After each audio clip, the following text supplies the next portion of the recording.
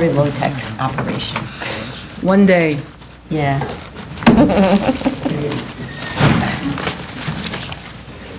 The city has no money. Yes? Here we go. Yeah, okay. Okay. Good morning. This is the New York City Board of Standards and Appeals public hearing for January 28th, 2020. We'll begin with the appeals calendar decision items. Item number 1, 2019-94A, 36 West 66th Street, Manhattan. So we had a submission, I'm sorry. Chair, yes, I I'm must sorry. recuse. Yes. Indeed, so sorry, thank you. Okay. So we had this is a closed hearing, and we did have a submission on this, which was limited in page count to 10 pages, including exhibits, both property owner and appellant submitted. And so we're just going to explain our votes, because now we'll vote. So I read the submissions, and I hear the argument of appellant that somehow or other the Department of Buildings didn't look adequately at the mechanical space, and that it should be looking at the amount of equipment that's in the mechanical area, and that it should be looking somehow more closely. And property owners' argument that there's kind of a limit to how closely they can look, and that there's also no kind of fixed standard that can be used because buildings are all different. And so I have to say that I have sympathy on both sides of this argument. On the one, I appreciate that perhaps the buildings department doesn't have a clear enough standard for how you decide whether the mechanical rooms, the areas designated as mechanical space, are equipped. And I'm very much aware of the technology that is involved in a mechanical space, because in fact when we look at it at plan, when we look at the mechanical drawings in plan, and the plan collapses all of the mechanical equipment and ductwork and so on onto one drawing, it's not an accurate representation of what's actually happening in the room. Because in fact I just happened to be walking by a big construction site yesterday and reminding myself about the layers of the piping and the ductwork and so on. And so to say that ductwork sits on the floor and needs to be sort of precludes the use of the floor below isn't accurate. The fact is that in so many rooms, just for instance this room, there's ductwork in the ceiling. It's very high up. There's piping in the ceiling. It's very high up, and it's not precluding the use of the lower level for some other activity besides mechanical, right? Like we don't even know where the boiler is in this building, for example. But so it's probably city steam.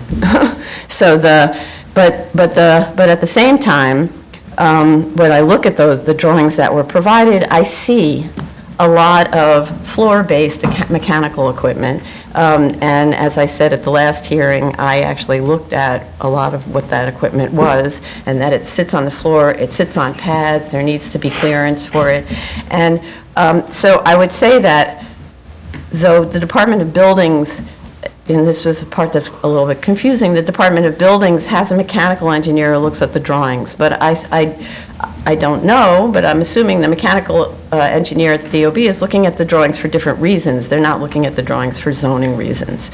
And so to the extent that mechanical spaces are being used for deduction, there really does need to be a connection at the Department of Buildings between the mechanical engineer who's looking at whatever criteria they're looking at, because it's mechanical issues, and the zoning analyst who's checking whether or not the mechanical space is legitimately being deducted, reasonably deducted. And kind of in the old days of doing these things, we used to just have a room, and they designated the room mechanical room, and that was kind of it. And the buildings department looked at it and said, okay, it's mechanical room, therefore you don't count it. The electrical goes in there and so on. And now in this kind of dispute, you're more we're forced to be more aware of every single piece of equipment. So my reaction to this is that I think the buildings department, under its current methodology, was doing something reasonable. It was looking at the equipment, not doing a dissection of whether it's 2 pieces of equipment or 3 that should be on that floor, that it's reasonable that there's many different floors, and as we saw from the presentation from the zoning consultant, there are buildings that have 12 mechanical floors, and so this one has 4 mechanical floors. It falls in the range of what we see in other buildings, and so for me, the owner was reasonable to rely on Department of Buildings analysis, and the Buildings Department was reasonable in looking at mechanical space like this in this way, because it hasn't developed a more fine-tuned analytical method. So with respect to this case, I'm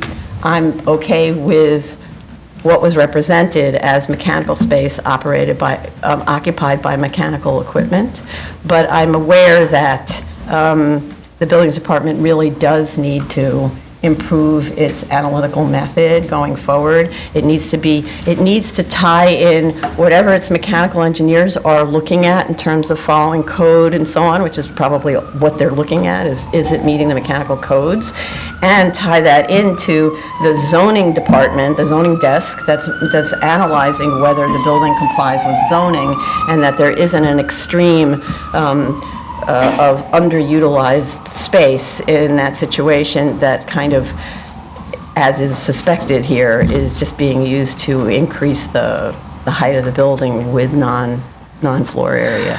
So in my situation, I would be in favor of this application, and it's true, I didn't make a motion, but this is my explanation for why I would vote not to grant the appeal. Vice Chair. So I reviewed the latest submission that was submitted by the appellant and the owner's representative.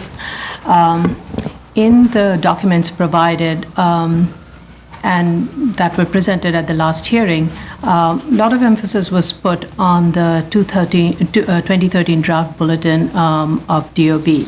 And as we have gathered, that this draft bulletin was never adopted, and DOB was and as we have also heard from DOB from various other appeals cases, that DOB has consistently not relied on draft bulletin as the final determination. It's just as DOB sees it as a work in progress, and therefore I see no reason in this case why 2013 draft bulletin should be applied in analyzing mechanical space for floor area analysis.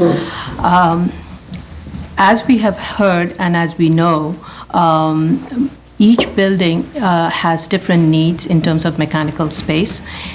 There are many factors to be considered in considering space allocation for mechanical space. And of course, program driven is a big part of, each building has its own program need, and especially now with a lot of LEED certification and other things, that kind of takes the mechanical space requirement at a different level.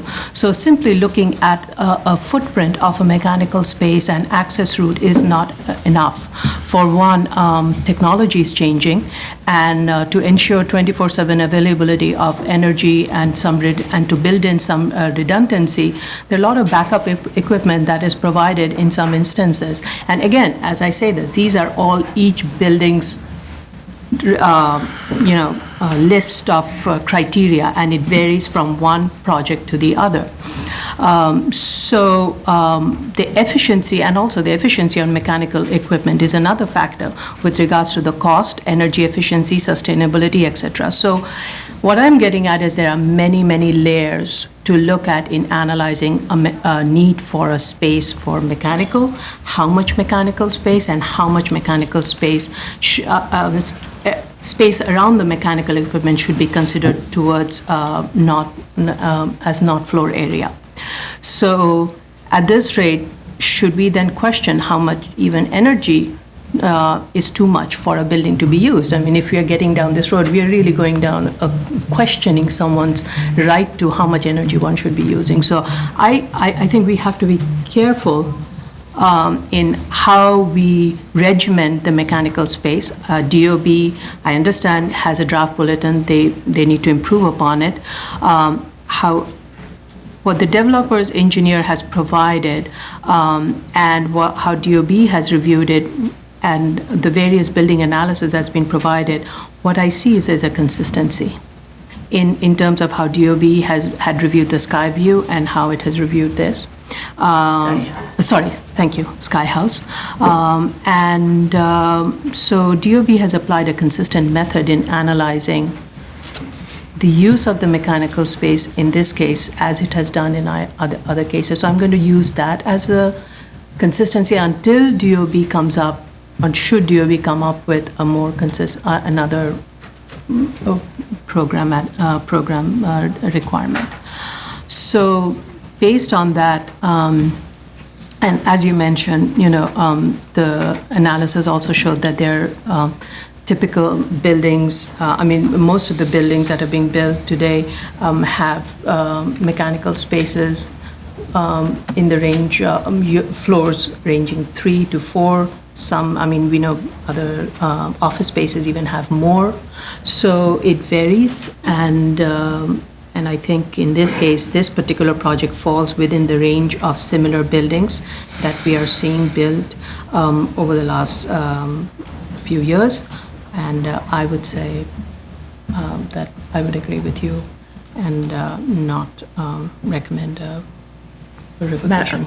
Vice Chair, can you repeat Sorry. that? Yeah, you have to speak up into the mic. My and therefore I would not recommend a revocation of permit. Thank you, Chair and Vice Chair. Commissioner Shannon? I did very much the same. I did look at the documents submitted from day one in this case and on the other case. Sorry, I have to interrupt you. Can you please speak clearly into the mic? Yes, sure.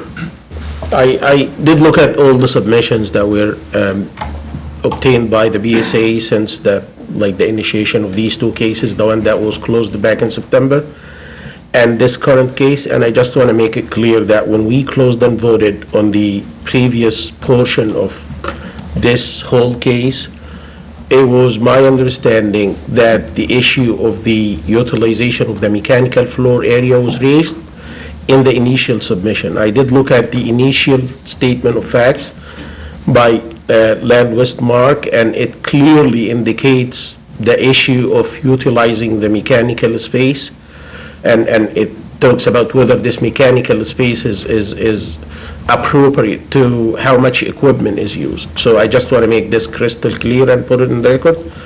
The second thing, I would love to get peace of mind and look at the submissions from the DOB and say we're good, and there are a procedure that's adapted by the DOB in judging whether a certain mechanical equipment is sufficient to accommodate a certain mechanical floor deductions.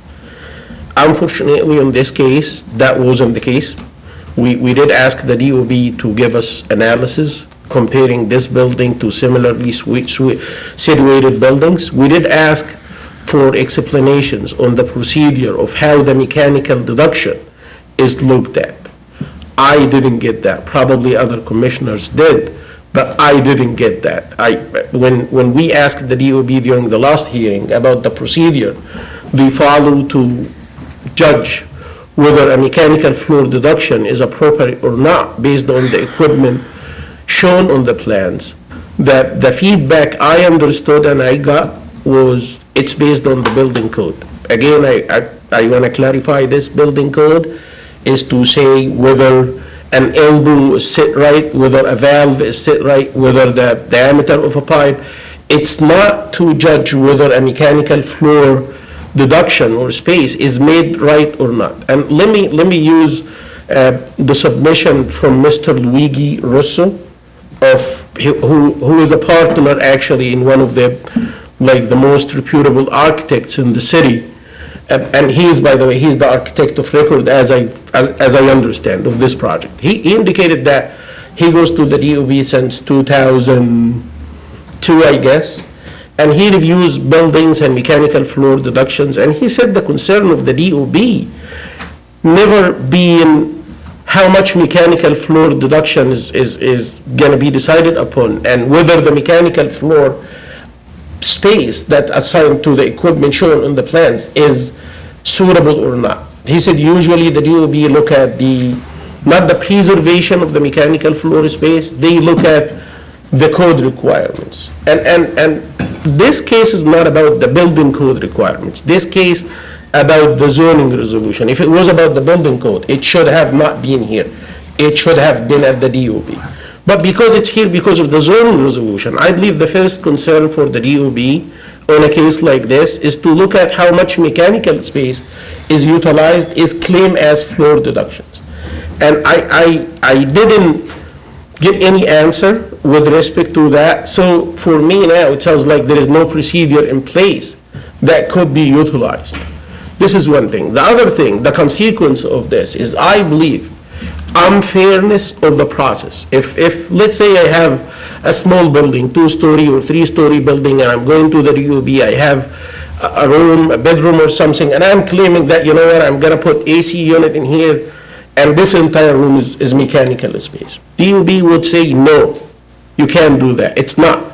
But with a gigantic building like this, yes, probably because of the complexity of the mechanical plans, it could be something like that. But I would urge the DOB to work sooner than later to adapt a procedure. I understand that the 2013 bulletin and the updates after that are not applicable, understood.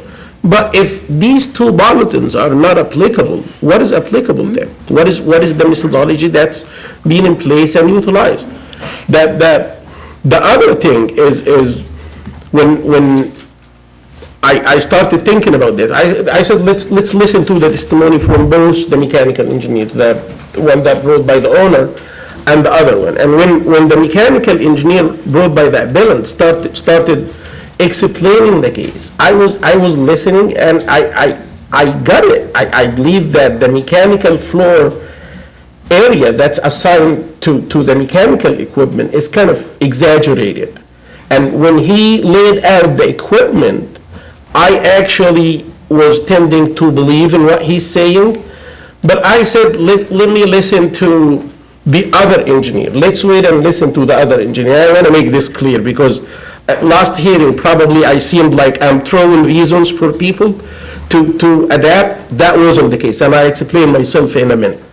So I did ask the engineer brought by the appellant, do you think it was a structural reason for that? Have you ever interacted with a structural engineer asking him to take all the mechanical equipment and put them in a corner of a building? Did any of the structural engineers you interacted with said no, it can be done? And when I said that, actually that was a clue, not for that engineer, it was a clue for the other engineer, the one who's testified after that. I wanted to see whether the second engineer has a good reason for not doing that or not. And if he had, he would have put this, his viable reason, number one reason on the table. But the first engineer said, no, I never got that. And then when the second engineer came, he started talking about mechanical efficiency. And when I started talking about the pressure drop and what kind of efficiency you're talking about, he then swung to the other reason, the structural reason. And by the way, the structural reason is again in the submission for this hearing. The structural reason is a fake reason. I invented this reason actually. I throw this as a trap for the second engineer to see if he has a good reason, valid reason to put it before us or not. And he didn't. It sounded like, for me, it sounded like he doesn't have a good reason to base his claim that all the mechanical floor should be used.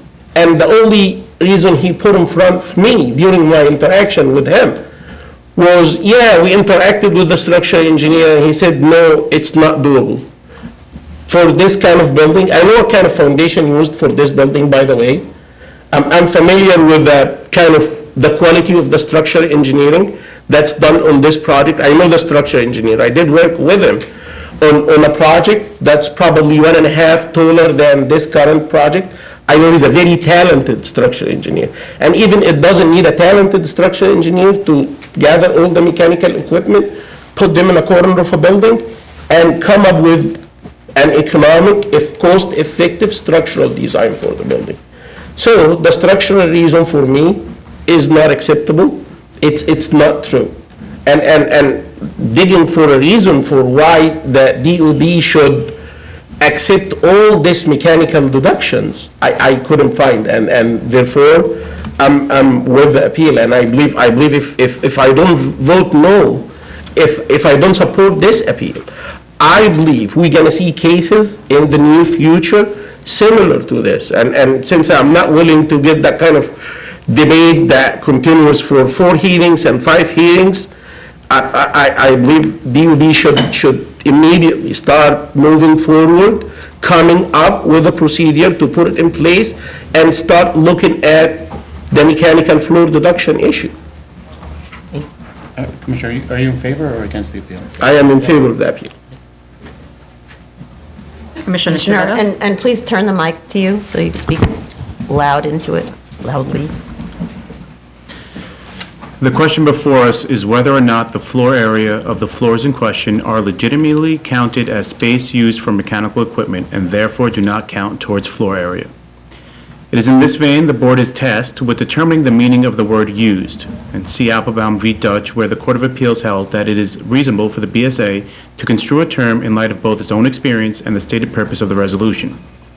It is my interpretation that mechanical space that does not count towards floor area applies when the space is what the equipment reasonably requires, that the space is exclusively devoted to housing the mechanical equipment used for the service of the building, that the space has no other use, that the mechanical plants cannot realistically be occupied for purposes other than housing the servicing of said equipment.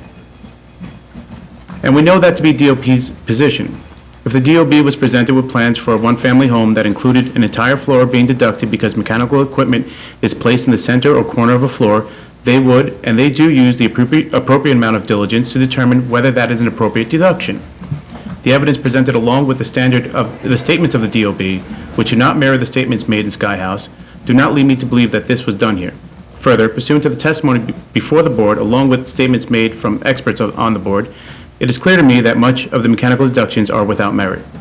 I also fear finding otherwise would institute a precedent that not only would permit a subversion to zoning and the obligations of governmental agencies, but would also raise a constitutional question as to whether it is Sorry, I appropriate. have to interrupt you because we're being recorded and there's a lot of loud talking outside. Can somebody make sure that they're quiet outside? Oh, Chief Daly's going out, he'll take care of it. Okay, I'm so sorry, please go ahead, speak as loudly as you can into the I mic. fear that finding otherwise would institute a precedent that not only would permit a subversion to zoning and the obligations of governmental agencies, but would also raise a constitutional question as to whether it is appropriate to scrutinize an owner of a one-family home more stringently or otherwise hold him to a different standard than the owner of a tower. As an ancillary issue, repeated requests were made for the prior mechanical plans. These plans were never provided. While I will not opine as to the reason why same wasn't provided, I believe that not only are these plans relevant, but they would have been quite probative in this case. For the reasons I just stated, I must vote yes and support the appeal. Okay, so now I need to officially make a motion, so it's a motion to grant the appeal? Chair Perlmutter? No? Vice Chair Chanda? No. Commissioner Shetta? Yes. Commissioner Shibata? Yes. So the effect of that is it's not an approval. It's a denial. Because it's a denial by effect of a stalemate. And to try to figure out going forward what needs to be done because it isn't an approval is I would recommend that the Buildings Department set forth immediately a system where both the zoning and the mechanical, the zoning reviewers and the mechanical engineers at the Department of Buildings work together to review the plans, and that the owner, of course, works rapidly with the Department of Buildings on this, and that whatever system the OB uses, in this case, it uses going forward, and then, whatever happens, it's no longer before us, so. Right, yeah. I have an advice to the mechanical engineers from the DOB. I'm a geotechnical and structural engineer, and I used to design concrete pads for equipment such as generators, pump stations, and so on. And since I'm not an experienced mechanical engineer, when I get the mechanical engineering drawings from the mechanical engineer, I look at him and I ask the mechanical engineer, how much space you think the pad should be? And most of the time, he says, I don't know.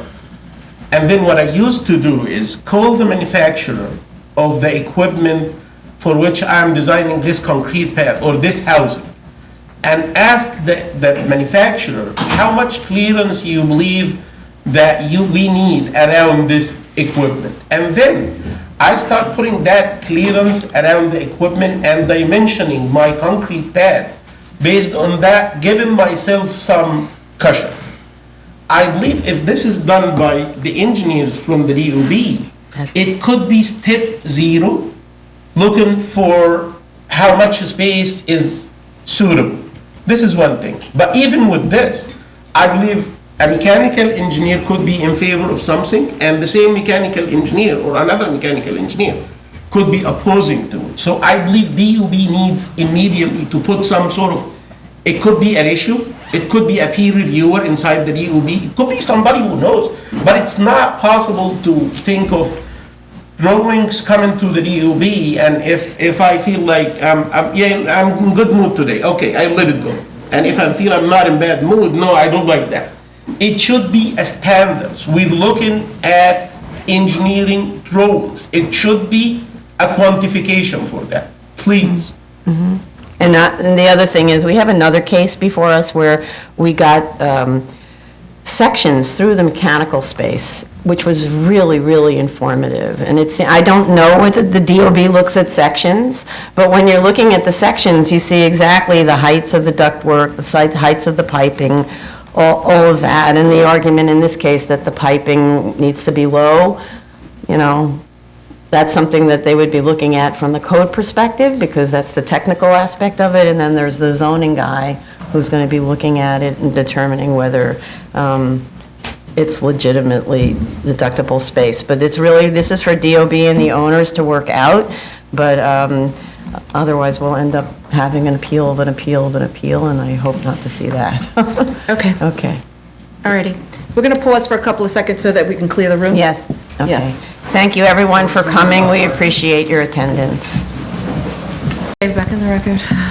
Okay, we're back on the record. Board of Standards and Appeals public hearing for January 28th, 2020. We'll continue with the special order calendar, item number 2, 38985 BZ, 2090 Brookdale Avenue, the Bronx. Mr. Ronan, raise your right hand. Do you affirm to tell the truth, the whole truth, and nothing but the truth in your testimony before this board to respond honestly to board member questions? Yes, I do. Okay. Good morning. John Ronan appearing on behalf of the applicant. I would note that we had someone from our office yesterday for the review session, and that I reviewed the YouTube video last night. I would like to make a couple points. First, I wanted to let the board know that I had 2 telephone conversations over the last week with Harriet Lasky. She is the Community Relations Officer for the Community Board, and she told me that the matter would be given to their chairperson. She asked for my email and told me that I would be notified. The second call was a follow-up call on my part. I've received no notification. I don't know if the board has, but we have contacted the Community Board. Okay. No, I'm sorry. Go ahead.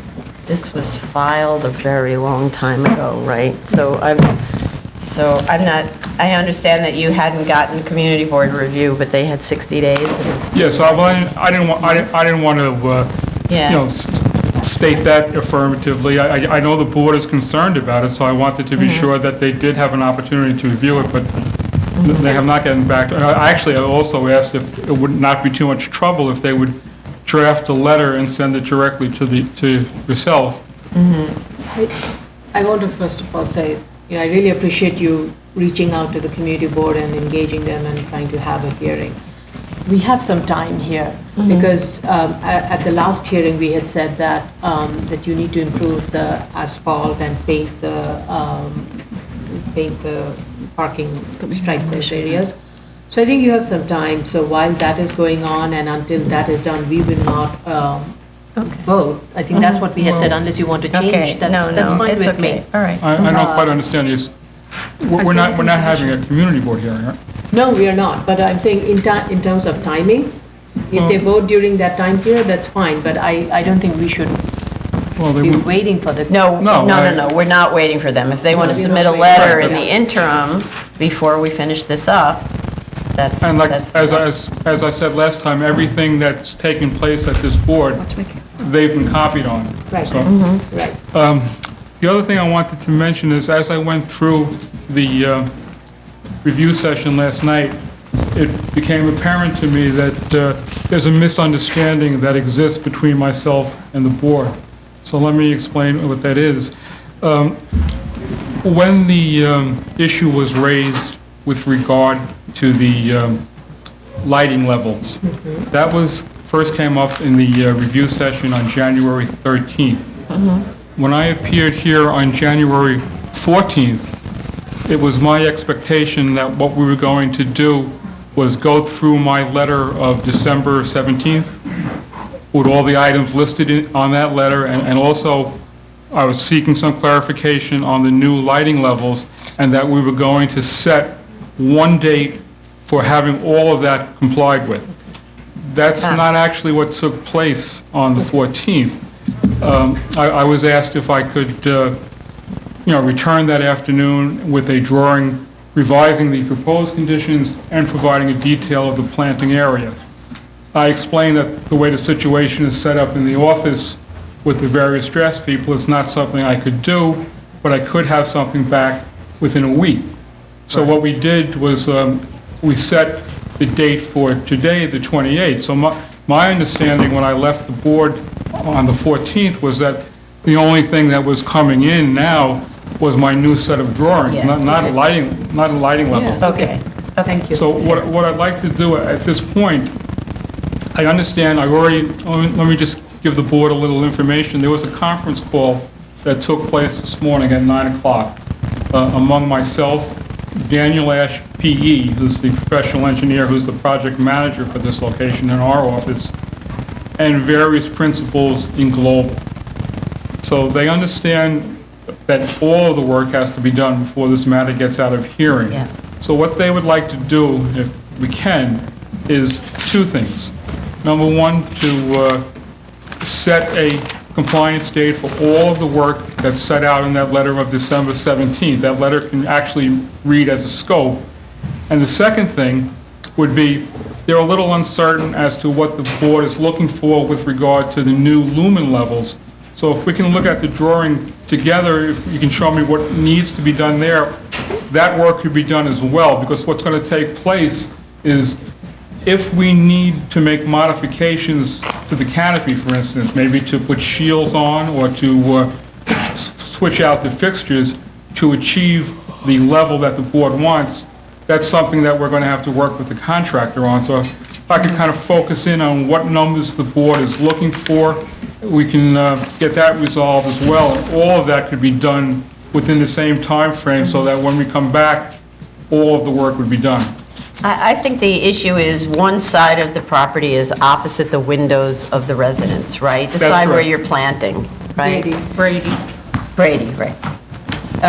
So the issue is any of the light poles and so on. It's one thing to light the sidewalk, it's another to be glaring into the windows across the street. Right. So the shield needs to drop it so that the sidewalk is lit, that's as far as the spill goes, onto the sidewalk on your side, and that it's clear that people who are living on the third floor aren't staring into like a bare bulb kind of situation, So right? if I can achieve a zero reading along Brady Avenue on each Yes. side of the back of the building, I don't need to worry about the other readings on the site. Yes. I'll just achieve a zero reading along that entire length of that lot line. Correct.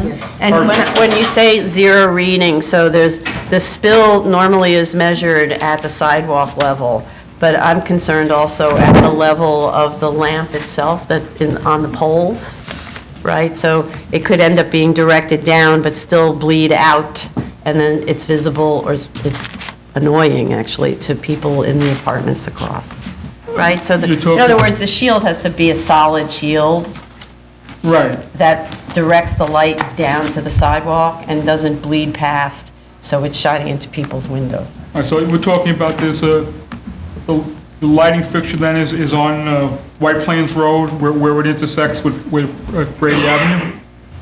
I think there's a fixture. Yeah, you have a yard light there, and then, where was the pole? There are There's two. one there, and there's one on the corner of Brady Yeah. and Bronx. Brady and There you Bronx. go. Right. Okay, so now I have a plan that I can speak to the contractor about. We're going to, if necessary, we'll shield both of those yard lights so that it's all focused downward. We'll have zero reading across Brady Avenue, so there'll be no spillage of the light from the site onto the sidewalk. I certainly think that's doable. Okay, great. All right.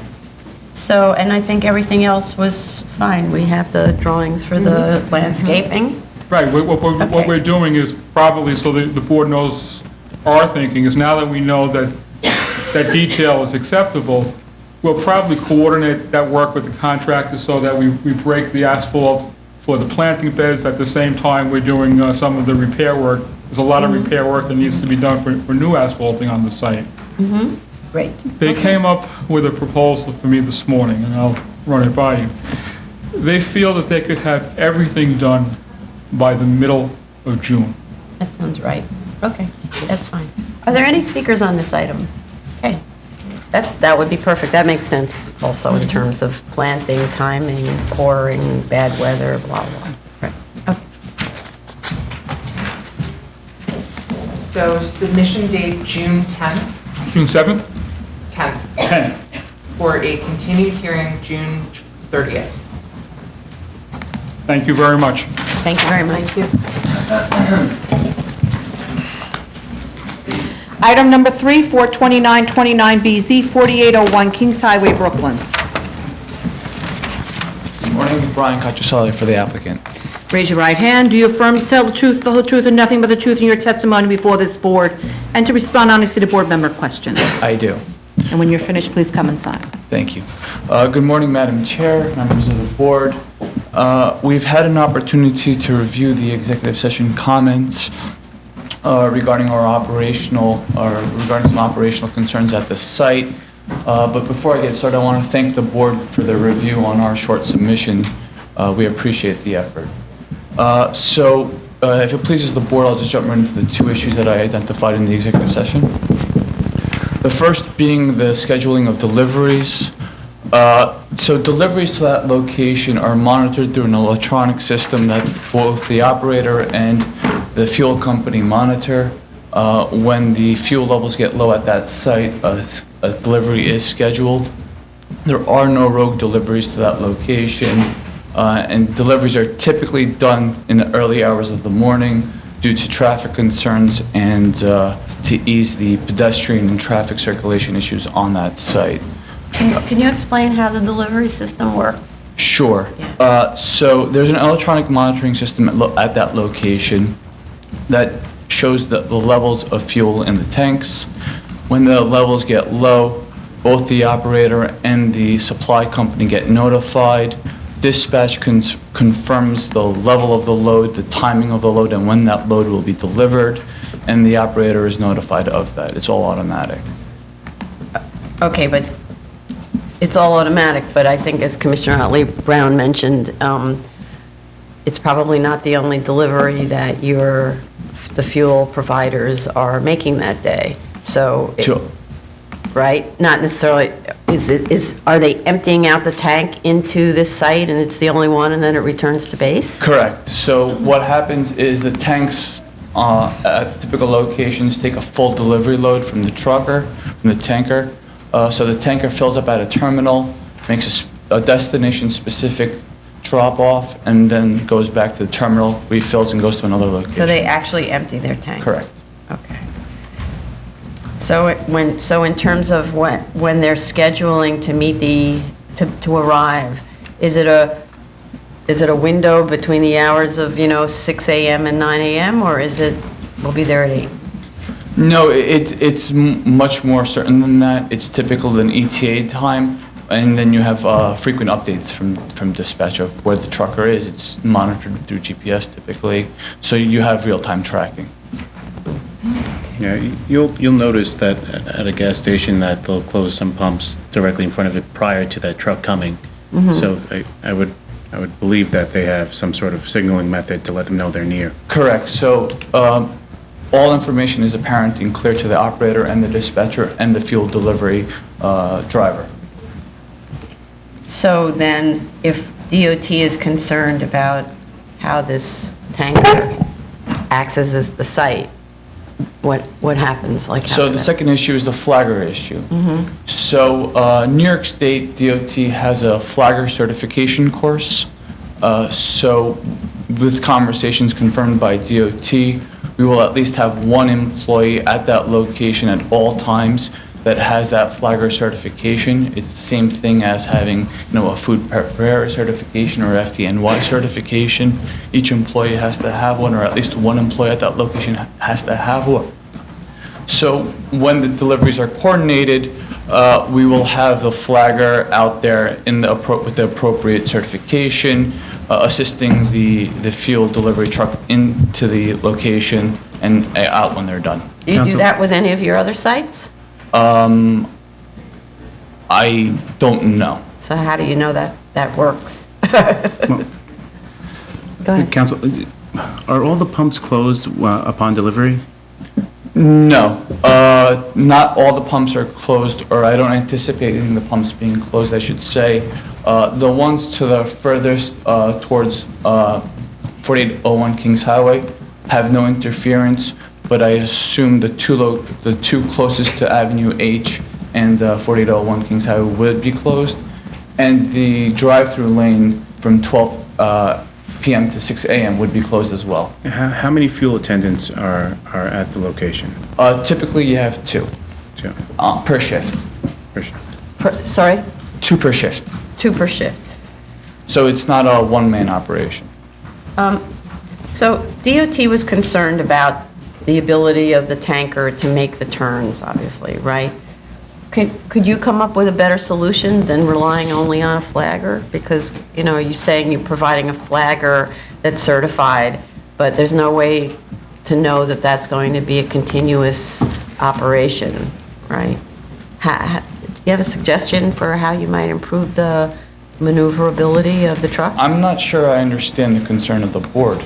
I don't understand what you mean by a continuous operation. If it's a requirement that we're going to have an employee that has flagger certification there during all shifts, and it's a role and responsibility of that employee to assist trucks in and out of that location, which happens probably 2 times or 3 times per week, we're anticipating meeting that obligation. It's 2, okay. So you don't understand the concerns of the board. Let's just say we have hundreds of cases here where we impose obligations, and then they come back and they haven't done them. So there's actually a lot of board history of people not doing what they promised to do, in addition to which DOT has told us that they're concerned about a human solution to dangerous situations.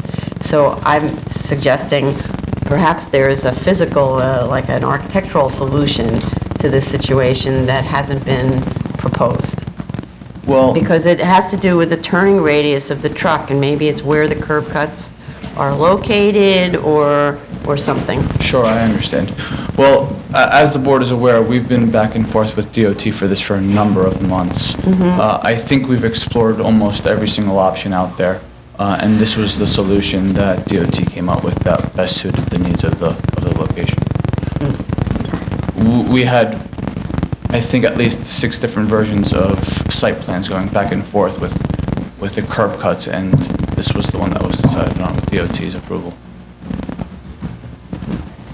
So what's your suggestion for how we ensure that there is in fact a flagger, as opposed to, because you're not going to be there managing the facility yourself, That is correct. right? So what's your suggestion for how we can enforce the presence of a flagger who's certified during those 2 to 3 refills a week? That's a lot, right? I'm not sure that there is a suggestion for the board's enforcement of that rule, but I know that DOT would probably enforce that. No. So DOT doesn't have people who are going to come by and check that you've got a flagger.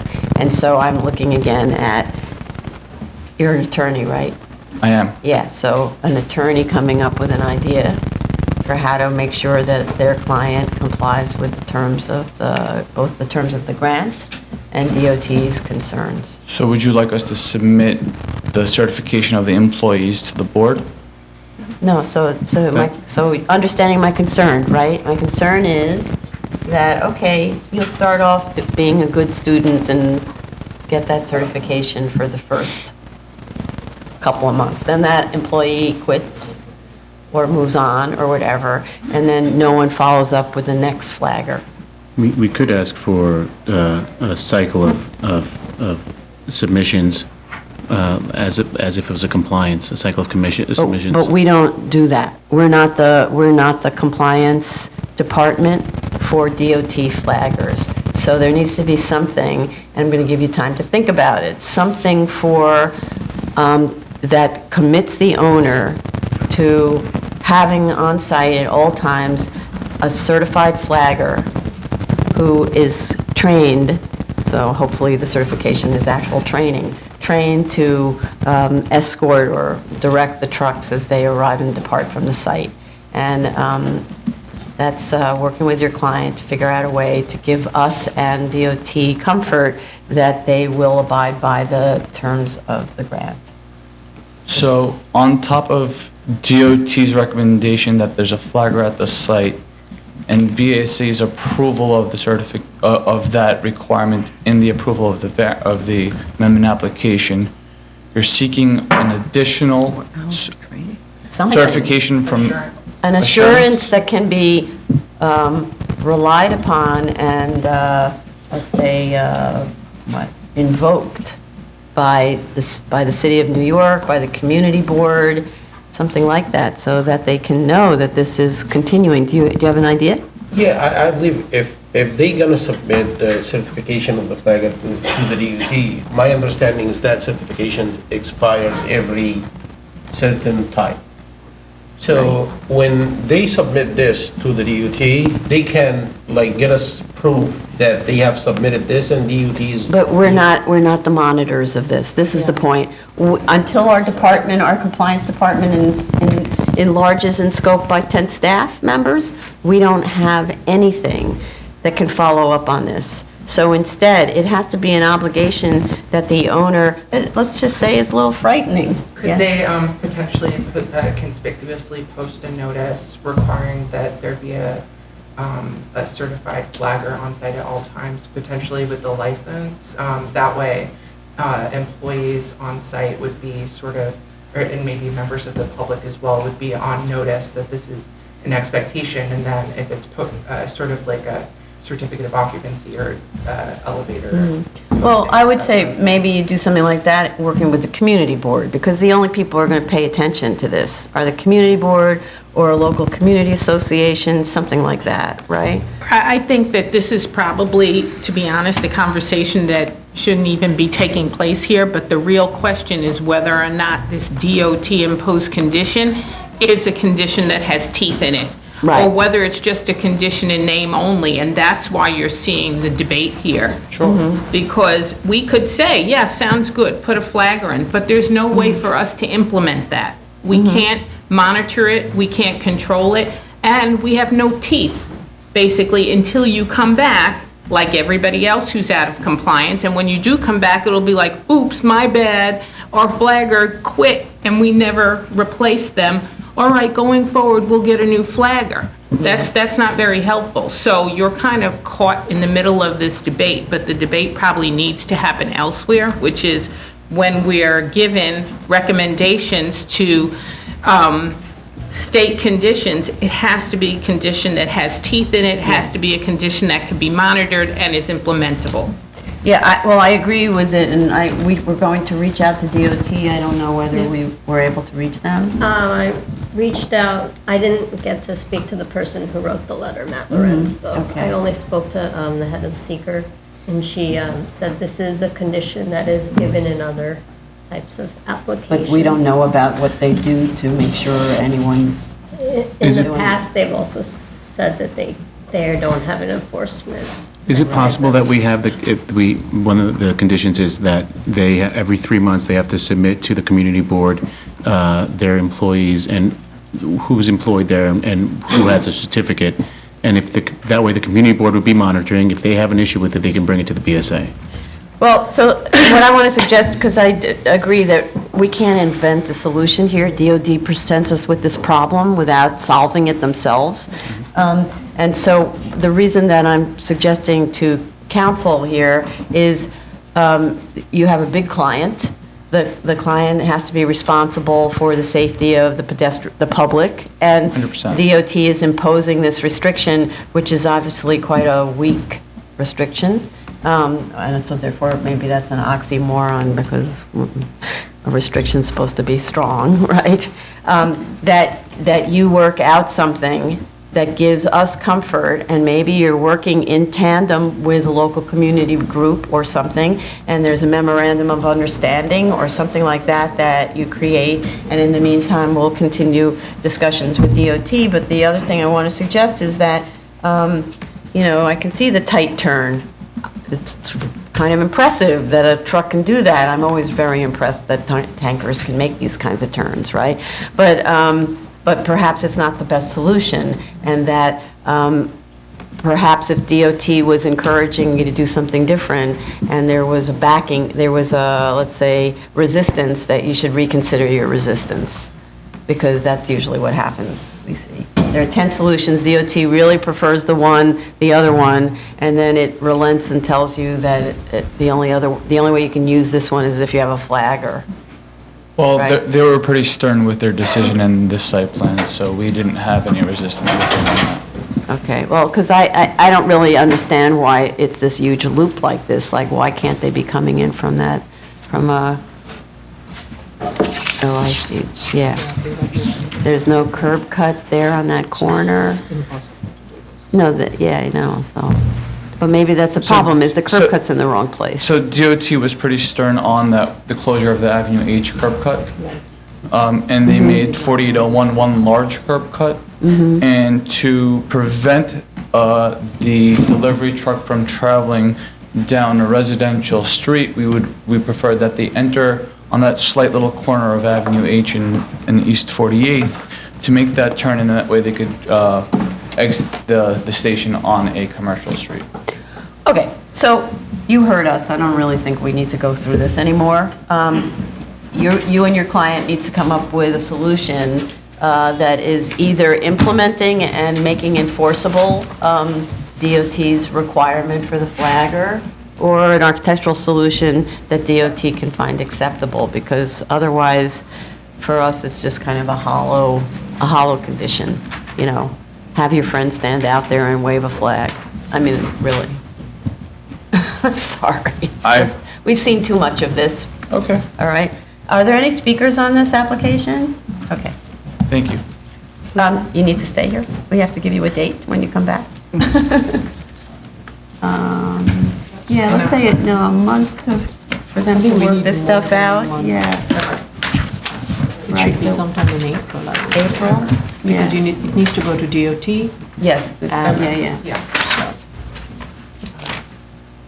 Yeah, that's probably right. Submission date, April 1st, for a continued hearing, April 21st. Can we request? No, but so Quicker we're time? trying to get this resolved, right? If you come back early and it's not resolved, you just use up another hearing, and then you won't be heard again until June or July. April, what is it, hearing date? April 1st and April 21st is. 21st. Thank And you very meanwhile, much. we will also reach out to DOT, asking Yeah. them to review it in a more architectural way. Yeah, more architectural, or if the flaggers are something they like as a solution, then They have to enforce it somehow. be a little more specific. Do they have the equivalent of, meter maids or something like that come out and check the flagger? They they do that, they check their traffic lights periodically, they do that, why can't they have someone who periodically goes and checks the flaggers on site?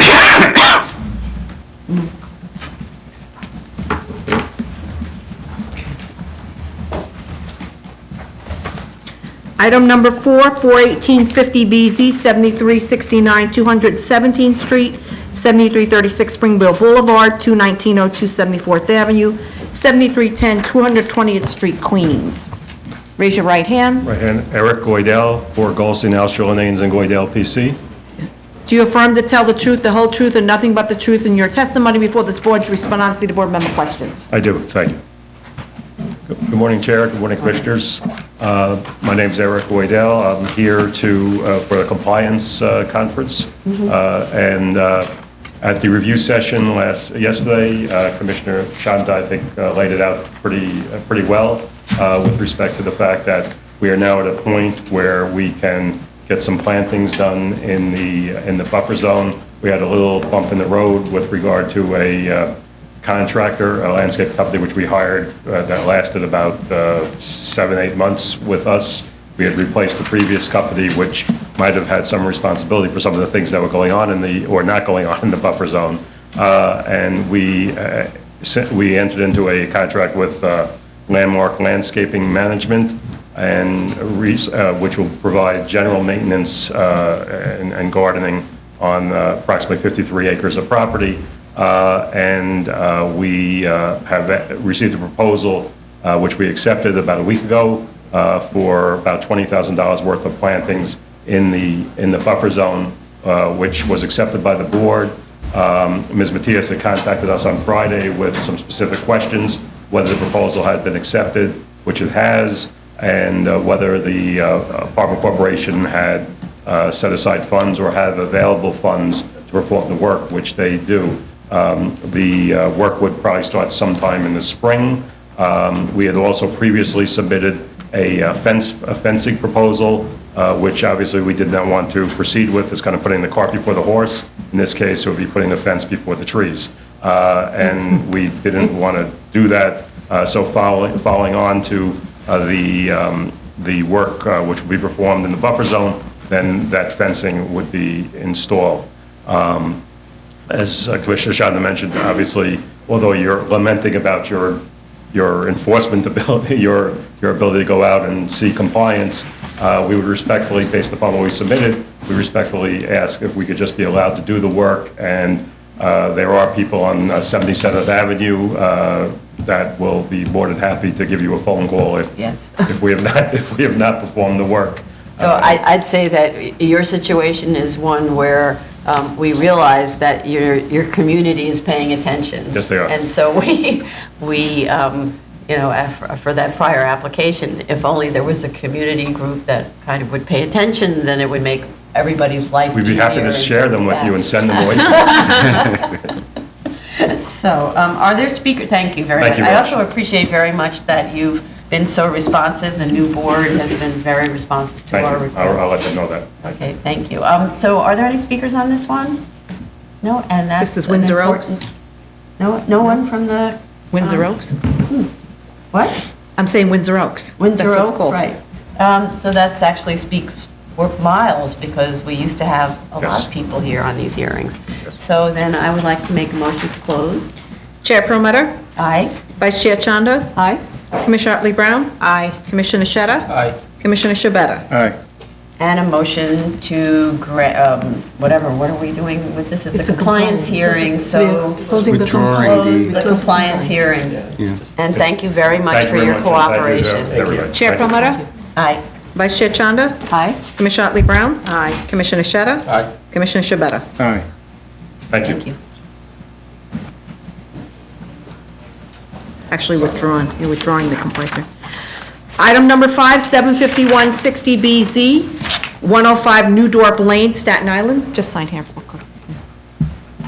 Raise your right hand. Do you affirm to tell the truth, the whole truth, and nothing but the truth in your testimony before this board to respond honestly to board member questions?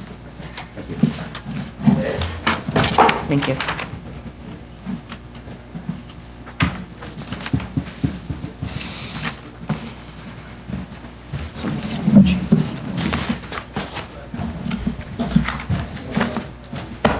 Good morning, Lyra Altman from the Law Office of Lyra Altman. Oh, we had somebody attend yesterday's executive session. I heard there were no comments at the session.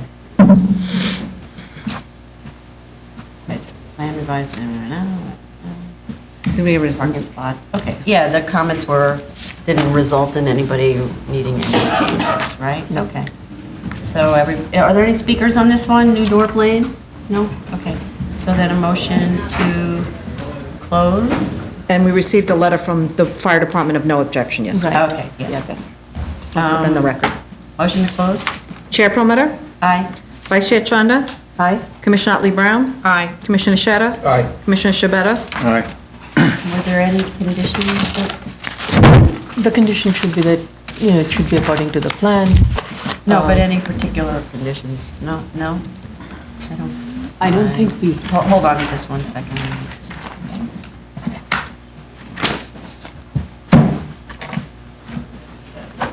unless you want to add FDNY's notes that the building should be constructed prior, but that's already in the drawings, so I'm not sure that it's been.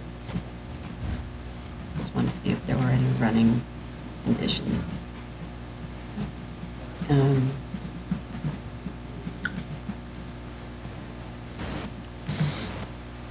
Okay, no, there were no conditions. Okay, so a motion to go. Chair Promoter, Aye. Vice Chair Chanda. Aye. Commissioner Otley Brown. Aye. Commissioner Sheta. Aye. Commissioner Shabeta. Aye. Thank you very much. Item number 6, 2017-216 BZ, 411 Wales Avenue, the Bronx.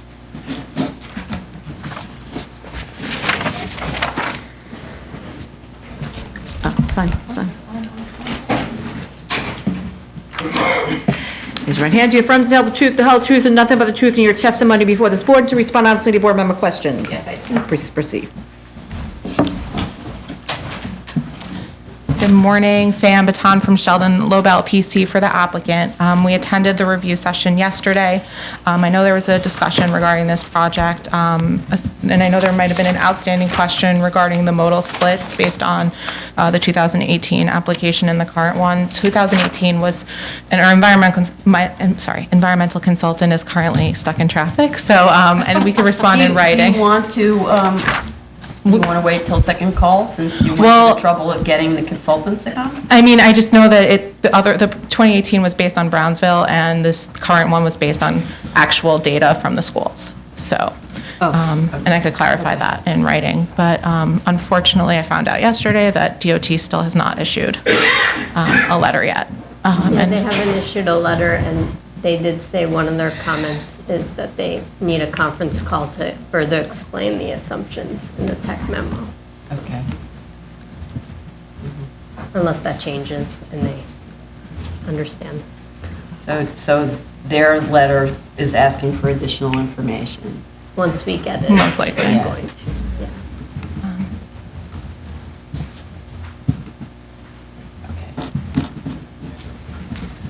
Okay, so then, are there any speakers on this? All right, I think then we just need to wait to see the revised submission, right, and DOT's response. I mean, I want to schedule this as soon as possible, understanding that we still need to respond to DOT. Just want to figure out the best way of doing this, because the school they need to know where they're going to be, so we want to do this as Right. quickly as possible. I don't know what we're talking about in terms of turnaround. Any ideas? She was hoping to get us the draft comments yesterday. I haven't seen anything. Assuming we get them this week, then we have to schedule a conference call. And then Okay. another End of February. round. Yeah. So End February, maybe? shoot for that. I know End it's of February. tight. Okay. but- And then we asked the board, maybe we could put a little bit more pressure on DOT, because we've been asking for their, I understand, we've been asking for their review since the beginning of when we filed this application. So anything that the board could do to help us, that would be appreciated. So we would obviously respond as quickly as possible to DOT comments.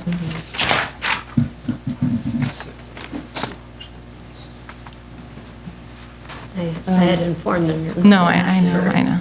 As soon as possible. The 26th. Which date? Submission date February 26th for a continued hearing March 17th. All right, thank you. Thank you.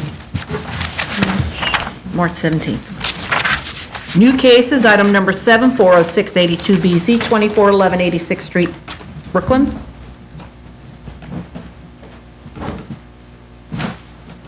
Got the kitchen sink.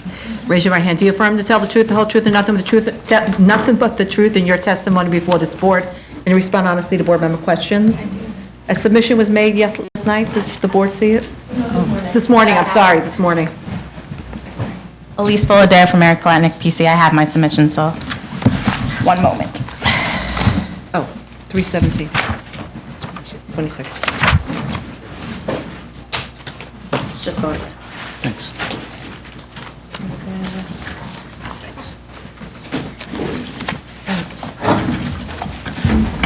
Thank you. Okay. Thank you.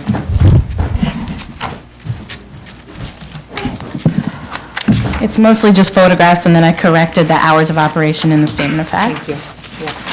So it's not drawings, or is? No drawings. So if you go 1/28/20, they were taken today, like this morning, last night, kind of a mix. Sorry, I marked them today. But I have a photograph, if you don't remember, where the banner was, but the fence is empty, there's no banner on it. Second photo, same thing. And then the third and the fourth photo show that last night, it was closed off per the condition. And then the last is the hours of operation. I noticed that in February 11th, 2014 resolution, it said hours of Sunday through Thursday, 6 a.m. to 12 a.m., Friday and Saturday, 6 a.m. to 1 a.m. So I think that's what they were basing their hours on. So the drive-through is open till 12 a.m. I know that was discussed, but if that's where they're getting that from, previous resolution. Did the drive-thru ever close at 11 p.m.? No, 12. It's an amendment? So the hours of operation Are, is being amended then? Well, the community board, you said, noted. The community board wanted the 11 closure to be p.m. at 11 p.m. Did you speak, when you appeared before them, was there discussion about this? I think they might have brought it up, but actually, I didn't personally appear at that community board, so I don't want to tell you exactly. It's an hour off, yeah. But it must have been spoken about at some level if it was a condition, but they were basing their hours of operation on their previous approval. On the previous approval, which means it wasn't, of course, compliance with the previous approval. But we don't know what we had approved as part of the previous approval. Why not? Yes, we. I was doing the 2014, I guess it says hours of operation, maybe it doesn't make it clear which is the drive-through part of it. But You have the prior board resolution? that's, yeah. Maybe you can show that to the commissioner? Oh, yeah. But I guess it doesn't verify whether that's a drive-through or just store hours. Highlighted it. Sorry. Oh, yeah, right. It says, yeah, It just, this- Sunday through Thursday, 6 a.m. to 12 a.m., Yeah. and Friday and Saturday till 1 a.m. Yeah, it Thank you. doesn't clarify. What do we want to do?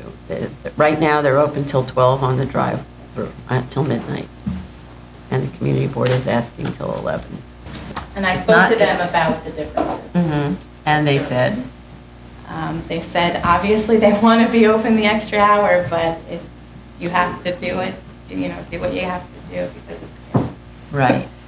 But, And the board's conditions, the prior conditions were not specific as to the drive-through. The conditions say till midnight, but it doesn't say, it says, the applicant provided a letter which indicates that the hours of operation are Sunday through Thursday from 6 a.m. to 12 a.m. and Friday and Saturday from 6 a.m. to 1 a.m., which is different than what's actually on the wall. So they didn't comply with the terms of the prior grant. Those are the store hours, are 6 a.m. to 12. No, but it says the hours of operation in the approval. Yeah. So are it doesn't specify that that's the drive-in. Oh, yeah. Right? Yeah, but I'm So- saying these hours, the store is open 6 a.m. to 1 a.m. No, Monday through Sunday.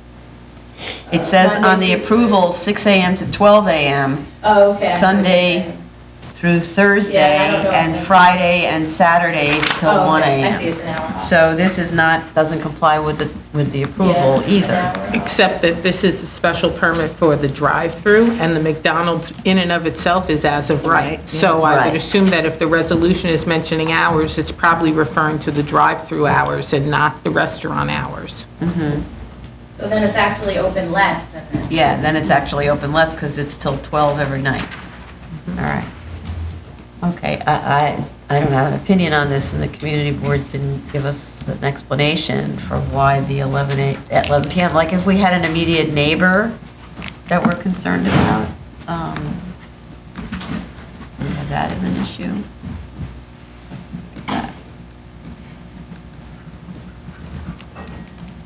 So the immediate neighbor is not residential? To the rear. Behind it is. Yeah, we do have residential. Yeah, To the rear. Yeah. right, so it's in the rear where the driving Where the goes drive-through on, is. right?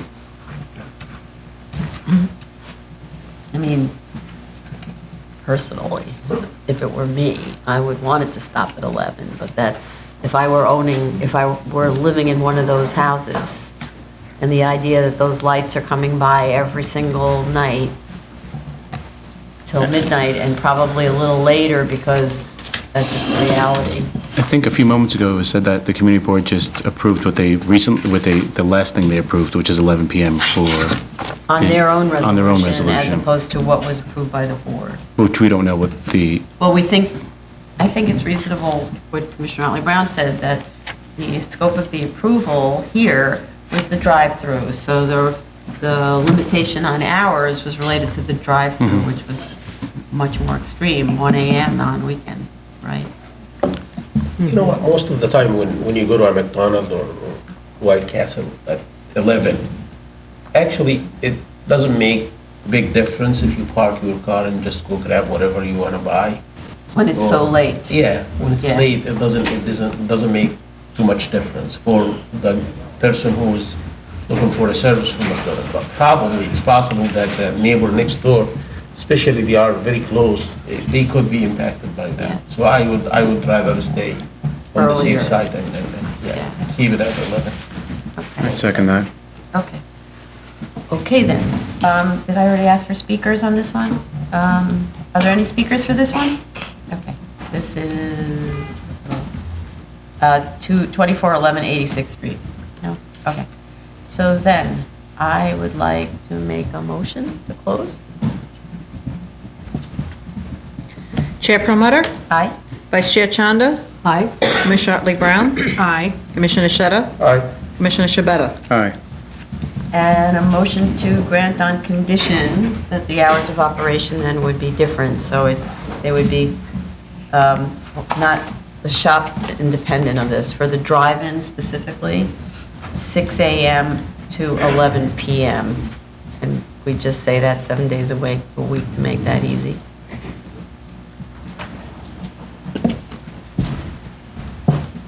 Okay, and Chair. so, yeah, a motion to grant on that condition. Chair Promoter, Aye.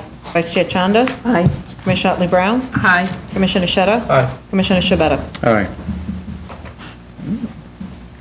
Thank you. Item number 8, 6796BZ, 210 East 86th Street, Manhattan. This case is being postponed for failure to do notification. So then we need to set up a date where there's enough time for notice. So, Tony, do we set the date now or administratively? Now, We should send it now because this case has been lingering too long. with an instruction to staff to send out a new notification. Yep. put it like March. Can we put it in March? That's fine. Okay. Initial hearing scheduled for March 24th. Okay. Item number 9, 24708BZ, 3454 Nostrand Avenue, Brooklyn. Raise your right hand. Do you affirm to tell the truth, the whole truth, and nothing but the truth in your testimony before this board and to respond honestly to board member questions?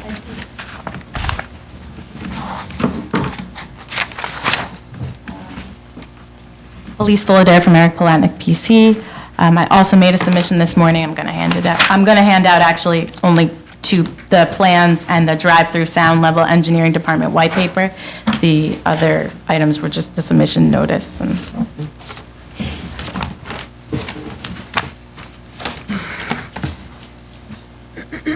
But I also corrected the statement of facts again with Alice.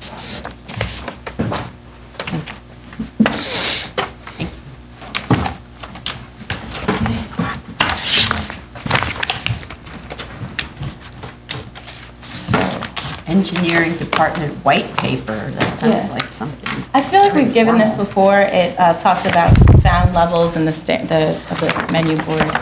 And it was used in combination with that technician letter that we had from before. And if you look at page, and just jumping right to the decibel level plan, 7 of 7. We used another Starbucks we did. Wait, which one? 7 of 7, the last page.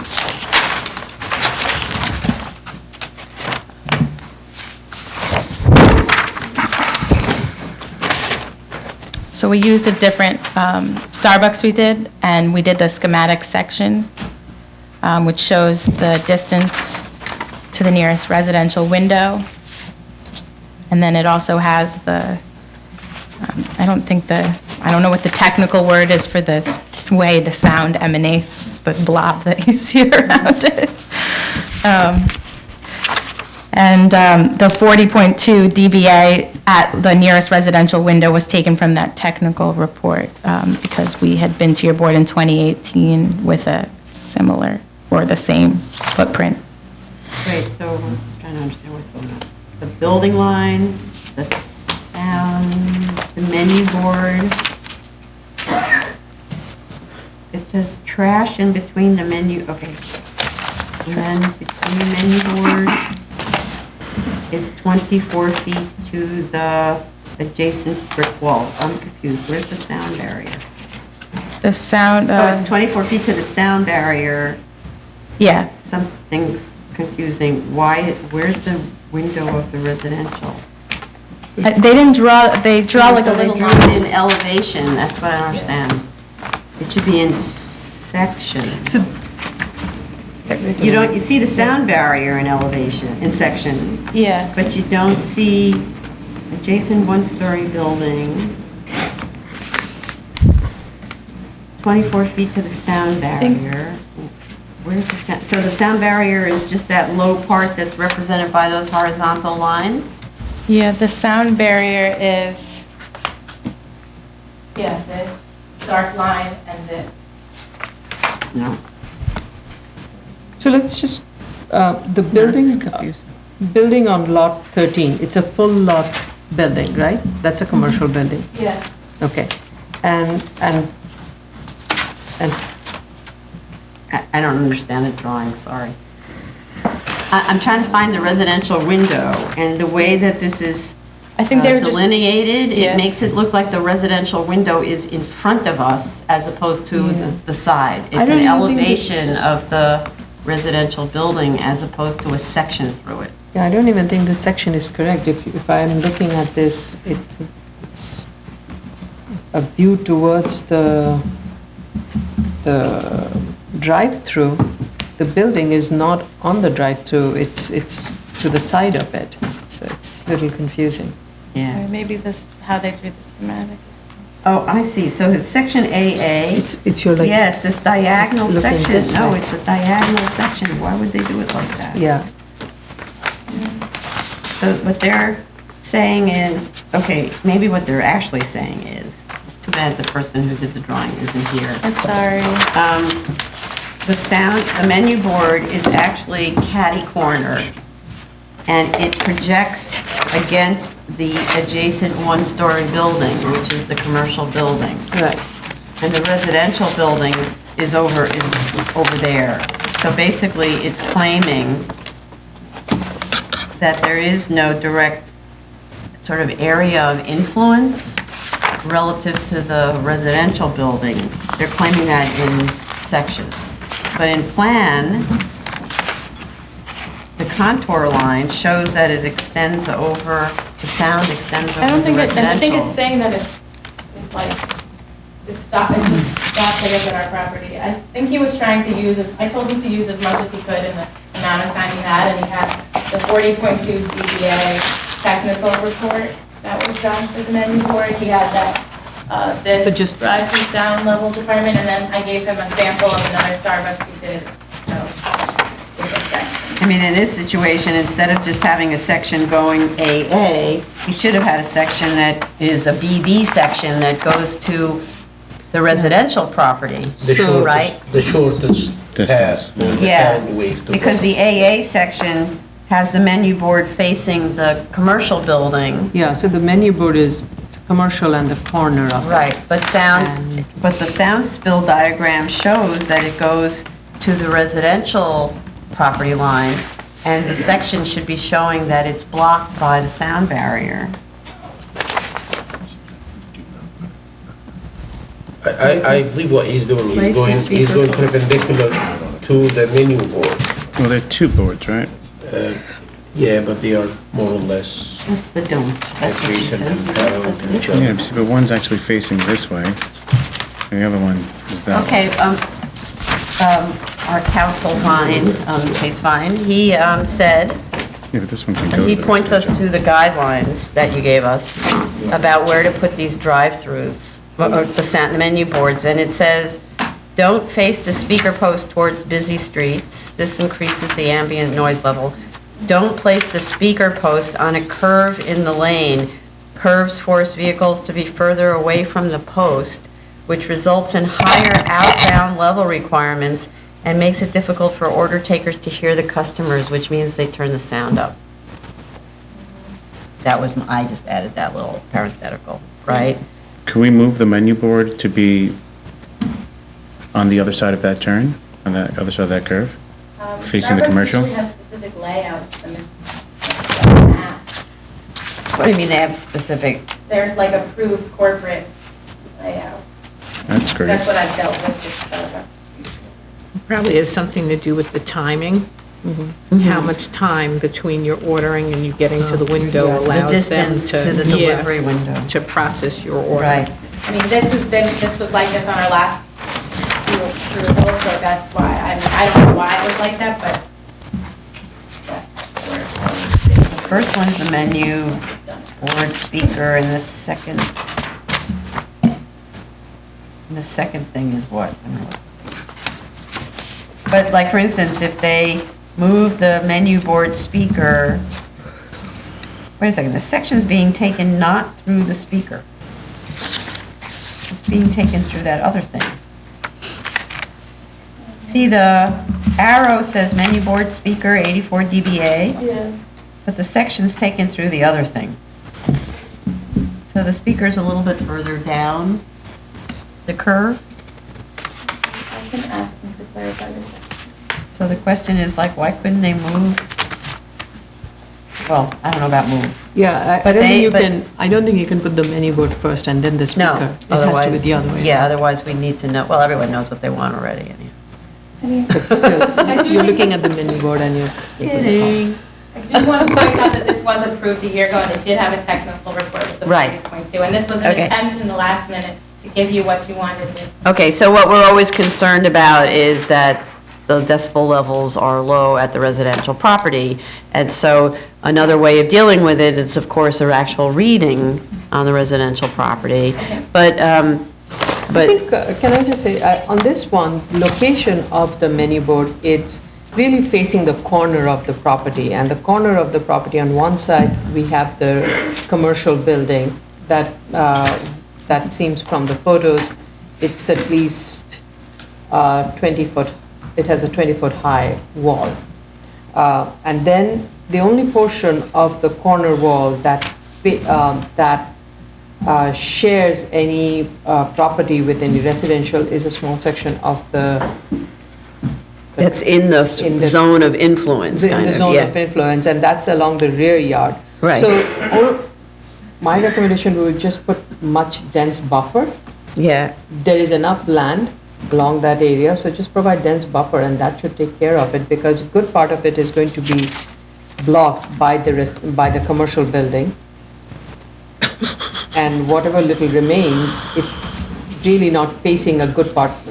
Most of the sound monitoring is facing the commercial building and less of it towards any of the residential building and a very small portion along the rear lot line of the, so And this the best way was- to address that would be have a much more dense buffer than what's shown. And well, the other thing I want to add is that sound bounces, and it's actually located in such a way, I think, that the sound will bounce, without a buffer on the commercial building wall, the sound will actually deflect right to the residential property. It's actually almost perfect that it's going to bounce off like that, at that angle. But the buffer, the sound buffer extends, wraps around along the residential building. The diagrammatically shows that the noise barrier wraps around. So unless it can be extended out a little bit more to cover the entirety of the zone. They can't, already it's extended. Yeah, So yeah, I see. If it requires a little bit extension to further muffle it, Yeah, that might be another solution, but at the same time, yes. to relieve the residential facing the rear, I would say just strengthen the, build more planting, buffer. yeah, And that that's- seems reasonable. But in the current planting, because they also can't make this Q-wave lane any thinner. No, it looks like you have these little bitty shrubs. I'm just going by the plans and it seems there is enough depth. Well, Yeah. and whatever conditions, I talked to them about the plants being dead and they having to replace them, and Starbucks is more than willing. Obviously, they're redoing the site too. So the thing is, yeah, so it's a little, yeah, it's true, it's a few little sad shrubs, right? So maybe if the shrubbery were much more densely planted and taller, then it would operate as a better sound buffer. And just extend the Yeah. sound buffer. Because it's also not extending the full scope of that little triangular, sort of curved triangle. You know, if it really was planted like they meant it. You have been operating like this for some time, For a right? long time, and also the community board approved, it was a Popeyes, but the Okay. community board approved. You submitted to us Yeah. actually an invoice from the sound technician. We don't need an invoice, we need something technical. Okay, yeah. Have the guy go there, take 2 or 3 measurements Yeah.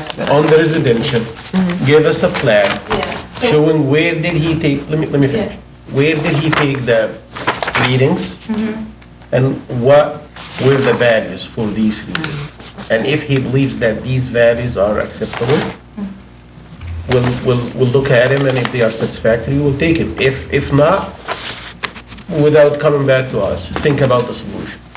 I just want to But like the end point for this is take measurements, and if it works, it works. If it doesn't, it doesn't. Yeah, what I submitted originally, because this was originally a Popeyes, is all the items in 2018 that you got, because the site didn't change, it changed in the middle of it. Understood. So that was part of the approval of the things you asked for at the 2018 18.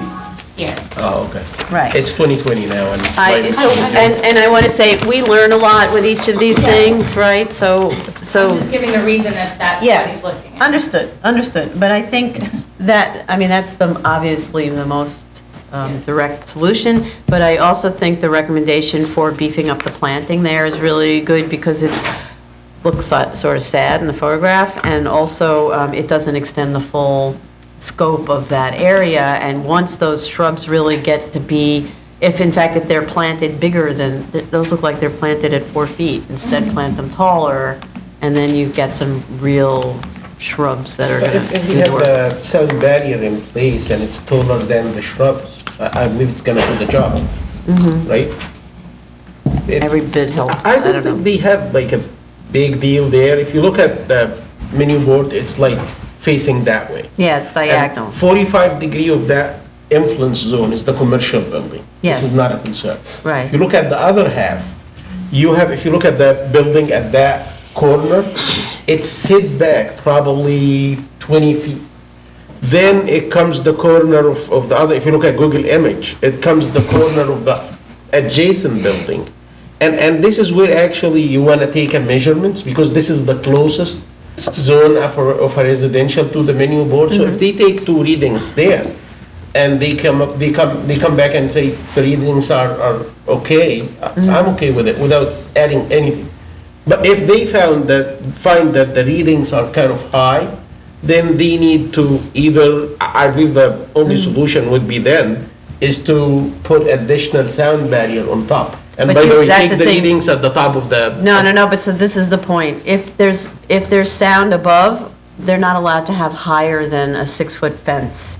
So the shrubs, the shrubs are the thing that creates the 8-foot fence or the 10-foot fence, that kind of thing, because it's just a natural barrier and it's an absorptive barrier. That's why we always say shrubs plus fence.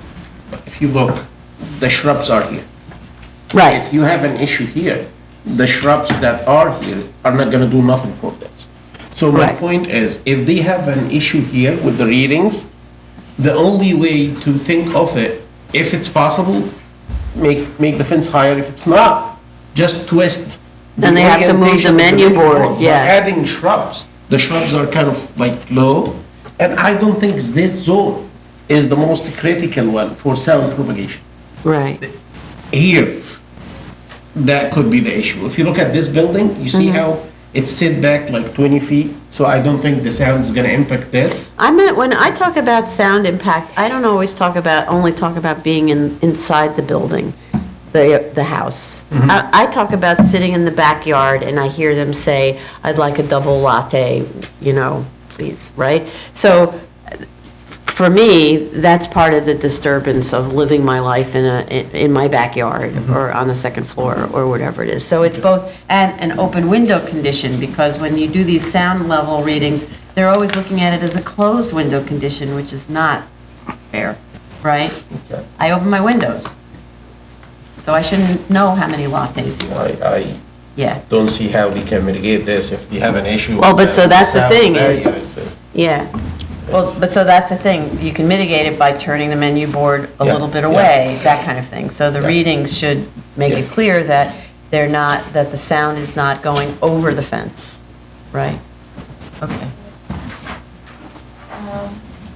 Additionally, on page 7, you can see the 10-car ground floor as required by 1 of 7?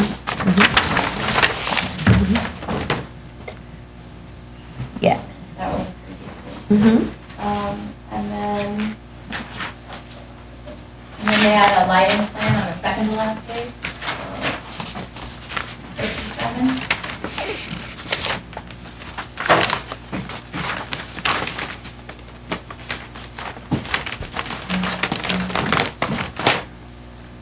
Okay. So that means, where are the fixture sources?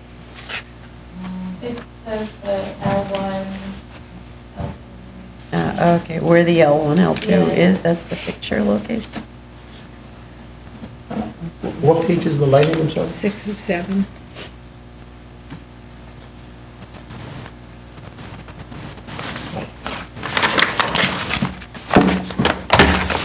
Okay.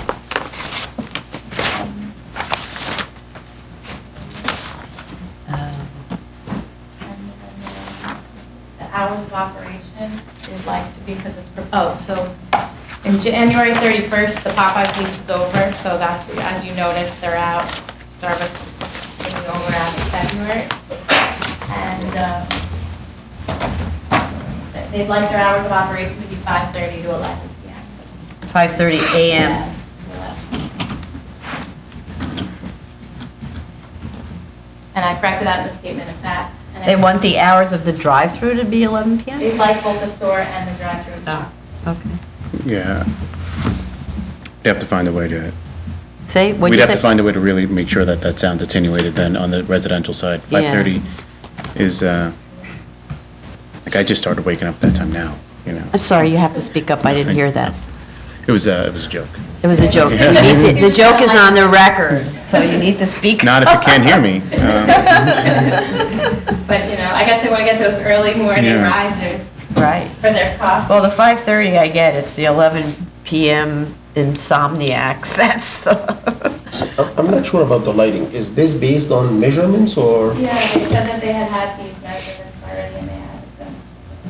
I guess if we have to have them write a letter that's based on measurements, I mean, I don't think they. My concern, if you look at Google Images, you're gonna see like lights attached to the building and they are facing to the residential, so I'm not sure if these sounds like they are like empirical contours or something like that.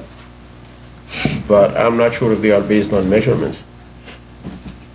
Yeah, so clarify, they should be based on measurements. Okay. If they are, it could have been like a grid, like we typically get grid with like that, when you have Yeah. a pictorial map or something. but- It's a different, yeah, this actually looks a little bit more like when you buy the fixture, there's a cut Exactly. sheet. This is the scope. Yeah, and then so the cut sheet isn't telling you what the glare factor is. And actually, it sounds like they added up when you see that intersection of the two contours like this, like this guy. It sounds like they just put the first one and the second one, and they just deleted that, like that The higher. interference between both of them. So it doesn't work that way. With light, it's gonna intensify if you have two intervening lights. So I will have them clarify the lighting and the sound. And then, where are we on the landscaping? Yes or no? I think you should build up that, well, for what, it looks just sad. Okay, well, So it's you gonna be should build up- replaced, but. Yeah, but it should be built up with serious shrubbery. It's just kind of sad gesture towards Add the shrubbery. shrubbery and clarify the lighting and clarify the noise. And shrubbery, that's the current standard, which is, it should be 4-foot high. Minimum dense buffer. dense buffer planted. As you can see, this architect worked really hard to attempt to Appreciate give it. you what you wanted. Yes. Oh, and I didn't see what you meant by the May date, because it was extended in May 20. You said that there was a place in the statement of facts. Hold on. Say that again? One of his comments. Yes, in the statement of facts, it says, on May 15, 2018, Yeah. 247-08 BZ granted an extension of and so on. So was that 2018 or 2014? 18. 18, so this is It right. was granted Okay. in 2000. Okay. We came back to you like Yeah. with a year, and like you've seen this application within the last. Okay. I do want to add in terms of the lighting, I just went on to the satellite imagery to not try to promote any particular corporation. Okay. Satellite imagery shows there's a new house under construction. It's 3 stories tall, and it has windows and a terrace with a view into this location, right? So in the words of engineers, we have a lot of sensitive receptors that are very close, and outdoor activity on the terrace, right? So they'll be able, to the extent that there's a direct line of sight between the menu board and that terrace, that will be audible, unless the sound is really stepped down. And in terms of the lighting, a number of windows and that terrace into it, not to mention, it looks like it's a penthouse on the roof. Not to mention, so the light streaming into the windows and onto the terrace and stuff. So you have to be very careful that any of the lighting is shielded so as to be not just zero at the property line where you're measuring at grade, because normally those light measurements are taken by a person holding a meter in their hand, so it's 3 feet off the ground. So the lighting needs to be measured above the fence level so that there's no projection of the light above the level of the fence. Because it's quite, these people have quite a view right into this place. Well, I think, in all fairness, I mean, this is a commercial, the frontage of Nordstrom is a commercial district with commercial uses, and let's say even if there was not a drive-through, they are required to provide parking, and typically in these places, parking is provided along the rear lot line where they would have provided the parking, driving through, in and out of the parking, and would provide lighting. I think what we are getting at, all said and done, don't treat this as an as-of-right, but still, just make sure that Yeah. you're being respectful of the. Respectful. Respectful of the Right. residential community behind you, that's all. Okay. Great, thank you. I think that there's not that much to do, so. Well, you need to install the planting and do the, So the install. oh, I see, wait a But second. this is a whole new. Is there going to be a lot of new construction? Is this a gut? It's just gonna be signage, but at the same time, it is winter, and I don't wanna put Right. this off till like April. But that's more or less when our hearing would be anyhow, Just right? for- So to install planting, to do the measurements, to do measurements on lighting, to make whatever corrections it gives, by the way, your client the chance to make the actual corrections as opposed to, as Commissioner Shetta said, don't come back to us with readings that show it's not good. Come back to us with readings that show it's corrected so that it's good, right? Just the lease takes over in February, so that's why I wanna just make sure that operating is legally. Their lease takes take, over in February, so I'm just trying to. but it's an extension, when did the term expire? Which is set to expire in May. So the. It's expired in May of last, Oh, last year, right. we filed upon the expiration, so only got a Right, year. right. Well, let's just say, yeah, I'm not comfortable with just sending you off to go do. So let's just get it done properly, and then we don't have to talk about it again for whatever number of years, right? Okay. So, yeah. So they can plant in March. That's usually planting season. It starts mid-March. So we could have, yeah. They can show us photos when they Okay. planted before. Submission date, March 18th, for a continued hearing, April 7th. And so with respect to that submission date, because the hearing date is April 7th, you can bring photos of the planting in place with you to the hearing, so that you're taking advantage of the no frost period.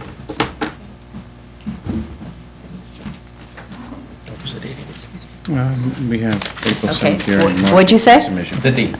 April 7th. The hearing. April 7th. 7th. April 7th.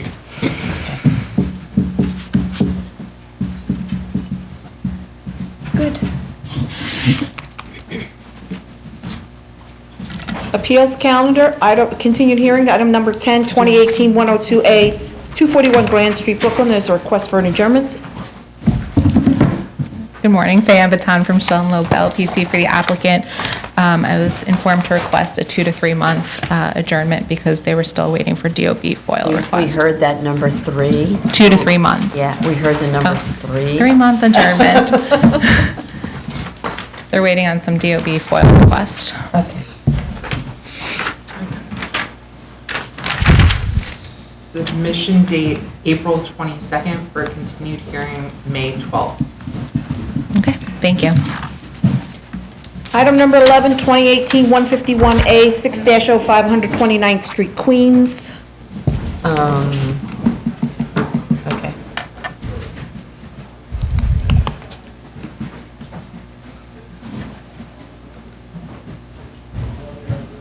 Elise Fullader from Eric Polanic, PC. I'm going to hand out a tax map that shows you where the easement is. It's actually not on our property, but the point I want to say of giving you the easement is there was a question about if there was any easement on the property in terms of the rear neighbor, and the neighbors to the rear. So I just gave you that title report to show you that no easements came up in terms of rear neighbors, and that was the purpose of that. Just Okay. because I know you were sending a letter, I also wanted to do our part and show you that we also listened. Do we send a letter? So where the red is, well, the yellow is our property, the red is where that utilities. We never sent anything? This This was to notice the owner The So Beach, you person in sent it? Florida. Yes. You did, I got a copy. To Florida. to Florida, and was return request received or anything like that? Or was it returned to sender, anything like that? I got a copy of the letter you sent. No, I'm just curious whether I it have was not received at the other end. haven't seen anything. It wasn't returned to sender. Did we send it certified? Sorry, you know? I don't remember if we got a green card or anything. Sorry. Okay, there's only so much we can do, right? And I just wanted to show you that we also did something and Yes. we came up with nothing. Okay. And then the DOT comments, we made the changes in like 2 times ago, but I didn't point them out until the last, because I see that they were still a issue, so I pointed them out on the last submission. I don't know where we are with DOT. Okay. So I don't know, does anybody have any updates on the DOT comments? DOT, I don't have a response from yet. I reached out again, sorry. Oh, okay, but this is, again, you try to notify the property owners.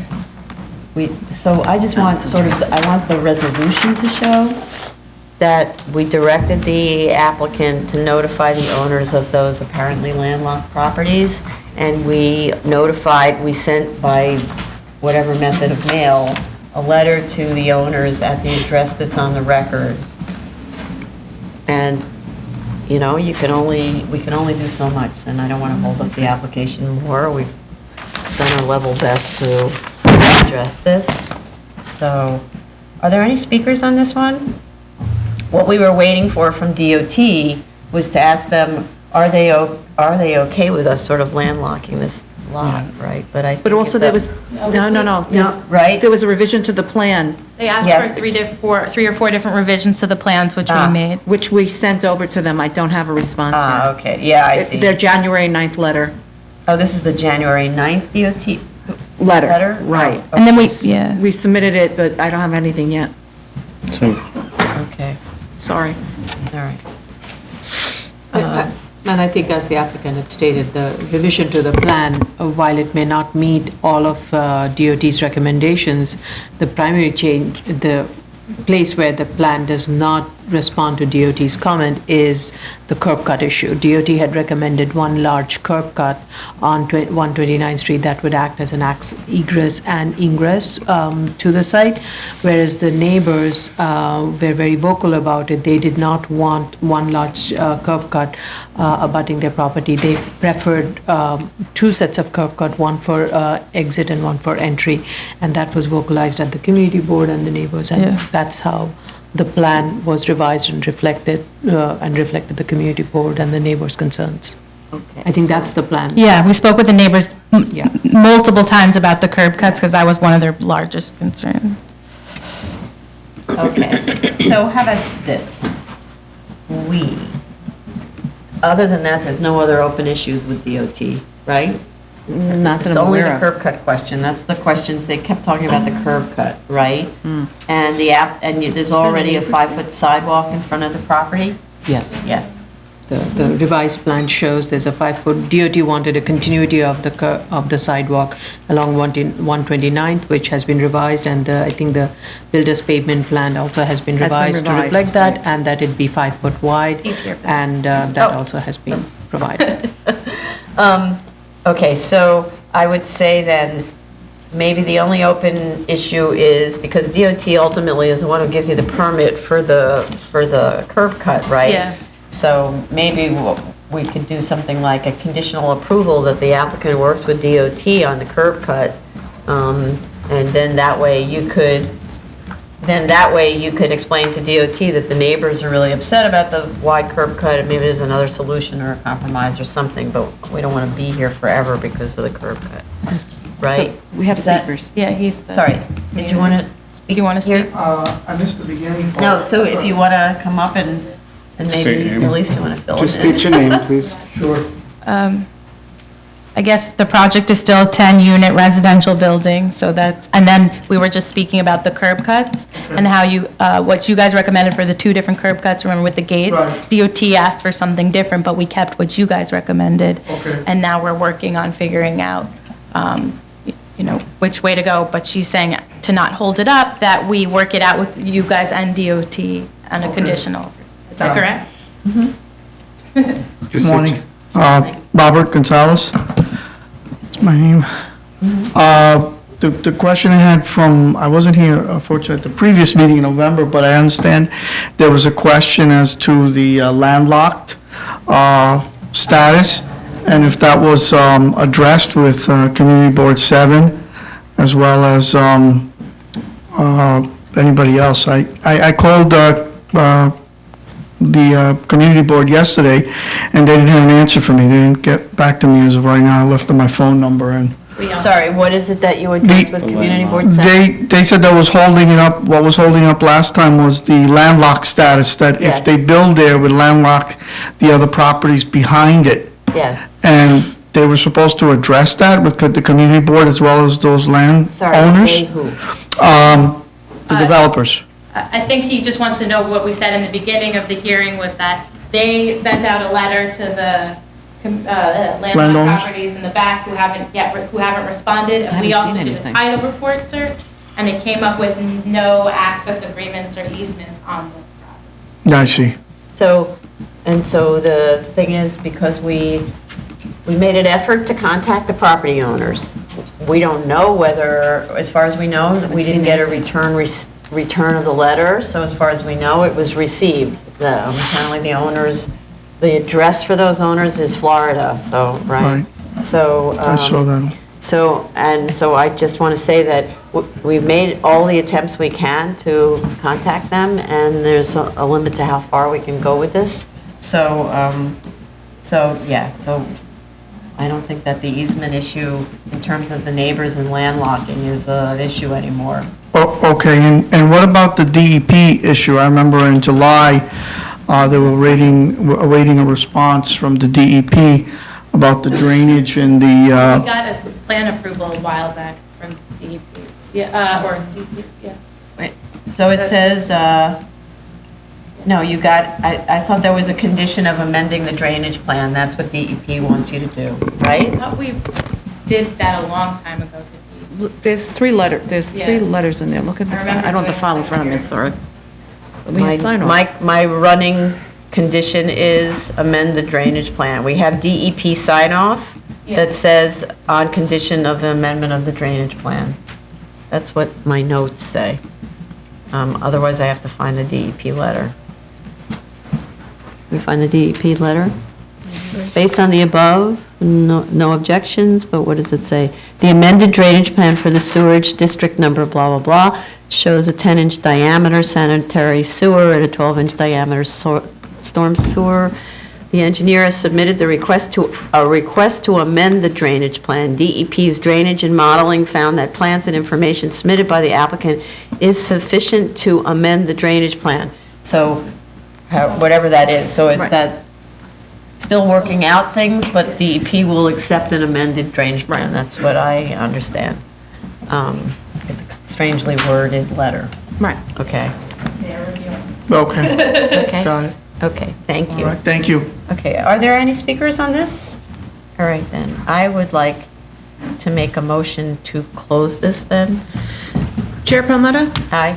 Vice Chair Chanda? Aye. Commissioner Otley Brown? Aye. Commissioner Sheta? Aye. Commissioner Shabeta? Aye.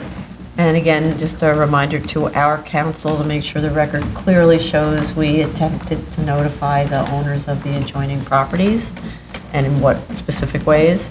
And then I'd like to make a motion to grant on the condition that the DEP conditional approval is, and DOT, DEP's conditional approval is Amend the drainage plan. Is pursued, which requires the amendment of the drainage plan, and that the issue of the width of the curb cut is resolved with DOT, which it has to be anyway, because they're the ones who issue the permit for the curb cut. Okay, we're not waiving curb cut requirements, right? So, okay. Chair Palmetto? Aye. Vice Chair Chanda? Aye. Commissioner Otley Brown? Aye. Commissioner Sheta? Aye. Commissioner Shabeta? Aye. Thank you. Okay. Item number 12, 2018-17. Oh, do you It's 12 o'clock, and then break? want a break? It's an adjournment, isn't it? No, no, this it's is not. not adjournment. No. Oak tree. Let's just do the Oakway and then we have. The other one's withdrawn. All right. We have a bunch of adjournment. Okay. Item number 12, 2018-178A. I didn't try. 2 Oak Tree Way.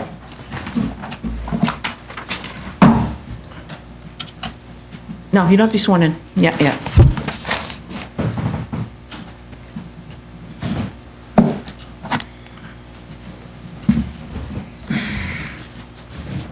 Morning, Chair and Commissioners. I don't mind if you take a break, because I don't want anyone to be grumpy.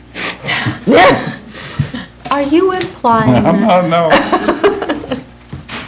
I watched the review session yesterday, and I'd like to go over some facts of the case.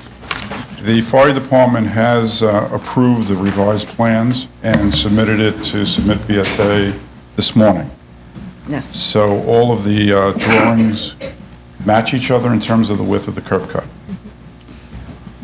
The board's been struggling with this case and has asked that city planning go first and get city planning approval before the board approves it. And this is out of your concern for private roads and city planning mapping private roads. However, Oak Tree Way doesn't meet the definition of a private road. In 1210, private roads is a way that serves 3 or more buildings. This is a private driveway that only services one single-family detached house, and there is no homeowners association. The owner of 2 Oak Tree Way will be responsible for maintaining that road all on his own. So the other thing that I was struggling with is, I think the board can approve this because this is, when the board has a 7221 for a variance before it, and it's in the natural area district, city planning can't go first because they can't approve something where the use is not permissible. So we go to the board first on a 7221. We would get that board approval, and as a condition of the board approval, they would say, get city planning approval. Because, think about it, how can city planning approve a 16-unit apartment building in an R12 district that's in the natural area district? They can't do it. So explain to me before you go on with all this, what's the problem with getting city planning approval first? They're dealing with contours, they're dealing with a lot of things that may end up changing your approach, right? And so what are we approving? City planning is looking at all of those criteria it looks at for this, and then you'll end up having to come back here for an amendment, which might end up being an actual amendment, so therefore making another application, and it's not a... That's on me, Chair. No, it's actually on us, because we don't want to go back and forth on the same application, and I'm trying to understand a single good reason why you can't get city planning approval first. They have clay feet right now. They're in the middle of having their task force meetings on what to do with this politically charged mapping private streets. So because of that, they can't tell the difference between a driveway and a roadway. And you saw the executive director's email. They're not doing anything. They don't know what to do. And I've tried to explain to them, this is a driveway. This is not a private road. Your task force isn't even looking at driveways. And they said, no, we'll tell the mayor's office about it, but there's nothing we can do right now. So a guy, the email, I submitted the email, a guy who has a single-family house, who's on a 200 feet of frontage on Ocean Terrace by 360 feet deep, can't get approval for a second house. Whereas if I had demolished the existing house and shifted it to the right, I could do 2 new houses that front on Ocean Terrace. Okay. But that's not the right thing to do. The right thing to do is to preserve that beautiful house that's set back almost 100 feet from the street with a circular driveway, and do the second home in an appropriate manner. Now, I have DEC approval. You have another email from city planning that says that they have reviewed the application and they're satisfied with it, and they're waiting for the board approval before bringing it to their commission. Now, I tried to introduce that, I tried to talk about that at the last hearing, and you didn't really pay much attention to it. So I'm pleading with you to close the hearing and grant an approval. If I have to come back, I have to come back.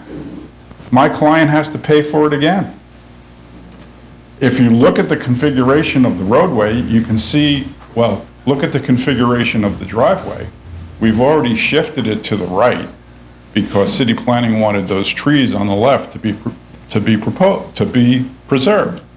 There are no other trees that they could possibly say preserve these. I have a wetland adjacent area that extends far into the property. I have an area of no land alteration. It's not an overly huge house. And like I said before, it's a driveway and not a private road.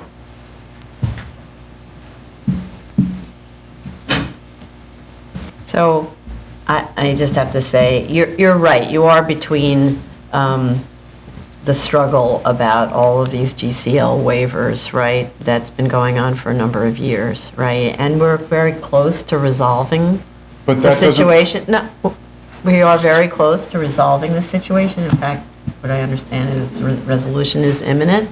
So, and going forward, city planning will be the agency that finishes its review and so on whenever these applications are in natural areas and so on.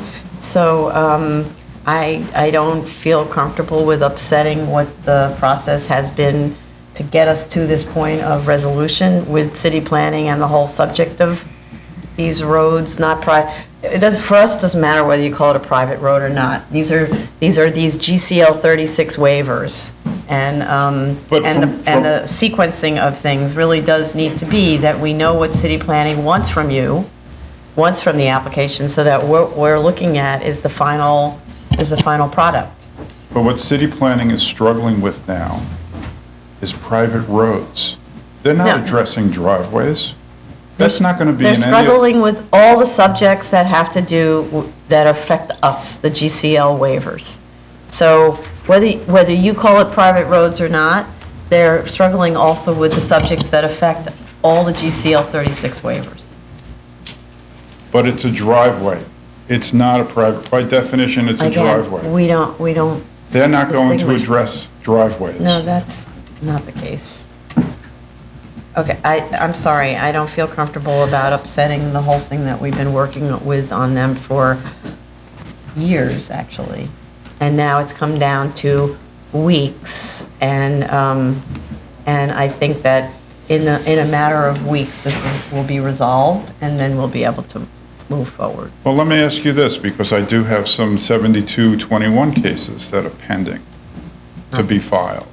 If I'm in a special natural area district, we're not going to have this conversation here about this case, okay?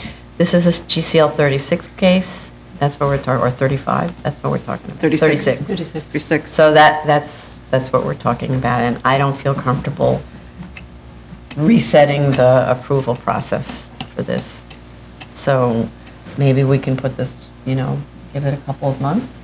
a couple of months. No. He's going to miss the What? construction What? season of the summer. I don't know. We have to do tomorrow. I can't hear what you're saying. Say it. Say what you're saying. I don't know, maybe we can reach out again to them, speak We to can them reach out again to tomorrow. city planning. I don't know if we already did. We did, but we spoke briefly last week. I reached out to him again yesterday, but I know we're speaking tomorrow. Yeah, Maybe we so we can- have regular discussions with them, so we can bring this up very specifically. Chase, if you could for both of you to make a note that the next time you speak to ask specifically about this case. But my understanding is But that you've already applied, right, to city planning? Your application is in review? 3 years since 2017. Okay. So you can't build this building either until you have approval from them, correct? Correct. So when you're saying you're putting it on us, that you can't start the construction season, even if we were to decide this now, it doesn't mean that you would get an approval from city planning before the construction season. Right. There's a fair chance. They've done their briefing sheet, they have their packages ready. Okay, you have your briefing sheet done, okay? So that means it's moved very far along. How can you have a briefing sheet and then we still don't know, we still don't have like the final, right? The briefing sheet isn't that days before it goes to hearing? It is. Yeah, it's days before you It go is, to but, hearing. But as Mr. Rampula pointed out, I think DCP is in a limbo.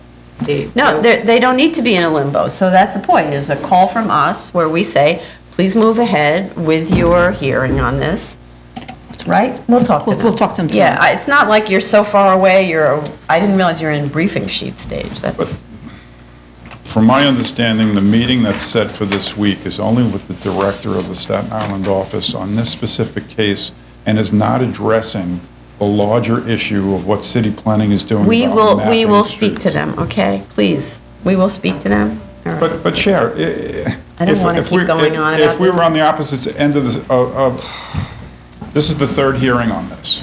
Right. If this was me causing the third hearing, I think I would be given some grief. It's the third hearing on this because arguably cart before the horse, that normally we get city planning approvals on these applications and then we see it, right? And you came to us before you had the approval. That's not true. I'm sorry. Most of the time, we have city planning I have to approvals. disagree with you on that. In the 32 years that I've been doing GCL 36s, we've never gotten city planning approval first and then come to you. We usually get the GCL 36. No, sorry, that's not our experience here. so. I can pull Maybe case- it's your experience, but it's not been ours with other applications. Recently, in the past couple of years. I agree. This is what Okay, you the want. last couple of years. There's been a policy You change. want to set a date? Yes, let's just set a date. We're not going to do this anymore. Okay. So, yeah, that's fine. Okay. Submission date, April 1st. What am I submitting?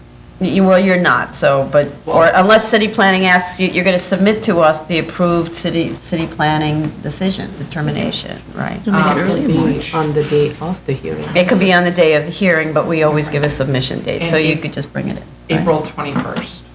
You want to do it earlier? Huh? Earlier? I don't see how physically it's possible to do earlier. If the briefing sheet, is this It's a a certification. certification? It's a So it's a certification. it's a chair cert? Yeah. Oh, Yeah. yeah, so it's a chair cert, see? So it can be earlier. Let's So do March. say the end of March? March 24th, Okay. and March 4th is the submission date. So please, both of you, Chase and Tony, make a note that it's going to be raised tomorrow very specifically in that call. Okay. Okay. Thank you. Item number 13, 2019, 166A, 8 Madigan Place, Staten Island. This application has been requested to be withdrawn. Okay, so a motion to withdraw? Chair Perlmutter? Aye. Vice Chair Chanda? Aye. Commissioner Otley Brown? Aye. Commissioner Sheta? Commissioner Shabeta? Aye. Item Now, number, let's just take a 10-minute break. well, the new otherwise case is there's- postponed. I know, but if we don't take a break when at 12, then You're we gonna don't take die, a I know. break I'm till sorry. 2, so. Okay. All right, 10-minute break. Okay. Yeah, I know. Yeah, I mean, that was what we were doing before, and that's why I. Okay, we're back on the record, ladies and gentlemen. We'll continue with the appeals calendar, new cases, item number 14, 2019-69A through 2019-70A, 341, 343 Mallory Avenue, Staten Island. This case is being postponed due to lack of notice. What's the next schedule? We could do it the same way we did the last one. March 17th. March 17th? Okay. New notice. Okay, zoning calendar, item number 15, 2017-21BZ, 3438 38th Street, Queens. This matter is being requested to be adjourned. Did I get a new date on this one? And we don't know why and for how much, right? Okay, so our convenience, what, no, it's a, It's a PCE. Oh, this is the variance has PCE. been- Yeah. The variance is gone, it's the PCE now that has to be submitted. Do they need to notify the community board for the PCE? Yeah, once they file the whole application, they'll have to redo, because this was listed as a variance for that ice house. No, but it's also. Oh, I'm sorry, it was a No, PCE. it wasn't. It was also a PCE. It was a PCS, I'm sorry, I stand Probably corrected. together. I apologize, I stand Right. corrected. So, okay, well, but I'm not really sure what the reason for the adjournment is, other than what? I mean, we could put it on for a spot in February. Though at the last hearing, we had asked them to. It's an 8-week, I'm sorry, Madam. Proof of notice of hearing. And I have it in my note that. To the. To the, yeah. Yeah. A proof of notice of hearing be provided to the community and the neighbors for the PCE. Really? But it was noticed, it was part of the original application, I'm confused. I know, but I have it in my notes. Yeah, So, okay, I don't know. All right. So he's asking for, according to the letter that Mr. Ross submitted on January 17th, he said the owner is proceeding in good faith with the PCE reinstatements. To accomplish this, he respectfully requests an adjournment to complete the necessary professional arrangements he must make to do so, and then the work required. A 6 to 8 week adjournment for the submission should be sufficient. Oh, 6 to 8, so, okay. So they're asking for 2 months to submit professional arrangement. Okay. Submission date April 1st for a continued hearing April 21st. Item number 16, 2018-27BZ, this 16 Dover Street, Brooklyn. We also received a request to adjourn.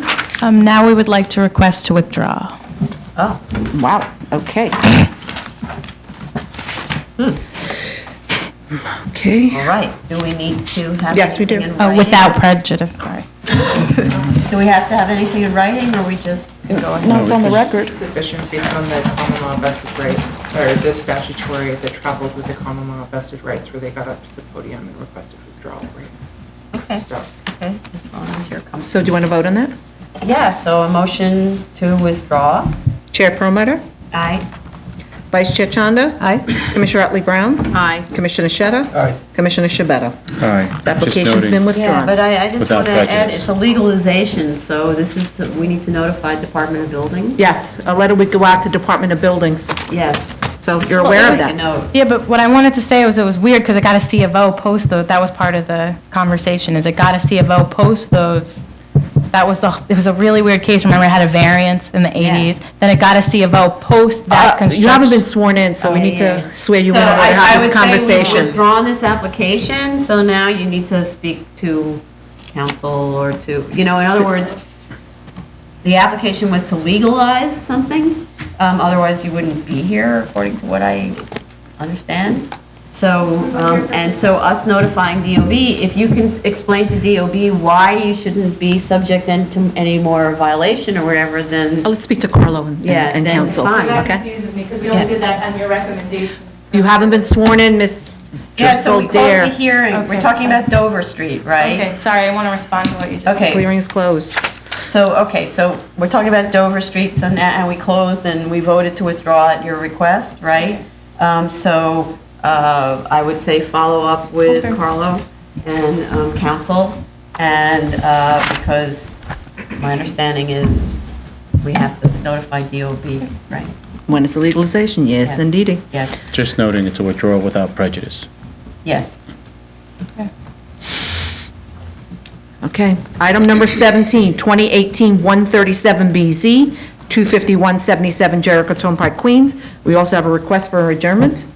If I want to say something, can I be sworn in? Sure. Raise your right hand. Do you affirm to tell the truth, the whole truth, and nothing but the truth in your testimony before this board and to respond honestly to board member questions? I do. Good.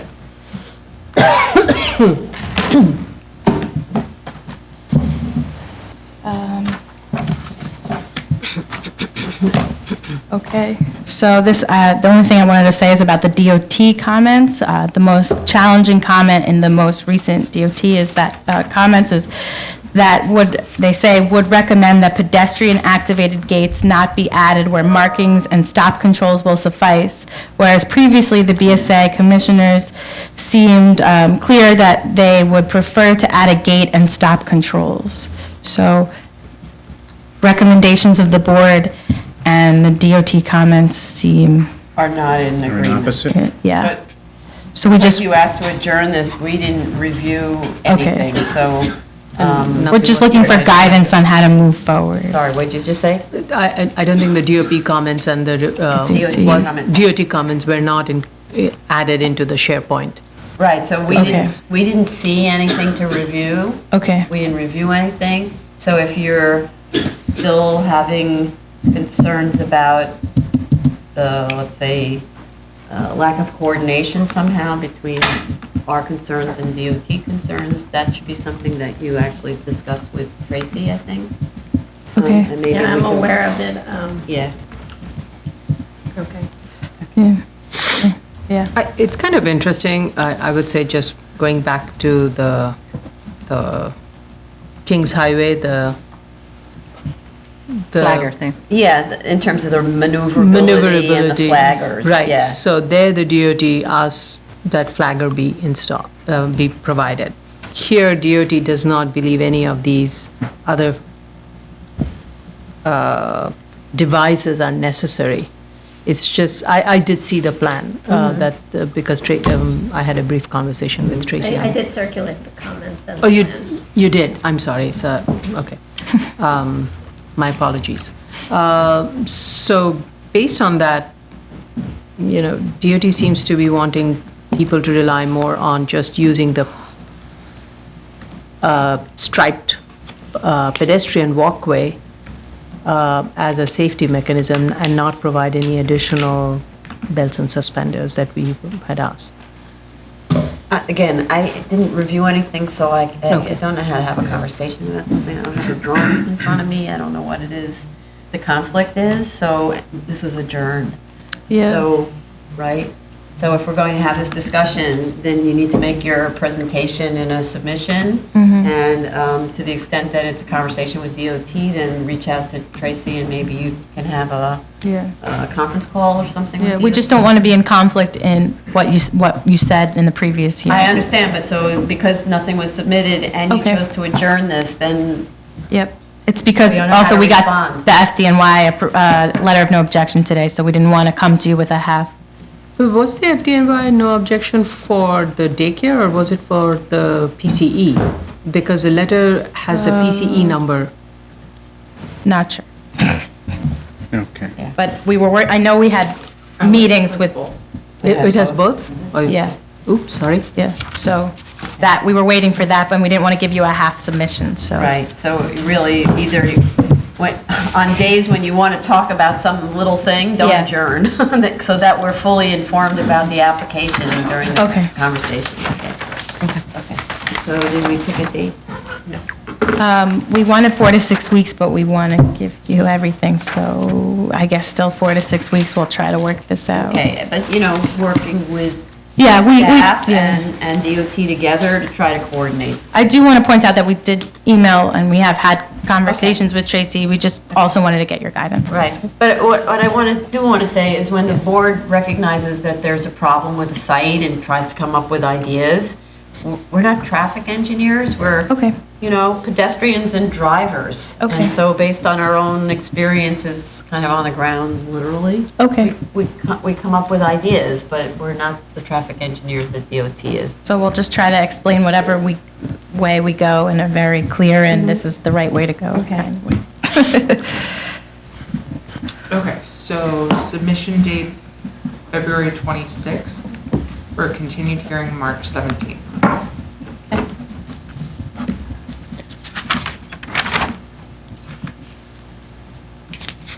Item number 18, 2018-145BZ, 25173 Derrick Turnpike, Queens.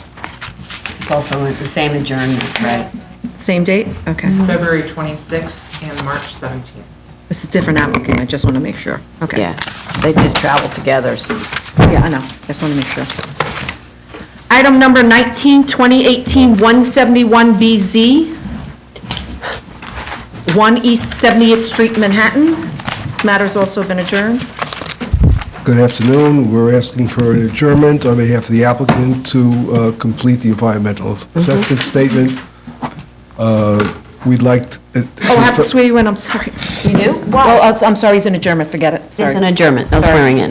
We'd like to February 25th. That'll give us enough time to complete the Sorry about statement. Right, that sounds right. That's what we discussed, right? Madam Chair? Yes, hello. May I State be- your name to state My your name is Michael Hiller of Hiller PC. I represent the opposition, Stop Irresponsible Frick Development.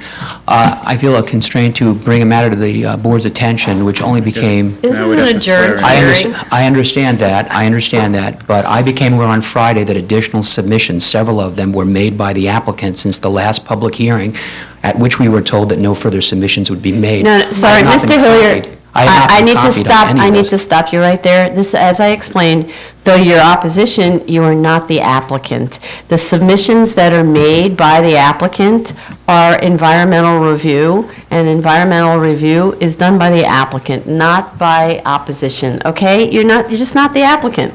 And so, to the extent you want to respond at the hearings, that's one thing, but we're not going to have a hearing when we're adjourning the hearing, because we are still in environmental review process, and that's where Madam we Chair, are. there's a revised statement of findings that includes a new waiver. That is not part of the secret findings, and furthermore, the issues... Sorry. It's over 150 pages of documents that were filed. It's not a new waiver. It was the original waiver. But Yes, Chair correct. Chair had questioned whether that waiver was required or not, and then the second statement of finding, it was revised to remove take it. that original waiver out. So let's say originally there were 10 waivers that were asked. It was reduced to 9, it's back to the same 10 waivers. It turns out the There's DOB no disagreed with our view of whether that rear yard equivalent or one of those waivers was necessary, okay? But we There have was not had a no. chance to address the revised findings. You don't need to address the revised finding, because there was no change except by adding back in that one waiver. Which we didn't address in our papers because it had been withdrawn. No. All I'm saying here I'm is... sorry, I don't want to go on with this. It's an adjourned hearing. I'm just Please. trying to make my record. I recognize the chair, the board is not going to accept my points. I'm Sir, simply asking for sir, permission. Mr. Hiller. I'd like to finish my request, and then you can say no. I'm just saying to you that I would like the opportunity to respond to the papers that were submitted voluminously by opposing counsel after the last hearing date. If you're going to say no, you can say no, but to argue about it infinitely without giving me the opportunity to make my record, it just seems to be a waste of time. I just want to say something. The addition of this waiver that was there in the original submission does not change the bulk Right. or the shape or the design or the program of the building. That Nothing. has been there right from the very beginning till today. And so I was just the want to- waiver. The waiver was in there on the first hearing, and then at my comment suggested perhaps that it need not be there. What the hell is that? What is that? It was in there on the very first hearing with the very first submission. Opposition counsel had plenty of time to look at all the scope of all the waivers, and then we removed it because I suggested perhaps it should be removed. Counsel for the owner reviewed the materials and agreed with my reading that it could be removed. Removed it, then they went to DOB, and DOB said, not so fast, we don't agree. So that's it. There is nothing further to discuss, and therefore, the answer is no submissions on the minor correction of the statement of facts, and they won't be accepted, so don't submit them. Because you're just trying to open up a whole new debate. We've already had the debate. This has been fully argued in terms of the scope of the requests, and we're in now environmental review, and that's where we are, okay? I And we're not understand the board's discussing it position. anymore. I'm not Okay. arguing with you, I'm just telling you, I Good. understand your position. Yeah, you are, but so, okay. All right then, so we're hearing setting date. February February 25th. for the... Thank you. Item number 20, 2018-172BZ, 4609, 4619, 31st Avenue, Queens.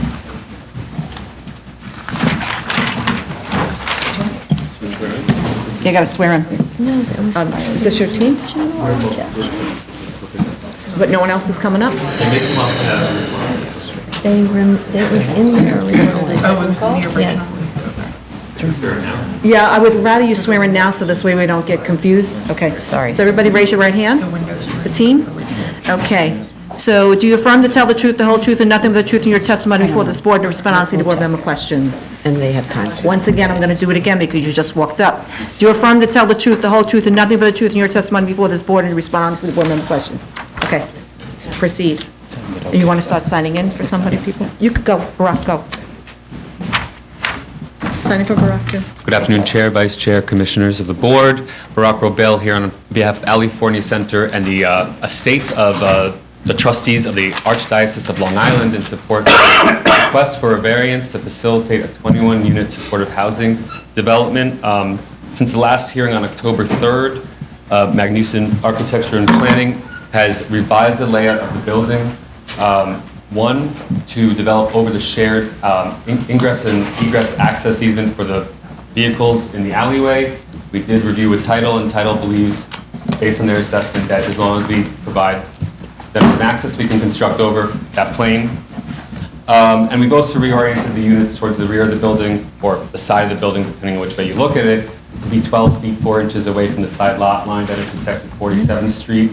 We really appreciate the board's suggestion to do that. It does result in better layouts. This did require a new waiver of 23861 to allow legally required windows basic on a side lot line at this 12-foot 4-inch distance as opposed to the 15 feet required in an R5. Yeah, sorry. You want to say something? Well, to the extent that you need a new waiver, are you going to? Duly noted. We did not obtain the objection yet. We wanted to confirm that the board supported this new approach before going back and forth to DOB multiple times. Understand that the EAS needs to reflect the new waiver as well. Right. So just to clarify, the windows in question are the windows in the, for lack of a better description, in the rear? Facing the 47th Street side lot line, or the side lot line that will intersect with 47th Street. So the rear, I guess. Corner lot, it's hard to decide what's rear. And normally it would be required to be 15 feet for the windows, For the windows. We could also, yes, it would be, or a lesser side yard, but because there are legally required windows there, it would be. Have to look on a side yard, yeah. That's actually, you're being super careful that DOB would pick that up as an objection, but I think that's good, yeah. That being said, the applicant also did conduct a community outreach meeting on December 3rd, presented those materials to you as well in our submission. They presented basically the revised layout as well as the shadow studies that were also submitted. The shadow studies show that the revised layout do create some incremental new shadows, but we do believe that if the as-of-right community facility development was mocked up, which allows a higher base height of 35 feet, is only constrained by the sky exposure plane and does allow a 23-foot obstruction in that rear yard area, that actually the shadows would be much worse for the adjacent properties than what we're asking for here under the relief requested. I'm happy to introduce Christine again, who can walk through the actual revised layout in the boards if you want to see that. Do the commissioners want to see a presentation? Not necessarily, I mean, we all have reviewed the drawings. Yes. They're very clear, by the way, thank you very much. It's super clear what the scope of the waiver is. Maybe if are there members of the community here for this application? So yes, please make a presentation, there's a lot of people here. I will Okay. try to be brief. Okay. So we just thought it would be clearest to show the previous. Just a second, since we have the drawings, the community doesn't, maybe there's a way to orient this. Can we turn this board around? Yeah. there we Careful, go. careful, Yeah. Carla. Make sure there's nothing behind it. Does it keep going? Yeah. No, that thing is unstable. It's unstable. Also, please state your name and take the microphone. Yeah. Yeah. Can everyone see? I know they're small, but you can sort of see? Yes. Good afternoon. My name is Christine Hunter. I'm a principal with Magnuson Architecture and Planning, and we are the architects for the project. I guess, well, here, let me put the other, yeah, do you want to put the before? So there's, I guess, three principal ways in which we modified the design, and the easiest one, the only one that's really visible from the street to understand is we know there were concerns about height, and we previously, originally we were anticipating a solar canopy that would go over the bulkhead to try and maximize the amount of solar power that could be generated on the building, but understanding that that was a concern, we simply omitted it. And which I think does here, it leaves the church as a more prime, the prime occupant of the site, and the height of the church is more defining. And the building itself is still, modest and more modest, especially in relation to House 10, which is just down the block. So what's not readily apparent from the renderings is really the reorientation towards the rear. Right, so most of the changes, with the help of the board's suggestion that we made, had to do with keeping the building further away from the north lot line, which is the lot line that Barack was mentioning, that's perpendicular to 47th Street. So we pulled the building back. We also were able to, from the second floor up, build over this easement for parking at the end of the parking alley. And that allowed us to pull back here and to pull back here, and then again at the fourth floor to pull back even further. So we feel that really minimizes or reduces the height. So comparing this to this, you can see that here it came all the way to the side lot line. Here it stays back. It also increases the number of windows. I mean, it's a less blank and more attractive facade when seen from the rear alley.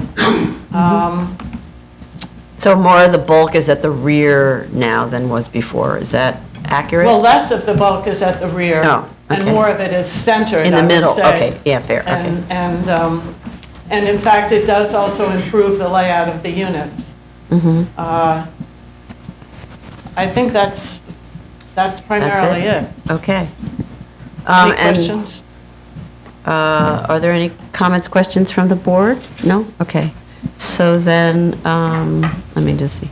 So maybe we can take some community, does anyone from the community want to speak? If you do, so please come up in no particular order. You'll sign in, you have 3 minutes to speak. Is there an elected official here, anybody from the community board here? Okay. I do have testimony that's written by a community board member, but I'm just going to submit it to the record. Okay. Well, you can read it if you want. It's from Ron Allison. But is it a community board member on behalf of the community board or on his own behalf? I think it's probably more on the Okay, so that doesn't qualify the same way. Okay, please sign in, then you have 3 minutes. Please state your name for the record. Just take it easy. Let her go through. Thank you. Your frog is speaking. Okay, just watch the cord, ma'am. Wait, hold on. Just, you have Carlo, please. Watch that cord. You stepped on it? No, stay. Okay, can I just talk now?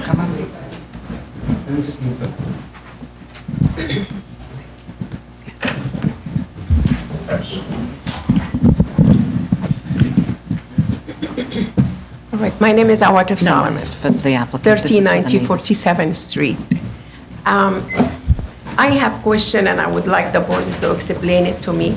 I just heard about most of the windows in the back, and my house is in the back. So this is infringing on my privacy where I sit in my garden, and I garden and I eat from there. And I am disabled, I cannot be out. So this is really infringing on my privacy. With all those windows in the back, and my bedroom is in the back.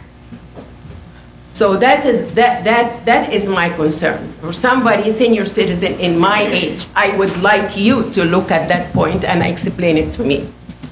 Explain. If my understanding is right or wrong. And the others, I will let the rest of the neighbor talk about the other details. But this is my concern as a senior citizen, that building will infringe, and it is high enough, and all the windows in the back. I live very close, that is the second house next to that. You should be opposed. Enough is enough, I am Everybody's dealing with opposed. what is The other coming side of from our the face. I'm sorry. church and the homeless, and what comes, sits on my steps. All right. and what comes in the middle of the night. It'll be favored. And the police cars and others is happening. So I am dealing with that. And Just now as long as I people cannot sign up even and go out to my garden and I sit outside in the sun.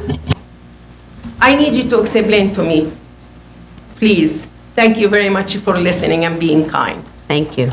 Next speaker, please. Good afternoon. My name is Alec Tomich, and I'm here representing QSAP, which is the Queer Students of Architecture, Planning and Preservation, which is an LGBTQ student group at Columbia University. QSAP strongly urges the BSA to approve the variances so that 21 units can be created for a vulnerable population who desperately needs housing. We have a crisis in this city. While some people in NYC worry about a little less light in their backyards, tens of thousands worry about where they will sleep every night. Approximately 4,000 young people are out there on their own, and of them, over 1,600 identify as LGBTQ, enormously increasing their risk of violence in and out of the shelter system. While researching our book, published last spring entitled Safe Space, Housing LGBTQ Youth Experiencing Homelessness, QSAP had the privilege of learning about the essential work of the Ali Fournet Center, the organization currently providing the most beds in the city for this vulnerable population. The Ali Fournet Center not only houses these young people, but also provides them with essential support that puts them on the path towards self-sustaining, independent living. However, for every young person that they are able to shelter, there are at least 10 more that they do not have space for. Every bed counts. Every apartment of this new project provides more LGBTQ young people the opportunity to escape homelessness. As students who study the built environment and systems of city evolution, QSAP understands that Astoria has been particularly affected by gentrification, and many residents are wary of any new construction that is higher than as-of-right zoning regulations. However, this project is not the enemy. This is not a luxury high-rise that will dramatically change the character of the neighborhood. Quite the opposite. This project is not only visually in keeping with its surroundings and a similar height to the neighboring buildings, but also the organizations sponsoring the project have already been present on this site for many years. The Ali Fournet Center has had a shelter in St. Andrew's Church for 10 years. They are already good neighbors, and the addition of security cameras and full-time security staff that would come with this project would make the block safer for everyone involved. The first permanent housing governed by the Episcopal Diocese has generally offered its support for this project on their site, which would be the first permanent housing governed by the Ali Fournet Center. This is a pioneering collaboration between a religious institution and an LGBTQ organization, particularly significant given that many LGBTQ young people are homeless because their parents cannot reconcile their religious beliefs with their child's sexuality or gender identity. This project would be an essential asset to our city, hopefully inspiring similar projects like it in the future. Please make this project possible by supporting the requested variances. Thank you. Thank you. Next speaker, please. My name is Gwendolyn Stegall. I'm actually the former president of QSAP, but I will be reading testimony from Amanda Davis, who is an Astoria resident and a dear friend of mine, and I worked with her organization, NYC LGBT Historic Sites Project. This testimony is on behalf of her and the project. My name is Amanda Davis, an Astoria resident, a project manager of the NYC LGBT Historic Sites Project, an award-winning initiative to document historic places connected to the city's LGBT community. Our project has highlighted the Ali Fournet Center on our website for its significant contributions to the city's history and its life-saving work to provide housing for homeless LGBT youth. Regarding today's hearing, our project team strongly supports the variances for the new shelter for LGBTQ youth in Astoria. The Ali Fournet Center, founded in 2002 in New York City, following the murder of its namesake, a homeless gender nonconforming young person, is the nation's largest provider of housing, healthcare, and supportive services for homeless LGBT youth. The center provides 157 emergency and transitional beds, and as mentioned, this space in Astoria will be its first permanent housing project. There's another paragraph about the Ali Fournet Center. There's other speakers about the Ali Fournet Center, so I will skip to the bottom where she says, our project team comprised of professional historic preservationists, I also personally am a preservationist, believe that this new construction for Astoria was designed to appropriate scale for the surrounding neighborhood, and it will not have any negative impacts on the community since requested variances are a few feet for setbacks and building height. The new center will also provide staffing, will have street-facing security cameras, contribute to the neighborhood safety as a whole. Our project team urges the BSA to support these variances. Thank you. Thank you. Next speaker. Thank you so much. Hi, my name is RV Doherty. I use they, them pronouns, and I live 2 blocks from the proposed site. I've been living in Astoria for 4.5 years, building my family and my community in the neighborhood. As a queer and trans person, I'm very familiar with the realities that our community faces, whether that's that 40% of youth homelessness population is LGBTQ, job insecurity, and lack of access to health care.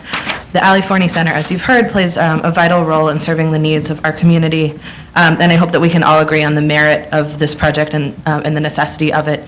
Now, as to whether or not it belongs in our neighborhood at this site, I'm here to say that it absolutely does. Everyone that I've talked to in the neighborhood is excited about this project. We're really excited to have this service in our neighborhood. We're excited to have more folks like us and be able to plug in and support this community and see this as a really great opportunity to continue to build on the legacy of Queens as a really multicultural and diverse neighborhood. And we also are really excited about the safety implications of this building, as we've heard about the front-facing cameras and the increased street traffic and eyes on the street that will help to continue to maintain safety in the neighborhood. So as someone who will be directly impacted and positively impacted by this, I urge you to consider the application. Thank you very much. Thank you. Hi, my name is Zahran Kwame Mamdani. I'm here to speak on behalf of myself, on behalf of my sister who lives 2 blocks away from the proposed site, and also on behalf of 191 Astoria residents who've signed their support of this testimony, which I will hand in after. A lot of this covers things that have already been said, and in the interest of time, I won't read over some of those, but the core of it is that as Astoria residents, we strongly support the variances for this much-needed and precedent-setting housing for homeless LGBTQ youth. There are over 1,600 homeless LGBTQ youth in New York City. They are at high risk for physical and sexual assault in New York City's shelter system. This type of housing provides a safe, home-like environment so they can transition successfully to adulthood. I also just want to speak a little bit personally about what Astoria means to me and how one of the main things that gives me so much joy is that I feel at home in the neighborhood.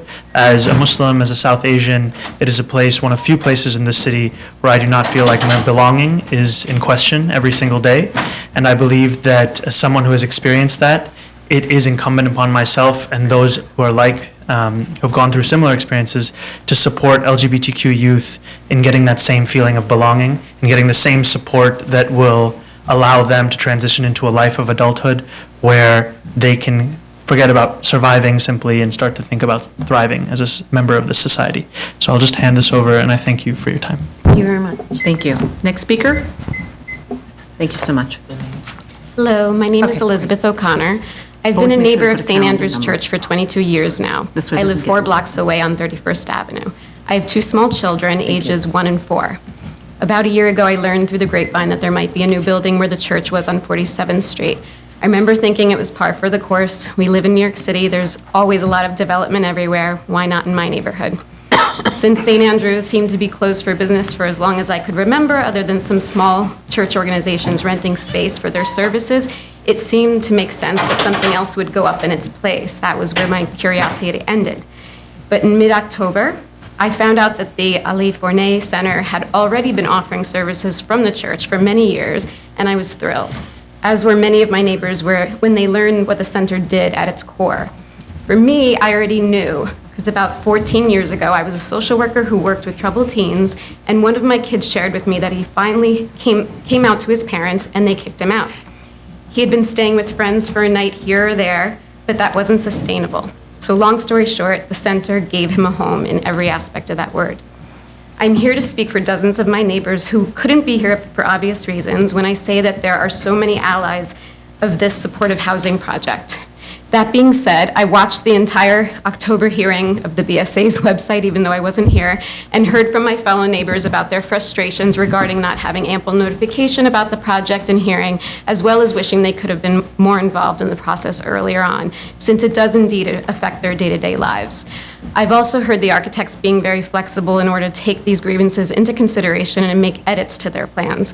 And I can definitely commiserate with the difficult situation the center was in, operating a confidential social services program out of the basement of a church and not being able to necessarily reach out to the community like the milk and cookies suggestion that you had made in a big way before proper infrastructure was set into motion.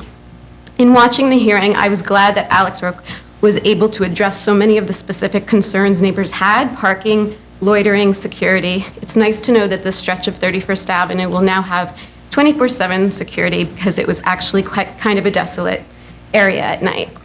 Last week, after I officially took the day off from work to be here, I was walking by the church at about 7:30 p.m. and saw 3 young people standing outside talking inside the yard portion behind the church. I smiled at the young woman who was facing me, and when she reciprocated, the fellow she was talking to stood up straight and in his most proper toned voice said, "Have a good evening, ma'am." And first of all, I can't stand being called ma'am. But secondly, I couldn't help but feel awful that he was probably being overly polite because he had been told by staff that neighbors were unhappy, and it could actually risk this build project. It broke my heart to think that these kids, who may have been pushed out of their homes onto the street because somebody didn't think that they belonged or were wanted because of who they were, and here we were giving that same impression in their new home. So I guess my question is, how can we not build this center here? Thank you for your time. Oh, sorry. Thank you very much. Good afternoon. My name's Jesse Spector. I've lived in Astoria since 2004, and I'm proud to call it my home. It's a place that is a community and where we help each other and where we lift each other up. And this project fits into that perfectly. And I just want to say that this is a community project, and this is something that helps the community. And the objections that you will hear to this are self-interested. And that is not what I have learned in the last 16 years that my community is about. This is a good thing to do. It's the right thing to do, and we should be doing it. Thank you. Thank you. Next speaker. Hi, good afternoon, board. Thank you so much for listening to me. My name is McCartney Morris. I'm an Astoria resident. I live on 31st Avenue and Crescent Street. And I just hope that you all approve this variance application for this center. There's a major housing crisis going on in New York City. I don't think I need to tell anyone. 70,000 New Yorkers don't have a home to sleep in. That's 1 in 25 New Yorkers. That's 1 in 125 people, which is probably someone in this room, is homeless right now or has experienced homeless in the past. The city must do everything it can to create housing for people, and that particularly when it has community partners, which this project does, with a respected partner in the church and the Ali Fournet Center. We should be celebrating this project. We should be welcoming this project. We should be housing our youth. There's no more vulnerable members of the homeless population than LGBT youth, who possibly are homeless because their family don't accept them. I volunteer part of my time at the Harvey Milk School, which is a secondary alternative high school for LGBT, trans, non-binary, and supportive or ally youth. And there are about 85 children or youth that are trying to struggle to get their high school education through very difficult circumstances, where possibly their family members don't support them, their family members are incarcerated, there's drug and alcohol abuse, and oftentimes they're not accepted by their family and are kicked out of their homes because of how they identify. New York City should stand tall, it should stand proud, it should accept LGBTQ and questioning youth, and I urge the board to please, please, please approve this project. Thank you so much. Thank you. Thank you. Next speaker. Any other speakers on this? Anybody? Please Anybody else? feel free.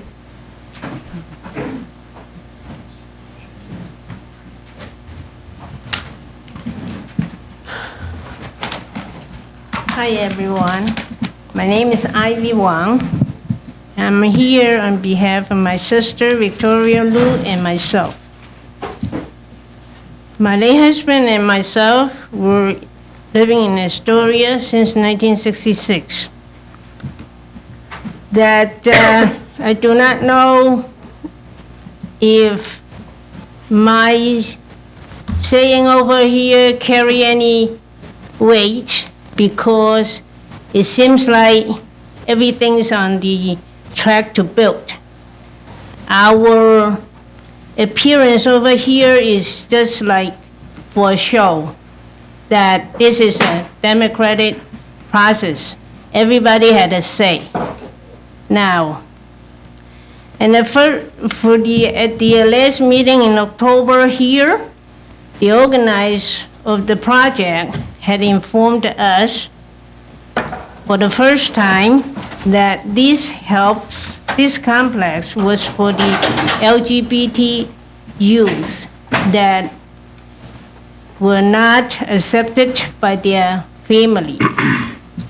However, at the church meeting in last November, we were told it will be a male homeless center. Upon President Alex, the organizer, told us that this group of residents included 25-year-old men. Furthermore, he acknowledged that these individuals had criminal records. Also, they are not New Yorkers, but people coming all over the world. Now, I don't know about anything, but for 18 years old, people can join the armed force. Well, in New York City, New York State, probably 21 years old, people can legally purchase cigarette and liquor. At 25 years old are not juveniles. They are grown men. In the terms of LGBT, it's just a thrown in terms for manipulations. If we are against this project, we will be labeled as hate-mongers, intolerance, or any other ugly labels thrown at us. That is not true. LGBT group, community are welcome, as everybody else is who know. But you're bringing in criminal into our community, that is a no-no. We work hard. Please wrap up. You had your 3 minutes. No, we work hard for our, Right. to buy our I'm sorry, house. you had 3 minutes. Okay. Time's up, so please wrap up. That's it. The project organizer had obtained the approval from the community board. We would like the organizer to provide the name of the community board members and to arrange a meeting between the homeowners and the whole community board. Also, we would like to receive a detailed accounting of the funding of this project for understanding before we render our opinions. Okay, so I would just like to say that your time is up, but you can submit your written testimony because you're reading something. You Okay. can submit it to Ms. Matias at the end there, and we will see it, okay? Sure. Thank you very much. Next speaker, please. I have a question, but I'll leave it alone. Hi, I'm just going to submit testimony because I'm working as a consultant on the project and I've gotten... Tell us your name, please. I'm sorry, I'm Steve Herrick, I'm with Cooper Square Committee, and several people who wanted to be here but weren't able to wrote some testimony, so I just want to submit it. Okay. One of them is Brendan Fay, who lives in Astoria at 22-22 28th Street. Another one is Rod Townsend, who lives at 31-31 29th Street. And another one is Melissa Sclores, who lives off 31st Avenue at 30-69 Hobart Street. So rather than read their testimony, I'm just going to submit it for the record. They're all strongly in support of the project. Okay. Thank you. Thank you. Did you want to say anything yourself? No. That's your choice. You don't have to. No, I mean, I just want to urge that you grant the variances for this project, and we hope to be breaking ground later on this year on it. Thank you. Thank you. Thank you. Next speaker. Hello. Hello, my name is Inez Donatich. I am directly affected by this project because the property that is attached to 4609 is the property that I own, originally bought by my parents back in 1968. And I inherited it about 3 years ago. And it's directly attached to 4609. So when they take that down, there could be, I hope there isn't, I've been assured that there won't be any structural weaknesses done to the property that I own. But it could happen anyways, you know. And that worries me a little bit because both the garage and the house are attached fully, front to back. Now, the situation, and people saying it was not tolerable, it was tolerable. Whatever was there now, you know, it was tolerable. However, there are things like littering, and sometimes things are dumped on my property, like furnitures or pieces of, garbage or litter. About 10 years ago, I think somebody who was connected to the church, who was working or was a caretaker, would come on our property and set fire to the garden. You know, it was like a little arson going on. And I could barely catch them as they were leaving.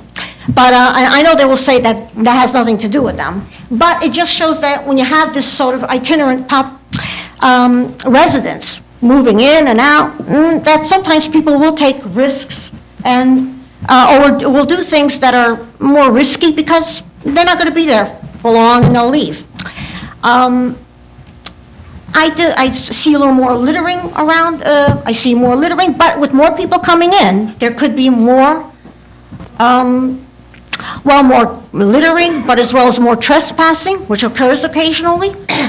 And there could be, I noticed first is that ambulances come in quite often. I don't know, I don't see them always taking someone away, but they do, they are called in quite often. It was just a couple of days ago, I think I saw one. And of course, police visit in as well. So I do a little bit worried that if there's a larger population coming in, I know it's 21 people. I had some experience with assisted living, and I noticed that, you know, it was like quite a lot of people. We're like 2 people per room. They say it'll be 1. But sometimes that happens because, you know, you can make, if the city pays you to take care of people, they kind of like to engage in that. Maybe put in more people than they say they will. So I think the way it is now is tolerable, but I worry if it gets into more and more, too many people coming in. And it's very hard also to discipline them. That's what I'm saying, yeah. So they could. Right. I think the commissioner has a question, ma'am. Okay. In the last 3 months, you would say that there was less loitering and littering? Well, sometimes they put out so much garbage that the bags break or something, so you see Okay. the litter on the street. Okay, from the institution, removing the garbage and putting it on the street for pickup? Yeah, it stays out there for long periods of time. Thank you. Yeah, and sometimes breaks and you see it on the street, the Thank you. litter. Yeah, yeah. As for loitering, mostly if it is, it's during the summer months.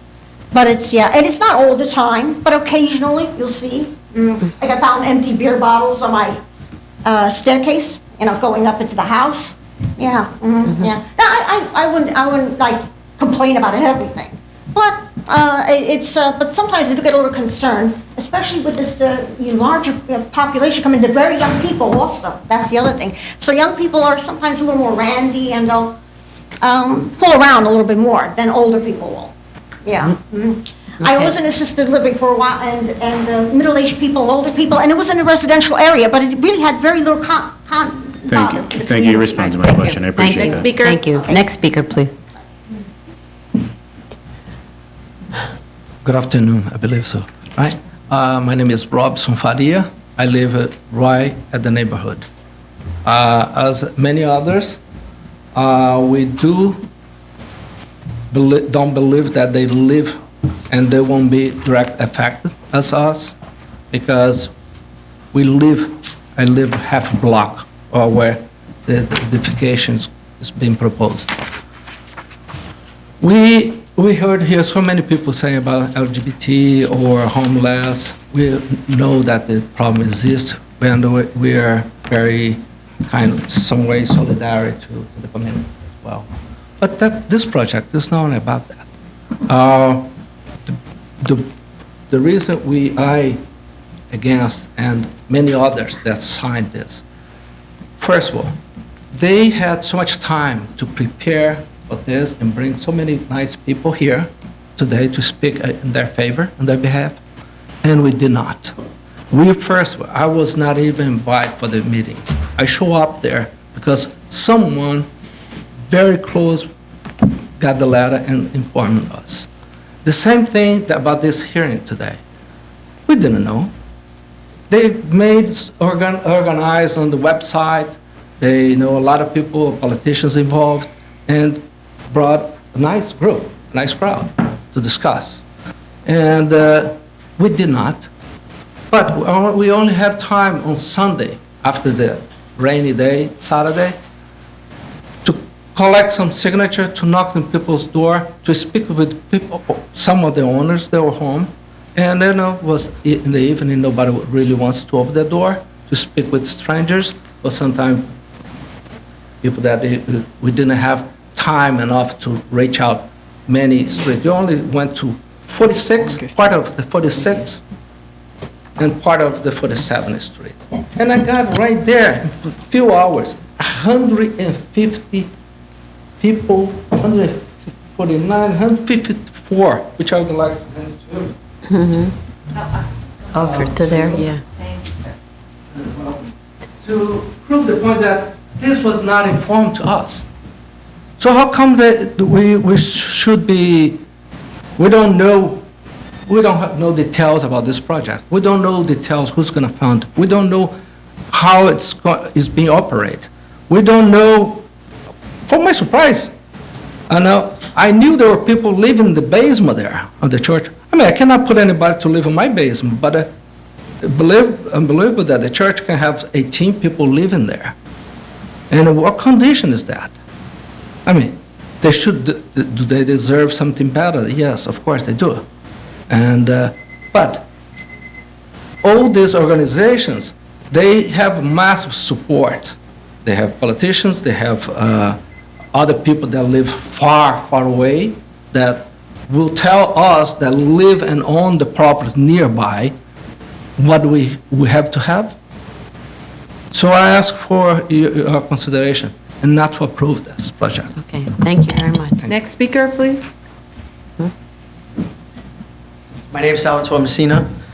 I've lived on I've lived maybe 100 feet away from church. I'm a long life resident. This is a mess. Like all my neighbors said, we didn't even know about this project until I didn't know until 6 months ago. I didn't even know about this hearing until yesterday. I had to take the day off from work to come here. I don't have any problems with the LGBT community because my tenants are gay. So I don't have, they've been living in my apartment for 8 years, 9 years. The problem is, this is a massive building, and he says it's for 21 units. Now, 21 units, how many people are gonna be put in these units? 100, 150 kids? And it's great that these people came here and, said, oh, we live here, we live here. One person was talking about Crescent Street. That's 2 miles away from this complex. Half the people here, 30th Street, 31st Street, this is on 47th Street. We're talking about a mile away, 2 miles away. They're not gonna get affected by this. They don't know what's going on in this building. The lady said she lives 3-4 blocks away. I live right around the corner. Like I said, I have a 7-year-old. I have numerous times where these clients come around the block because they know the security cameras are looking at them and are smoking marijuana, doing drugs. It's great that they don't do it in front of the cameras, but I'll tell you one thing, when they come around the corner, they're doing something else. I mean, like I said, 100, how many, like he says 41 units, how many people are gonna be put in these 41 units? I mean, in these 21 units. How many? These are studio apartments, Yeah, very small. Ask him how many people is he gonna house in them. Now we're talking about maybe, what, 50, 60? No, they're 21. studio apartments. How many They're very people- small. Very small. And how They're many- 160 square feet. So That's very small. if he has 25 already living in the church, how many more people are gonna be living there now? And that's what I'm It's saying. a 21 So why does he unit need a building. massive structure like this? Why can't he have a small structure? Because it's 21 small apartments. A massive, that's massive. But like I said, it's all two-family houses that surround the neighborhood, and we're gonna have this massive structure in our neighborhood. And like, a lot of people are concerned about the security. I mean, it's fine, they're not in front of their building, but when they swing around the corner, it's a whole different story. And I've seen it, my son's seen it, my wife's seen it. My neighbors have seen it, and that's why we're here complaining about this. I mean, it's great to come up here and say, oh, I live on Crescent Street. Crescent? I don't know if any of you guys familiar with the story. Are any of you familiar with the story? Do you know what Crescent Street is? And do you know what 47th Street is? Is that anywhere by this complex? It's a 15-minute walk, it's not 2 miles. Excuse me, So please don't shout call out. Excuse me, I didn't interrupt you, so don't interrupt me, please. Mr. Chairman, you know where that is, right? Wrap up, please wrap up. Is that far from this? Okay. All right, it's a walk. You can walk, what, it take, what, a mile? It's walkable. A mile, right? Oh, okay, you made your point. Okay, You made your thank point, you. all right? Thank you. Thank you. Next speaker, please. Thank you. Good afternoon. My name is Shireen Solomon. Thank you, Madam Chair. Thank you for the board for allowing me a platform to speak. I just want to start by saying protocols matter, processes matter, systems matter, representation matters. I have some ideas that I'd like to introduce to this narrative where I haven't been given any opportunity to voice, I myself personally am an educator. I'm a parent of children and youth that are the same age as the youth that are homeless.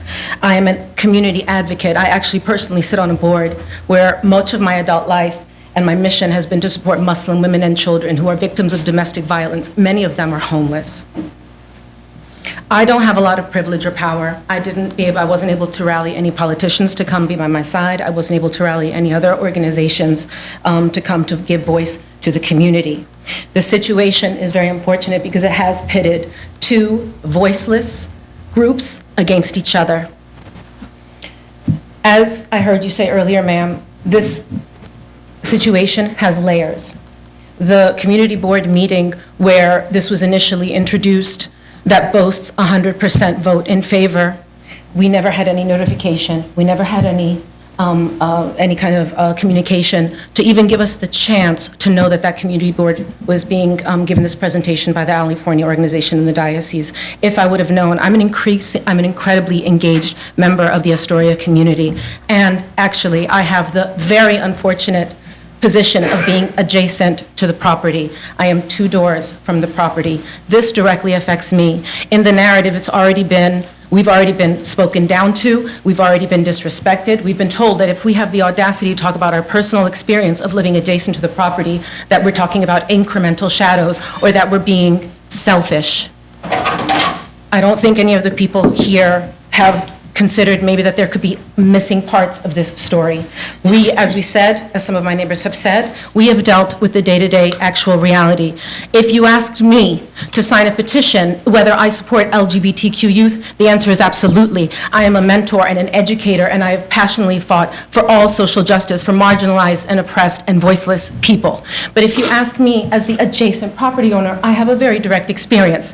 You can tell me that some children need housing, but you can't just present them at my door and tell me that now I'm going to be their foster parent. You can tell me that children with special needs also need to be mainstream included and there needs to be inclusive education, but you wouldn't be able to do that in a mixed classroom without also notifying the kids that are gen ed. There's processes, there's procedures to be able to make sure that everyone has a voice, and there's a reason for that, because we live with the day-to-day implications.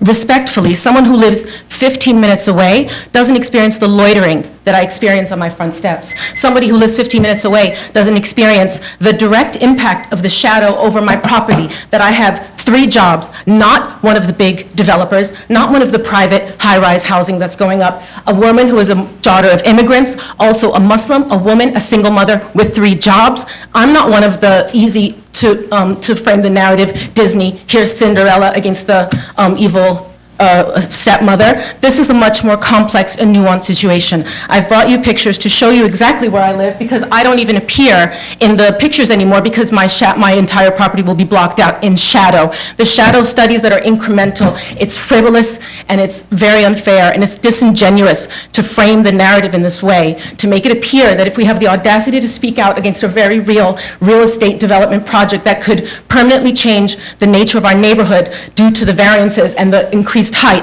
if we have the audacity to speak out, that we would be instantly, as someone else said, hate mongers or homophobic. Thank you very much. I just need to clarify, are you at the rear of the site? Where are you?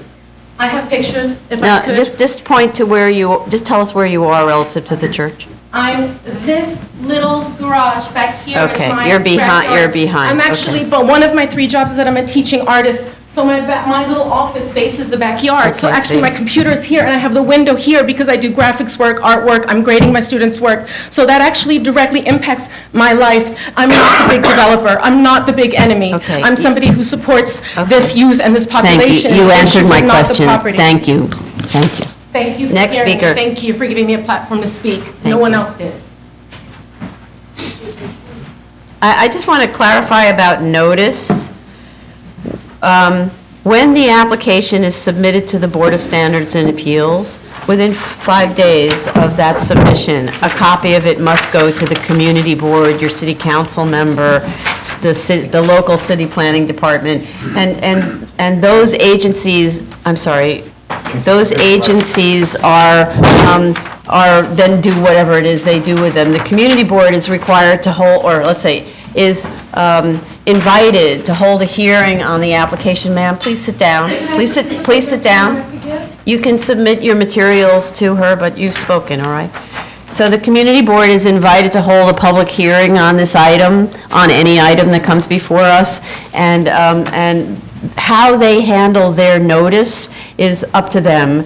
Each community board, we have 50 of them in New York City, each community board handles notice in a different way. Some post on all the mailboxes, some don't let anyone know. It's really a complete range. And as members of the community, if your community board doesn't notify you about the kinds of things they hear, then you should be speaking to your community board to complain that you're not finding out. However, once the application has been submitted to us and we review it, we schedule it for a hearing, at which point we require that the applicant notify everyone located, all the residents, all the community located within, 200 feet, 400 feet? 400 feet of the development site, okay? And I have proof of the mailing to everyone on the list of neighbors. Prior to our first hearing in October, that mailing went out in September. There are receipts, return receipt requested, that the mailing receipts went out in September 14th, right before our first hearing in October. So that's the way we notify everyone within the 400-foot radius. If the address on your building, because the way the material is obtained is looking at public records on who lives where and the names of the owners of the properties and so on, if you yourself didn't receive notice, it could be a defect in the public record, but there's only so much that the applicant can do to get the names of the property owners. So I do have proof of lots and lots of people having been notified, and if you were left off the list, we're sorry, but it's not a perfect system. There's only so much can be done. And then we hold these public hearings, and you're invited to attend and speak at the hearings. And at the last hearing, we actually announced when the next hearing would be. So the last hearing was October 3rd, I believe. And so at that hearing, we announced that the next hearing would be today. So anyone who attended that hearing was on notice that the next hearing would be today. And then also, we publish on our website the date of the next hearing. So there's only so much we can do, but we make every effort to invite all interested people to come to these hearings. And we're sorry for those of you who were not able to receive that information, or the information wasn't relayed to you by other neighbors. Okay, I'm sorry, sir, please go ahead. Identify yourself. Good afternoon. My name is Anthony Raymond. I'm a resident of the area for 45 years. I'm right next to the church. In fact, I can answer your question that you had earlier. The young lady that was before me, if you look at the map I gave you, dead center is Lot 1. That is the proposed site that they're talking about. Well, if you go one box up, that's my property. If you go 2 boxes up, that's her property. Okay. So when she said that we are going to be in the dark, yes, 24 hours a day we're going to be in the dark. Our backyards, we could forget about it. Not only that, but partially over to the other side, to the left. What I gave you here is property map of the area, it shows 500 foot from the Lot 1, which what I just pointed out, which is dead center, the proposed site. If I start at the bottom and work my way up so that we don't get confused because the numbers repeat themselves. Lot 22 is the Urban Ministry, New York Urban Ministry School, that is directly opposite this proposed property. To the left, on Block 714, Lot 1, is the, I have to keep checking my notes, that's IS-10, that's a school, yes. Yes, ma'am. School with a playground that the city just spent over $1 million to refurbish and clean up, and it's fantastic, the lot there. If we go, again, straight up from Lot 1, Lot 75 is the New Apostolic Church. Okay, coming back down, to the right of Lot 22, which is Lot 36 on Block 727, that is the Jehovah Witness place. And if we move over to Lot 739, Lot 5, that is a mosque. I don't know the name off the top of the head, but that is a mosque there. The only other one that I did not mark in is directly opposite that, which would be south or straight down, is William Cullen Bryant High School. And that's directly opposite that mosque, over across 31st Avenue. I forgot to mark that one. What I wanted to show you was this is all within 500 foot.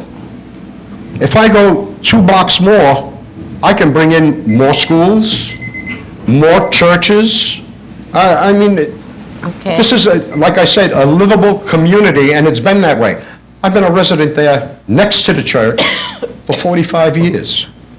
And like I said, it's a fantastic neighborhood.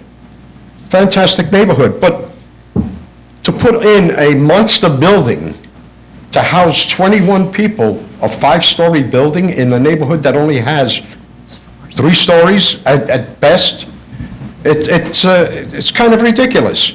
And again,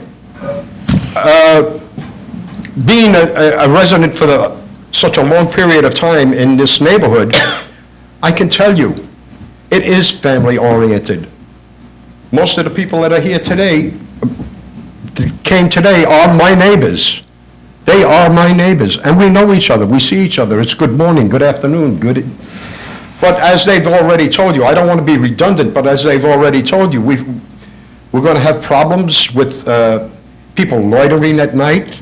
We've already had that. Okay, please wrap up because your time is up. Okay. No, Yeah. I know you've heard it before. I said I don't want to be redundant about it, but I just want to remind you that it does exist. Now, what is going to exist when we do this? Now, again, such a size of a building for 21 people? Please wrap up. We've heard a lot of this testimony, so I think, thank you very much. Okay, thank you very much. Very good, thank you. Next speaker, please. Hello, my name is Katie Riley. I'm a resident of the neighborhood. I live on 42nd Street, so not on the block of the new property, but I happen to walk past it several times a week. I have good friends on 48th, just a few blocks down, and have always felt a little, if I'm walking home at night, that like it's the dead zone, it's the quiet zone, it's a little unsafe. So I only found out about this project a week ago, but while I fully support the Alley Forney Center and think that it's a valuable project, I was ultimately excited about the added safety, the idea that there would be a 24-hour staffed building, that there would be cameras, that there would be maybe a little more foot traffic in an area that for a woman walking home at night can often feel quiet and desolate and unsafe. Ultimately, I think this is a neighborhood that's quickly changing. It has in the time that I've lived there, and buildings will go up, buildings will come down, and I respect all of my neighbors for coming out and voicing their concerns about making our community better, but I am personally in support of this project that I think will bring a valuable new building and not just a high-rise. Thank you. Thank you very much. Next speaker, please. Hi, my name is Cass Ball. Thank you for this platform. I'm an Astoria resident. I'll admit that I live within like a 15, 20-minute walking distance from this proposed site. However, as a queer and trans person, Astoria has been a place that I feel very safe, and I don't take that for granted. And I want that to be the case for LGBT youth who really have no other place to go. And I want to urge you to accept these variances. I respect the experiences and opinions of the neighbors of this site, but ultimately, these youth really don't have anywhere else to go. I just want to express my support. Thank you very much. Thank you. Next speaker, please. Hi, my name is Rocky Halpern, and I am a resident of Astoria. I actually live with Cass, and I am a queer and trans person. I've lived in New York City most of my life, and I just can't stress enough how important it is that queer and trans people have a place to live. That is the bottom statement of all of this. Being houseless is not a good option. There needs to be a place for people to live, and regardless of any other issues, if there is a space where that can happen, that's a good thing, and it should happen. Thank you. Thank you very much. Are there Anyone any else? other? Sorry. Any other else? speakers? You've already spoken. I'm sorry, ma'am. You can submit your testimony, your written testimony. I'm sorry, ma'am. Is there anyone else who would like to speak on this? Okay, who has not already spoken? Okay, please. Watch the camera.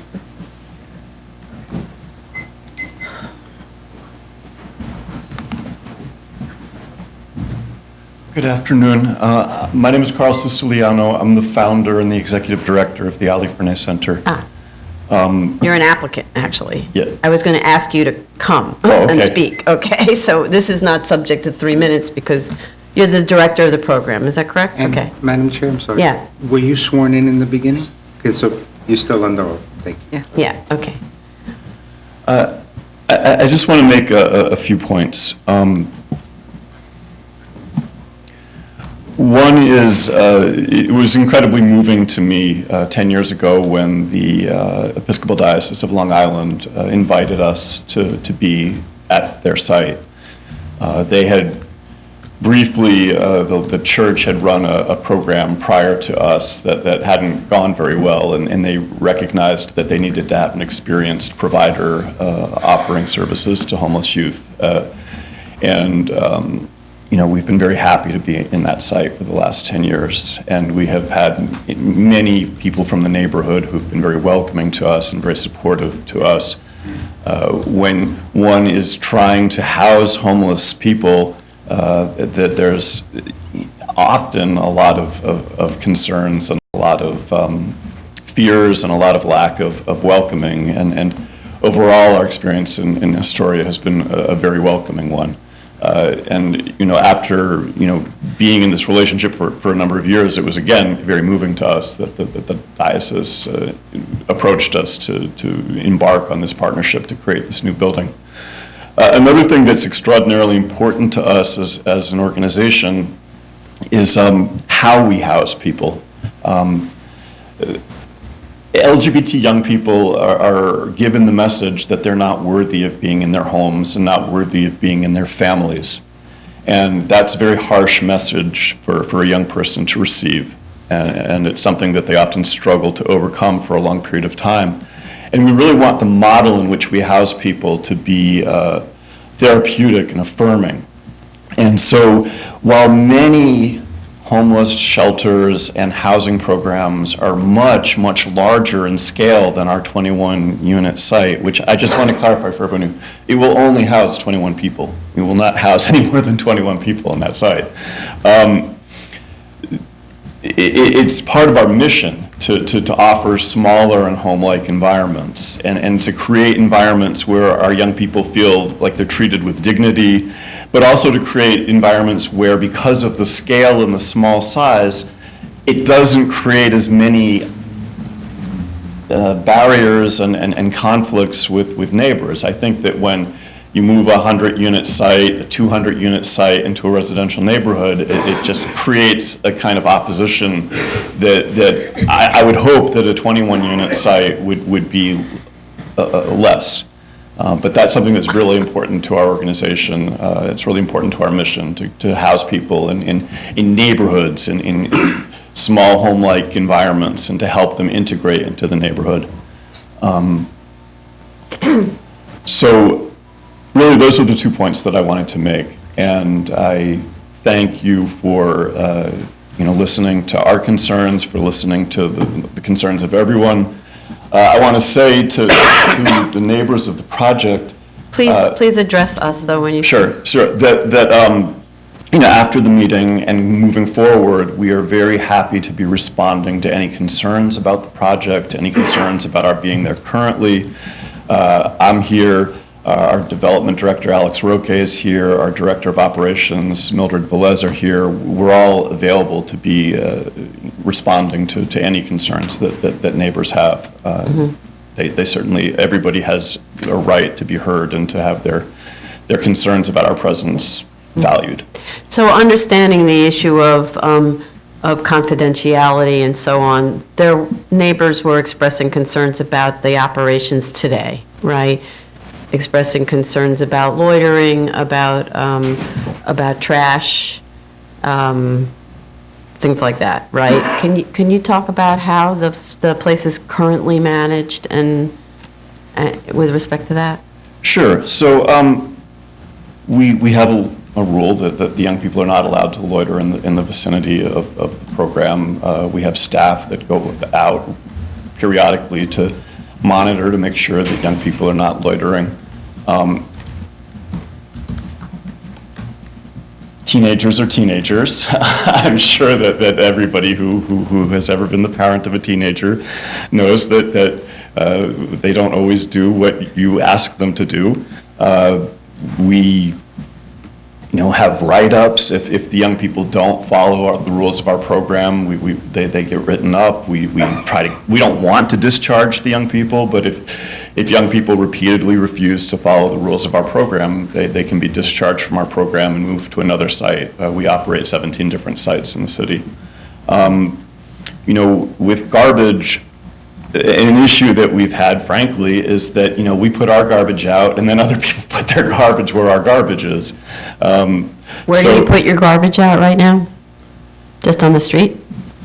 Millie, could you? Sorry, if you speak, you have to come up and be sworn in.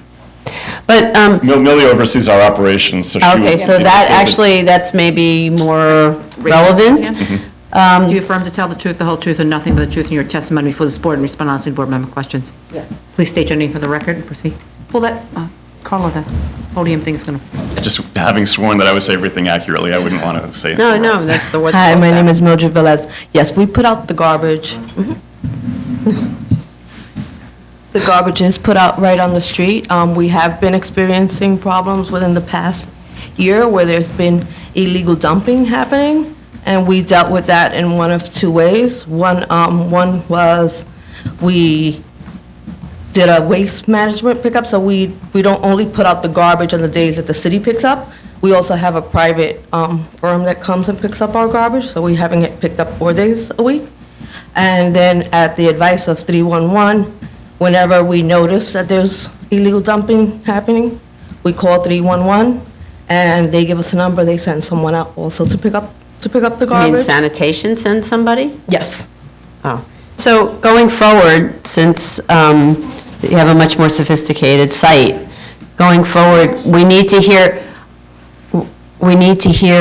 more about how you're going to be managing the site. For instance, putting out the garbage in all of the sites that we have where there's an institutional operator, all the trash has to be maintained on the interior of the building until the moment of, really right before pickup, right? You cannot be putting garbage out at night. That is correct, and that actually happens. We do have garbage cans. We've ordered more larger garbage cans also, and we do have those inside, behind the gate. The garbage is put out for pickup within the time frame that we're given to put it out, which is different whether the city's picking it up or whether the private firm that we've contracted with is picking up. So those days and times fluctuate. Right. And we're able to monitor it also just because, as it was said before, we have the cameras as well, so we know what's going on because we're able to see from Please stop, any I'm place. sorry to interrupt you. Please stop talking. If you talk, please go outside. Okay, I'm sorry, go ahead. So we're able to monitor also the garbage is being put out at the correct times and the correct date, because we do have cameras also that are looking out to the space. The new project has a trash compactor in the cellar and an elevator that's right next to the trash compactor. We're really going to need to see an operational plan, so you know that the trash stays in the trash storage area in the cellar until whatever pickup is arranged. If you're working with commercial carters, then you know that they're coming at 6 in the morning, whatever, that's when the trash goes out. And there's going to be a 20, I forget what there is now. Is there someone who lives on the site at all times? Or a concierge or somebody who's on the site at all times? The new project that I'm not sure of. I mean, the new site will be 24/7. I mean, and the current site as well is staffed 24/7. 24/7. So staff at 6 a.m. or right before when the trash pickup occurs, that's when the trash moves outside, okay? So that's the first thing. And in terms of the concern about loitering, I actually don't know what you do once, you can't control what happens 3 blocks away from you, obviously, but you do need to have something where you have a program that institutes no loitering or just basically no hanging out outside. You have this enclosed environment now, right? So everybody should be within the confines of the building site, right, during that. Yeah, it was actually very important to me in working with the architect to design the space in such a way that it wouldn't encourage loitering. Mm-hmm. Right, okay. So, and then, and maybe you can hear that the majority of the opposition is based on not knowing what you're doing. So maybe what you could do is take that opportunity to explain to the people who are so concerned what this program actually is, who's actually coming to this program, and see if you can assuage their fears, or at least through information assuage their fears. And since a public forum, you could do that here. Okay, so the Ali Fernandez Center's mission is to provide housing and supportive services to homeless LGBT youth between the ages of 16 and 24. People age out when they turn 25. We work with homeless LGBT youth. A certain percentage of the young people who come to us will have criminal backgrounds. Homelessness is kind of inherently a criminalizing process. Our young people get arrested for riding the trains at night. Our young people get arrested for fare evasion. The majority of the young people that come to us do not come to us with serious violent criminal pasts. That's very rare. However, we house everyone who comes to us.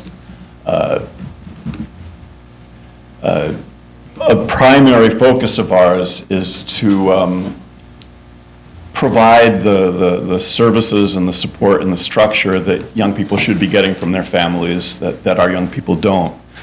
So we have an intensive wraparound array of services to help our young people stop being homeless and to adapt to society in a variety of ways. Being thrown out of your home and being forced to live in the street is very traumatizing, and we have a mental health clinic where we provide counseling. A lot of our young people suffer from depression, even suicidality. So for example, if one of our young people is expressing that they're feeling hopeless and thinking of committing suicide, we would call the ambulance, and the ambulance would come, and the police would come. That's something that we take very, very seriously because suicide is such a big issue with homeless youth, and youth who are not accepted by their families are at much greater risk of suicide.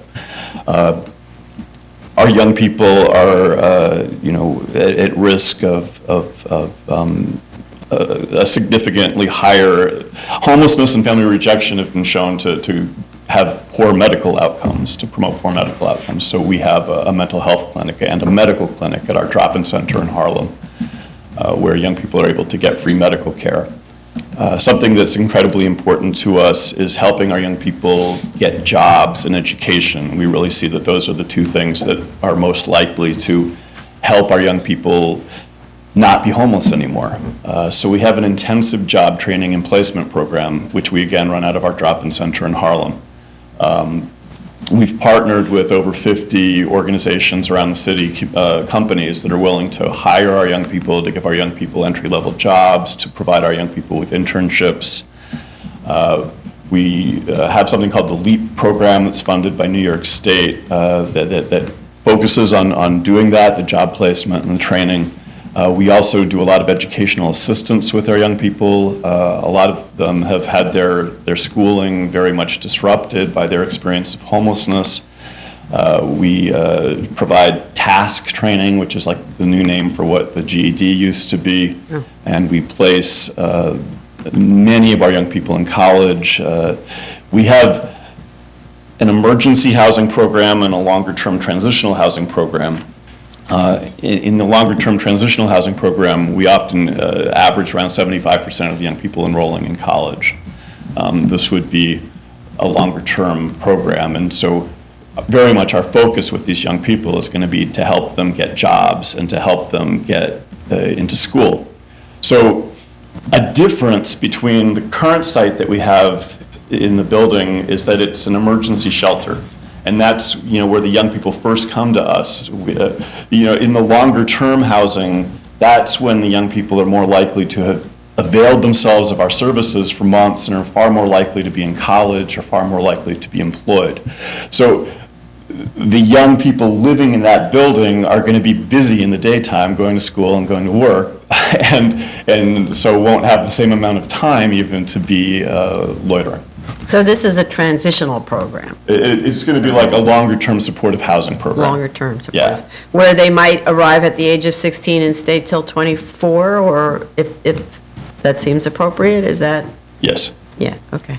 Okay, and so the average, so the goal is that the occupants of the building will be in training or have jobs or something like that, is that correct? Yes, our goal with every young person that comes to us is going to be to prepare them to live independently when they leave us. And so our focus is going to be on providing them with education and with job training and placement. Mm-hmm. Okay, thank you very much. Anybody else questions? To just try to take this opportunity to inform the community because I can hear it's concerned. Well, the other thing that I would like to say is here you are, the managers, the site managers of the current site, and community upset about the management of the current site. You really do need to give them your contact information so that they can contact you and say, please take care of this. You heard their complaints about the current management. You need to be responsive and handle those current complaints. And then obviously going forward, make your contact information very available. And when I talk about that milk and cookies hour, in spite of the confidential nature of your operation, I still encourage you to do some sort of community outreach of Milk and Cookies Hour, and maybe it's not held in your facility, but maybe the church down the street will let you have a meeting like that or something, because it really does help to soften the relationship with the community. Yes, after the meeting in October, we did have a meeting with residents and made our information available and are very committed to continuing to do that and to doing whatever we can to respond to concerns. Okay, so please do make sure that when you have those meetings, the flyers go under everybody's doors because I'm getting the impression that not everybody knew about the meetings. I don't know if that's true, but that's the impression. From the Okay. submission you made, it seems that 2 such meetings were held. Am I right? We, Only one? Oh, Only okay. one. We got 2 Right. separate submissions. No, I mean, the reason I'm saying is because community said they weren't informed and so on. So I think the simple slipping the leaflets under the door rather than posting it on a board, I hear maybe you loud and that's the clear. best way. I'm not sure how you did it. that actually a mailing was sent out. Okay, please, if you speak, you must be up here. We can't have speaking from them. And he represents the applicant, so, yeah. State your name for the record. The name is Steve Herrick, again. But for the December meeting with the residents, a mailing was sent out similarly to the notification that went out for the October hearing. So it was sent to the same. It was mailed, though. It was a mailing. Right, so what I'm suggesting is in that sort of warm and fuzzy community outreach, it's instead little leaflets that are passed under the door, because somehow or other mailings sometimes you don't have the right contact information, and then not everybody finds out about it. Because you know who the immediate neighbors are, right? That's easy, right, okay. Thank you. All right, so, what are we doing on the environmental here? Thank you very much. Thank you. Barack. I'm sorry, there's Oh, another. sorry. Oh, I'm sorry. Oh, sorry. Hi, my name is Heiko Cornelissen. I'm the real estate director of the Diocese of Long Island. We're basically the owners Of the site? Site, that's right. So I just wanted to note, we have about 130 plus churches all over the island. And this project, this property, this collaboration with California is very special to us. It's unique that we're able to provide housing for the ones that need it the most within our society. So we're very proud of this project. We're obviously in support of the variance application. But I also have to state we have been in the community for many decades, and we've heard the community, we've heard the complaints, we've heard the lack of communication. And I just like to state that we are there in the community, not just now for the California housing and members, the 21 members that will be there. We're also there for the community. So the milk, what was it, milk and cookie? We've started that. In December, we opened the doors, and in collaboration with California, we spoke and invited the community to share their concerns and to open up the portals of communication so that we can hear the concerns and address them, not just in this formal setting, but we are committed to be good neighbors and continue to do so. So I'd like to thank you for that. Thank you very much, thank you, appreciate it. Tracy, I only see LPC's note, I don't know what else. Yeah, there was no open issues, except we had to update it for the new waiver, so Right. everything is consistent. Okay. And I don't think that would affect Right. there's no open reviews. But we also needed another objection for the rear yard, That's what we're right? waiting. So the LPC was responded to because they wanted they wanted some change that they expressed way Yes. back? Yes, LPC review was completed and confirmed via email. Okay, okay, good. All right. I just want to say one thing about in terms of the size of the building. In response to concerns from the last hearing, we directed the applicant to make some significant changes to the shape of the building, pulling the building back from the rear lot line so that now there's actually a 12.5-foot rear yard or some amount like that. So it actually is opening up the building with respect to, opening up the site with respect to the rear yard. There's also this kind of easement area that unfortunately, absent its relinquishment, forces the building not to be built at the first floor, right? To allow sort of this drive-in, which I don't know actually how anyone's going to use it. Maybe a car will be pulled in there, maybe it's nothing except the backup area.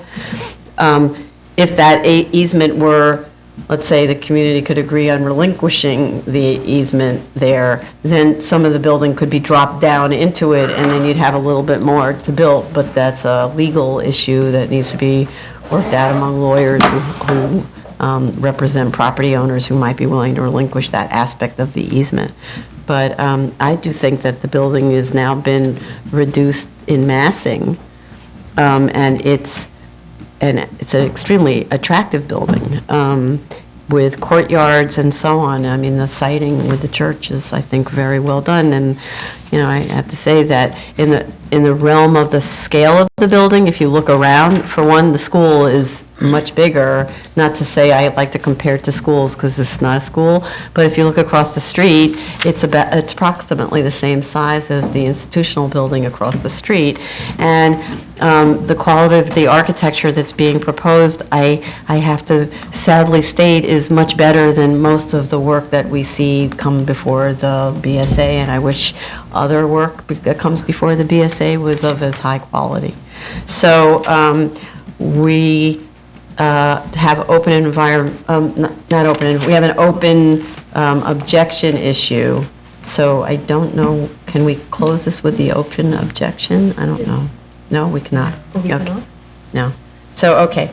So, all right, so we cannot close and make a decision on this today, but we need to get an objection from DOB. The EAS needs to be finalized, and so we have to put this on for, I'm not sure how much time they need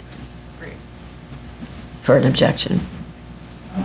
Barack, you want to come up? What? Yeah, Barack, go to the front. Our examiner at DOB has been very responsive. I think 2 weeks would be enough time to make the submission if you wanted to continue hearing for vote at that time. Okay. 2 weeks, you think that's really realistic? We don't want to do this again. I know, I don't want to do it again either, but I've been, yeah, I think everyone's anxious to move forward. I do appreciate the fact that we don't want to do this again. I think the common ground probably is just to, I think, yes, I think so, yes. Okay. In that case, submission date February 26th with a continued hearing on March 17th. Thank you. Okay, that's 4 weeks no, but it would be 4 weeks from now as opposed to it's a submission, because the DOB objection can be the day before, right? So in other words. EAS revision and all of that would be before so- that. Yeah. It's okay because we don't have to review anything. In that case, February 25th. Okay, and so for the community, the hearing will continue to be open. If you would like to attend, it's on February 25th. I don't know whether there are any other, well, the applicant is free to submit any kind of revisions if you find things that need to be clarified.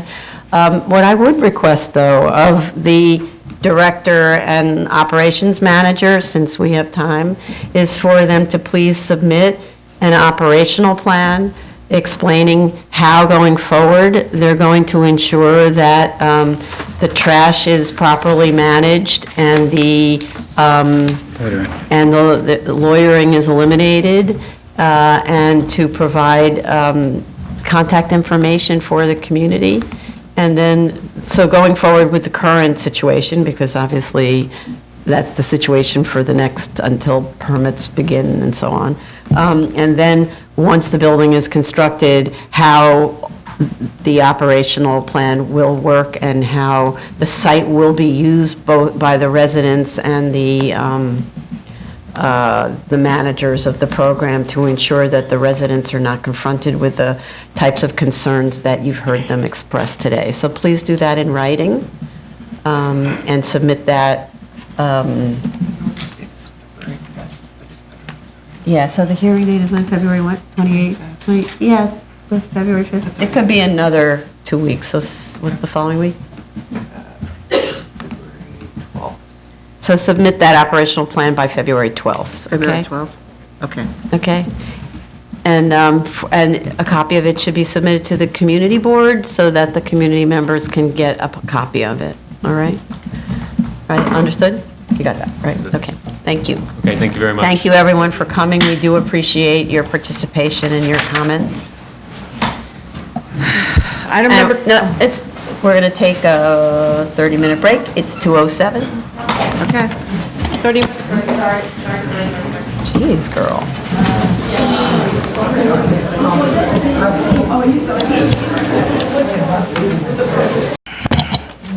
We're back on the record. It's the Board of Standards and Appeals public hearing for January 28th, 2020. We'll continue with the zoning calendar. Continued hearing items, item number 21, 2018-191BZ, 215 North 10th Street, Brooklyn. Oh, somebody go outside and get to, do me a favor, Eric, can you see that?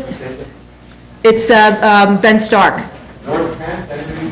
Ben Stark. Oh, did he leave? Oh, there, no, I think he's in this little side room. Oh, he's in the side room. Oh, gosh.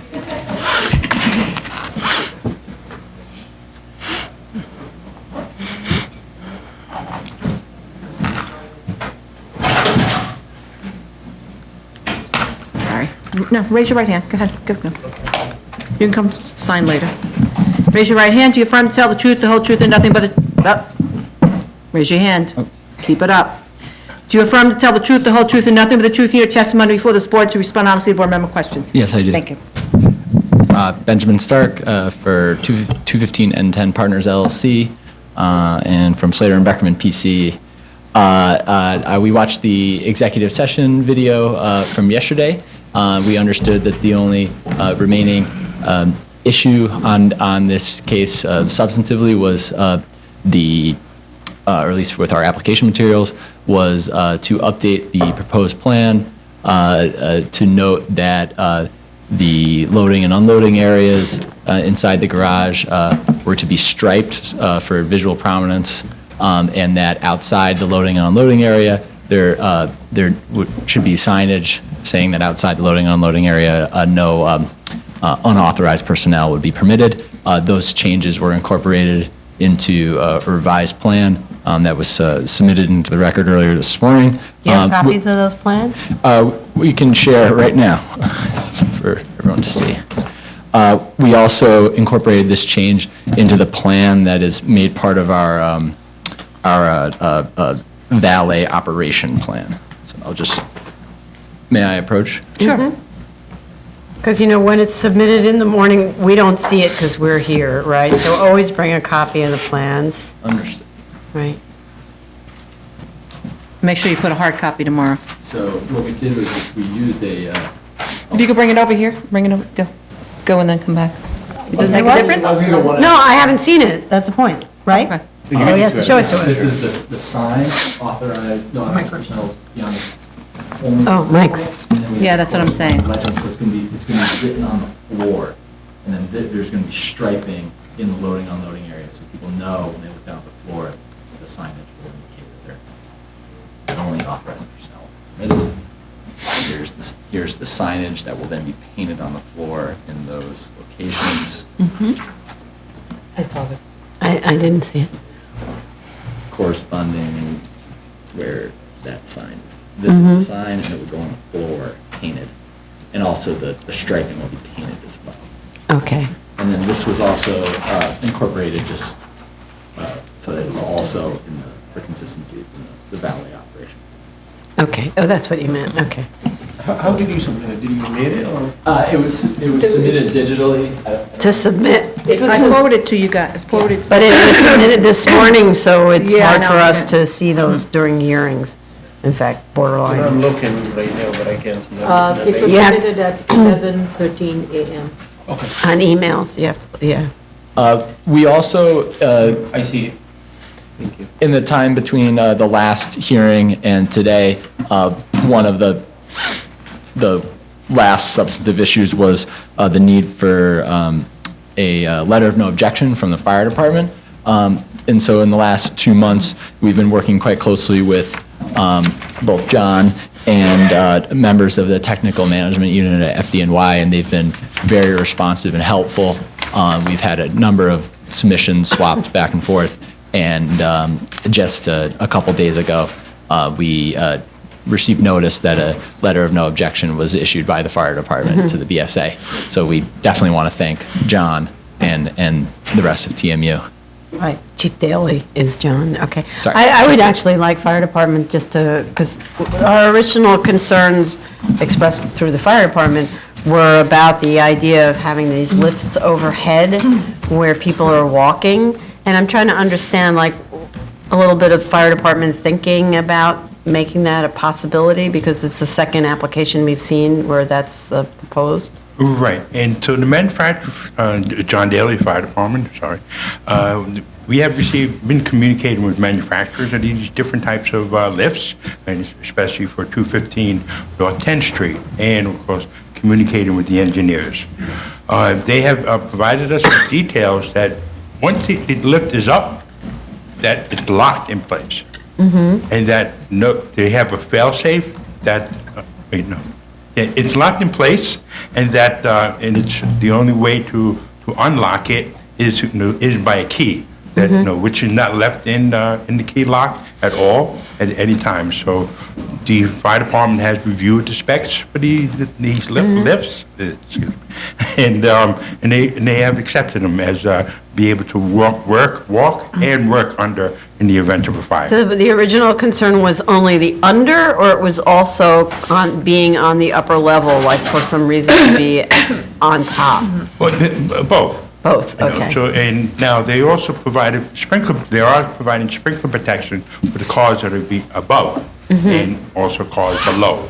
Okay. And so the department has, will be accepting those plans. Okay. Yeah, I'm just curious because I don't remember if it was this one. In this case, now as proposed, the place where you might be able to walk under the cars is pushed back onto the site, Right. There was either this one or another one where it was right over your head when you come in. Is there any difference one way or the other? It depends really on the manufacturers and, of course, the layout of the entire parking garage. I'm not a subject matter expert on it, and so I always defer to a battalion chiefs in the office and our project managers, and they tell me what they will accept, and that's how I prepare my letters of no objection. Okay.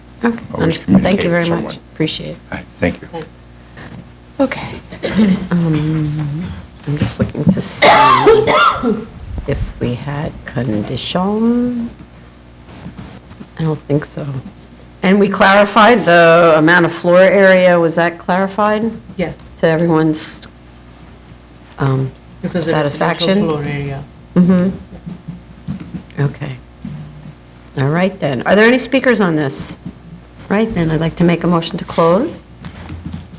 Chair Perlmutter? Aye. Vice Chair Chanda? Aye. Commissioner Otley Brown? Aye. Commissioner Shetta? Aye. Commissioner Shibata? Okay, and a motion to grant basically on condition of the terms of the operational plan. So that's just to incorporate the operational plan in the description in the resolution as the condition. Okay? Spaces provided on site. And then, right, to state the number of required spaces, well, that's too, but yeah. Right. In the standard condition about no certificate of occupancy, as it states in 7344. Correct. Yeah. Okay, great. So on that, a motion to grant. Chair Perlmutter? Aye. Vice Chair Chanda? Aye. Commissioner Otley Brown? Aye. Commissioner Shetta? Aye. Commissioner Shibata? Aye. Thank you all. Thank you. Item number 22, 2019-16BZ, 25001 Northern Boulevard, Queens. Raise your right hand. Do you affirm to tell the truth, the whole truth, and nothing but the truth in your testimony before this board and respond to the board member questions? Yes, I do. Go. Sign this. Afternoon, Madam Chair, Commissioners, Neil Weisbart, Prior Cashman, on behalf of McDonald's Corporation.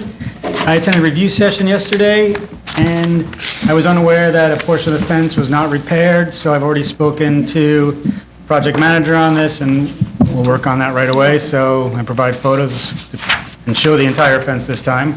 The lumen diagram, there was a question about that as well. The lumen diagram was prepared by the light manufacturer, and it's based on the height of the lights and the wattage of the bulbs that are used. and it shows 1.0 or less along the property line where there are the residences across from the easement area, the driveway, the 20-foot driveway. And I just confirm that that's an acceptable lumen level, or do we need to do something? And the light pole is right at the property line, right? There shouldn't be a light post at the property line.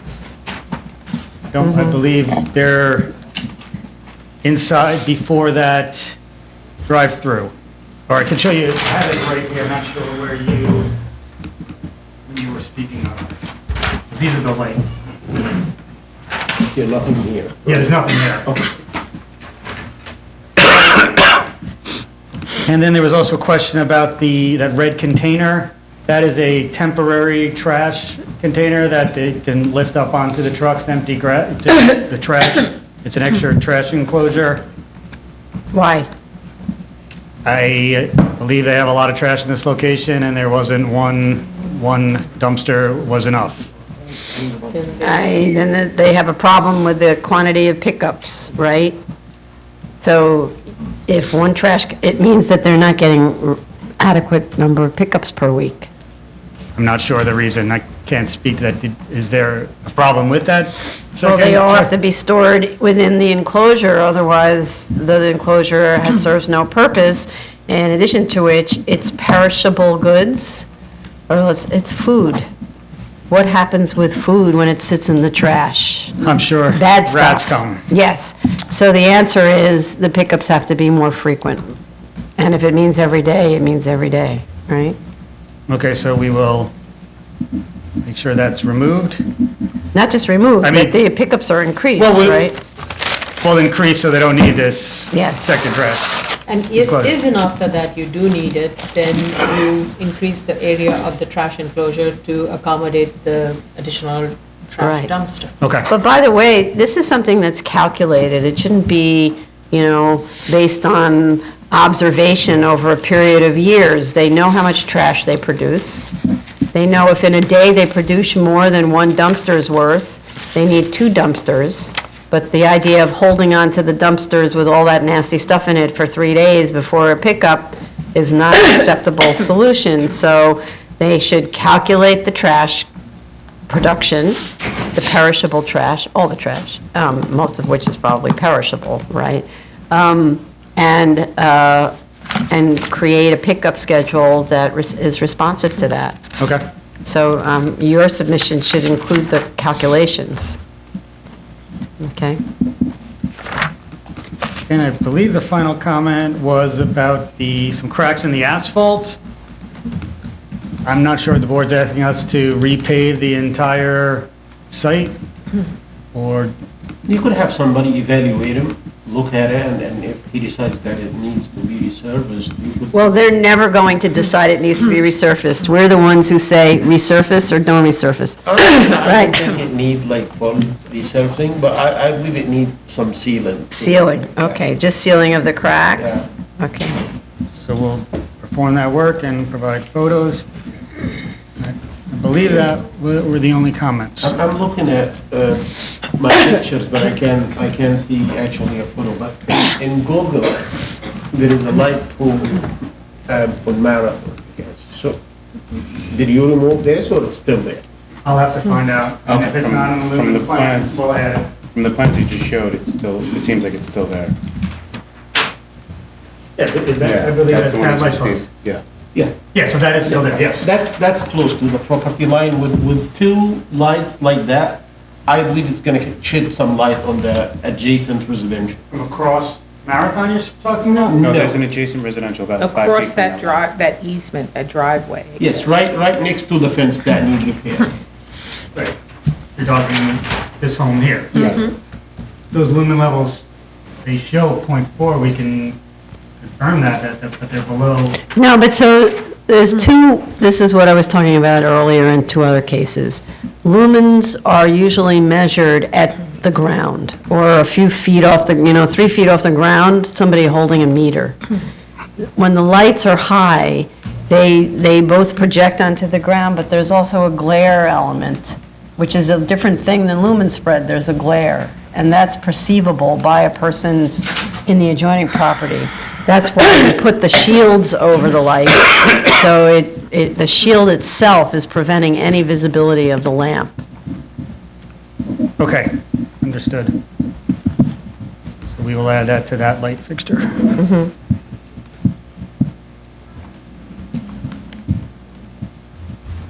Okay. Can I see that lumen spec one more time?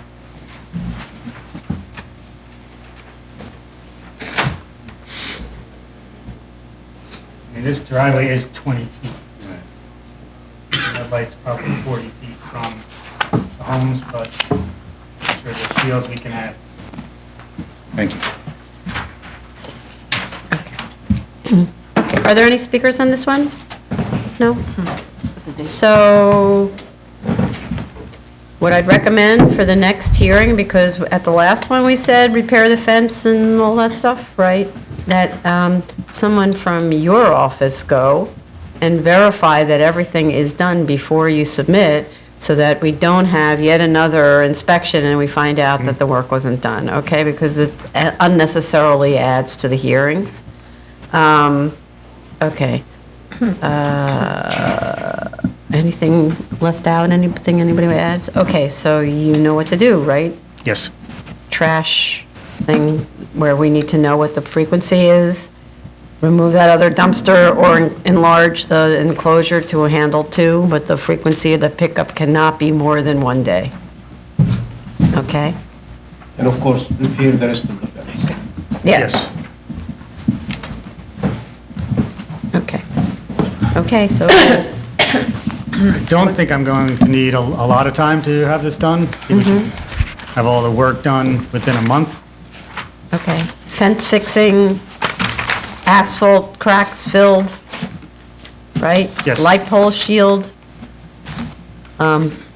whatever the resolution is on the dumpsters, either just that one always in there or enlarge the size of the enclosure. That might take you more than a month. I feel confident we can have it done within a month. If not, I'll. All right. What? Okay, so a month of till the submission, right? So, March 4th with a continued hearing March 24th. March 4th submission. March 4th. Submission. 4th submission, yes. Yeah. Thank you. Thank you. Item number 23, 2019-21BZ, 2223 East 14th Street, Brooklyn. Yes, good, right. This one, Frank, sorry. Thank you. Do you affirm to tell the truth, the whole truth, and nothing but the truth in your testimony before this board to respond to the board member questions? Okay. Please proceed. Good afternoon, Frank Noriega from Sheldon Nobel on behalf of the applicant. We listened to the executive session yesterday, and it didn't sound like there were any comments, but upon further review, it sounds like there was just some discrepancies that were found in the statement of facts that needed to be addressed, most notably that the citation of the DOB objection was actually incorrectly recited in the statement of facts, and the wrong zoning section was written down. That is a quick change that we can be made, as well as the most recent submitted plans showing the calculations of the walls to remain was not correctly reflected in the statement of facts that show that there is 63% to remain. But since they weren't addressed, there weren't any comments at the executive session, we weren't sure if there were additional comments that needed to be addressed. But Chase, you reviewed the plans for consistency? Yeah, I have your lot coverage as stated in your papers as 46.8%, but the math arrives at 49.8%, so check that, and the math as to the existing condition is correct. So using the same algebra, would assume that you would arrive at the same 49.8%. Say that again. So taking the 2,500 square foot lot and Yeah. subtracting the first floor area, you get the open space of the lot, and that divided by the square footage of the lot should get you lot coverage and open space. That calculation is correct as to your existing condition, but it doesn't seem to be correct as to your proposed condition. Gotcha, all right. Also confirming the attic floor space or floor area, you have it in your statement of facts as 720.18 and 729.18. In two different places? In the same paragraph. Oh. So we can certainly, we'll go through and fine tooth comb, make sure all the numbers match up for those, so specifically noting lot coverage. And we can have that submitted as early as later this afternoon if that's acceptable, or we can, if need be. So here's the thing.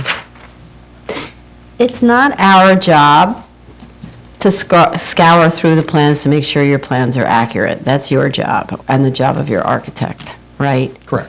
So don't rely on the kindness of others having gone through your project to have found all the inaccuracies. You have to do it. Absolutely. And because you've submitted things with inaccuracies, I can't accept that you submit it later to correct it because I don't know what else is wrong. So you have to take responsibility to go through every drawing and compare it to every other drawing and make sure they all match, your statement matches, et cetera. Mistakes are not acceptable. And they confuse us when we try to write a resolution. We don't know what the right answer is, right? Fair enough. Okay, so are there any speakers on this? How long to get a DOB objection? So- They don't need it. They don't need it? So The we, objection's correct. They Oh. recited Just it and then the they presented facts. correctly. correct. We miscited it. Okay. In that case, Mhm. how long? I don't know. So a week isn't enough time for us for you to turn it around carefully. I don't want something that just gets given to the architect makes one little change, you say it's fine because they said it's fine. No, okay? So you have to take this seriously. Absolutely.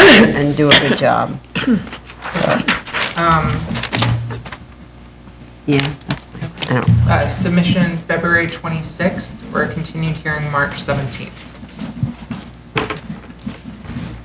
Thank you very much. Item number 24, 2019-60BZ, 13202 89th Avenue, Queens. Oh, there you are. Raise your right hand. Do you affirm to tell the truth, the whole truth, and nothing but the truth in your testimony before this board and to respond honestly to board member questions? Yeah, pen.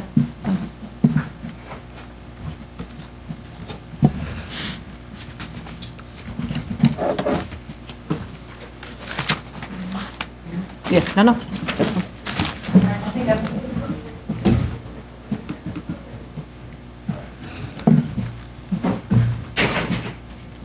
What happened? She forgot her stuff?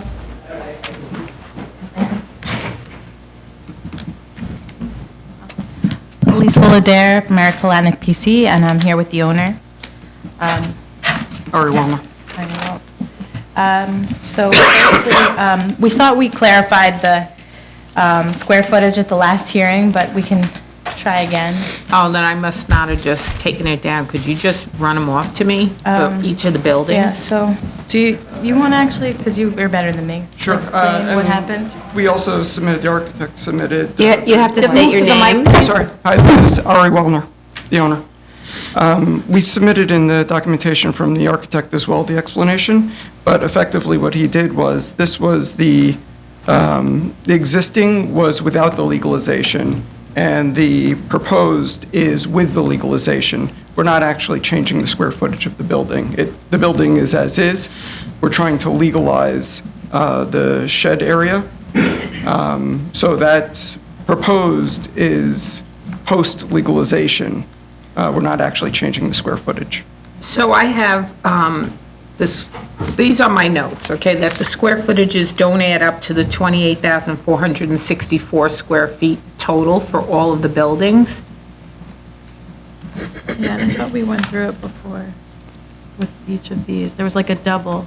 Yeah, something wasn't counted. I think There you was a- 'cause counted there's only like a the first mezzanine. floor of the main building? Yeah, there was Well, a there's a second floor of the main building. When you add the first and second floor, that's where you get the 28. because there was that, So this is the Yeah. first floor So the first floor is 10,891? of building one, but if you have all of the it's buildings. A, B, C, and D. And it says that on page 2 of 8. Right. It shows A, B, C, the different areas, and then it says first A, B, C, D. And then it has a second, which is only an A. Which drawing are you looking at? 2 of 8. No, but Which date? which date was it submitted? It was It's- we only submitted. It was the initial submission, right? Okay. He was talking about the architect answered all the review session notes in our last submission, but there was no plan.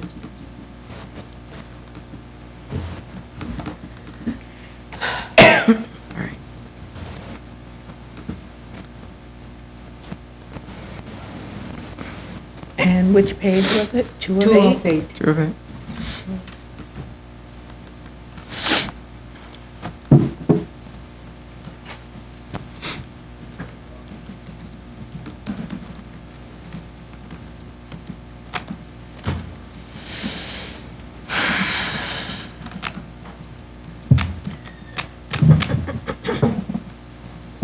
So wait, so you take all the buildings A through D, plus that little extension,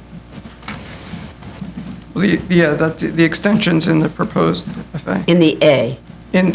Correct. It says proposed and actual floor area, so maybe that's a confusion, Right. right? So, So the proposed would be inclusive of E, which is the shed, and the existing is minus E. Pre-legalization. And the total is how much existed. right, but then when you go to A, B, C, D, on Makes the sense. plans, that's where the discrepancy actually looked like it was. So Because A, there's a second floor. right, the second Right. floor is only in A. So that Right. extra 5233.96 square feet, 5233. right, that's Yeah. the second floor of A. Yes. Yeah, buildings B, C, D, and E don't have second floors. 55. And then you're adding, are you adding in the garage building? No. Because The I'm not. garage- Because I'm at, so then I'm at the main building being 16124, building 2 3147, or building B, building 3 3895, building D 3704, 37, yeah, approximately, yeah. right, so that's what? 10, They have 10, 8 plus 16. All right, okay, I'll just take it for my math error. Sorry, there's a lot of different. Yeah, because you've got different numbers. It would have been clearer if you'd broken it down, A, B plus C plus D, each one, so then I could have just followed along, but that's fine, because I don't have the calculator with me, so. I just did a quick, so the existing A, B, C, D does add up to what's shown? 21,664. Right. On the first floor. Okay. And they have these numbers, page 2 of 8, they have pretty much the same numbers in the table. Right, that's what I'm looking at. Yeah, if you add up this and this, which is the first Right, floor yeah, and no, I second know, floor, it I know takes that, it. yeah. What happened? Are we looking at the actual diagram where it Yeah. says total floor area is 10,000 for the 2-story when it should be like 16. I think that's where the confusion is, Right, 'cause that's because the it's showing the first ground floor. floor plan. It's showing, so the, I Yeah, think the that's it. confusion is in the Shouldn't you be site plan. correcting those plans, though? It just seems like you should, yeah. Yes, that's, Well, that's that's why the he thought problem. he was including it in the second floor, because he says in the second, There's in a that summary table. of Right, but if you areas. look at the at the building. Yeah, I see what you're saying. Yeah. So I think since it's a site plan, we expect it To be everything, I right? want this to say plus the 5,000. Well, it's incorrect. It says total floor area. It's not true. I see right? that they attempted- And if you had to come back here for any reason in the future, everybody's going to be really confused because it looks almost like you're building up bigger, right? Because there's a statement on the drawing that says the total floor area of A is 10,891. Right, no, I Yeah. can see where the confusion from the diagram versus the graph, Yeah. the I table. think there are two ways of addressing it. You can either leave Change the it. total floor area, change the total floor area, and you could, below that, you can say first floor equals to whatever amount and second floor equals to whatever. So this way, if one were to correspond the chart with the plan, it's right there. So you wanna do we, it that way. we've been talking to the fire department all day and they're making some corrections right now. Potentially to second call because we. Oh, okay. So can we ask the art, is that word? Mhm. Are you in contact? Could we ask him to just change it on the building? Just the Floor page area? 2 of 8? Yeah, just a. We can try and request it and get the additional change in time. Mm-hmm. I mean, certainly it could be updated no matter what. Right, but- We're trying to get you back something today. Yeah, no, we understand. I just want to see whether there's anything else that's open.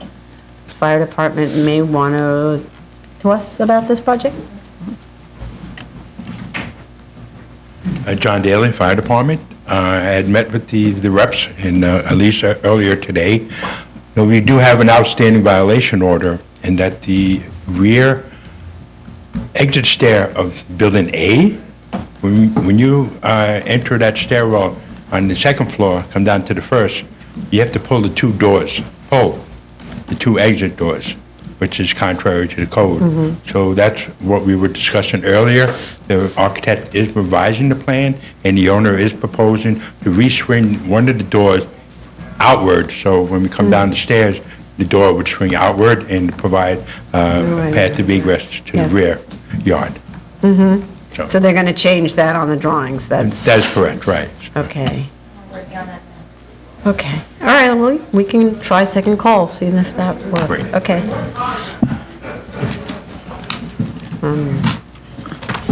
Really? I think they think they're in the boss sometimes, I swear to God. Yeah, for you. Okay, new cases. Item number 1, 2018-91BZ, 7880 Leonard Street, Manhattan. Do you affirm to tell the truth, the whole truth, and nothing but the truth in your testimony before this board and to respond honestly to board member questions? I do. Thank you. Please proceed. Sounds like she's Southern now. Yes, sir. Got a different one. Did you go try the decimals? Because it comes out extra. 897.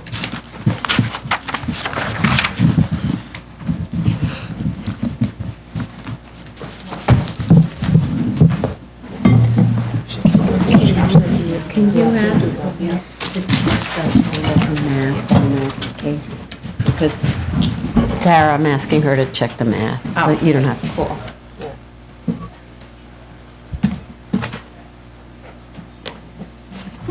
Good afternoon, Madam Chair, Commissioners, members of the board. My name is John L. Overland Jr. I'm with Klein Sloat P. LLC, and I represent the applicant Crunch LLC. I attended the executive session yesterday, and I noted the board's concerns. I believe I can address them, and if the board deems appropriate, we can also do a submission if the board so deems. I believe the biggest issue that was raised yesterday, addressed, was with regard to the noise and vibration suppression issue.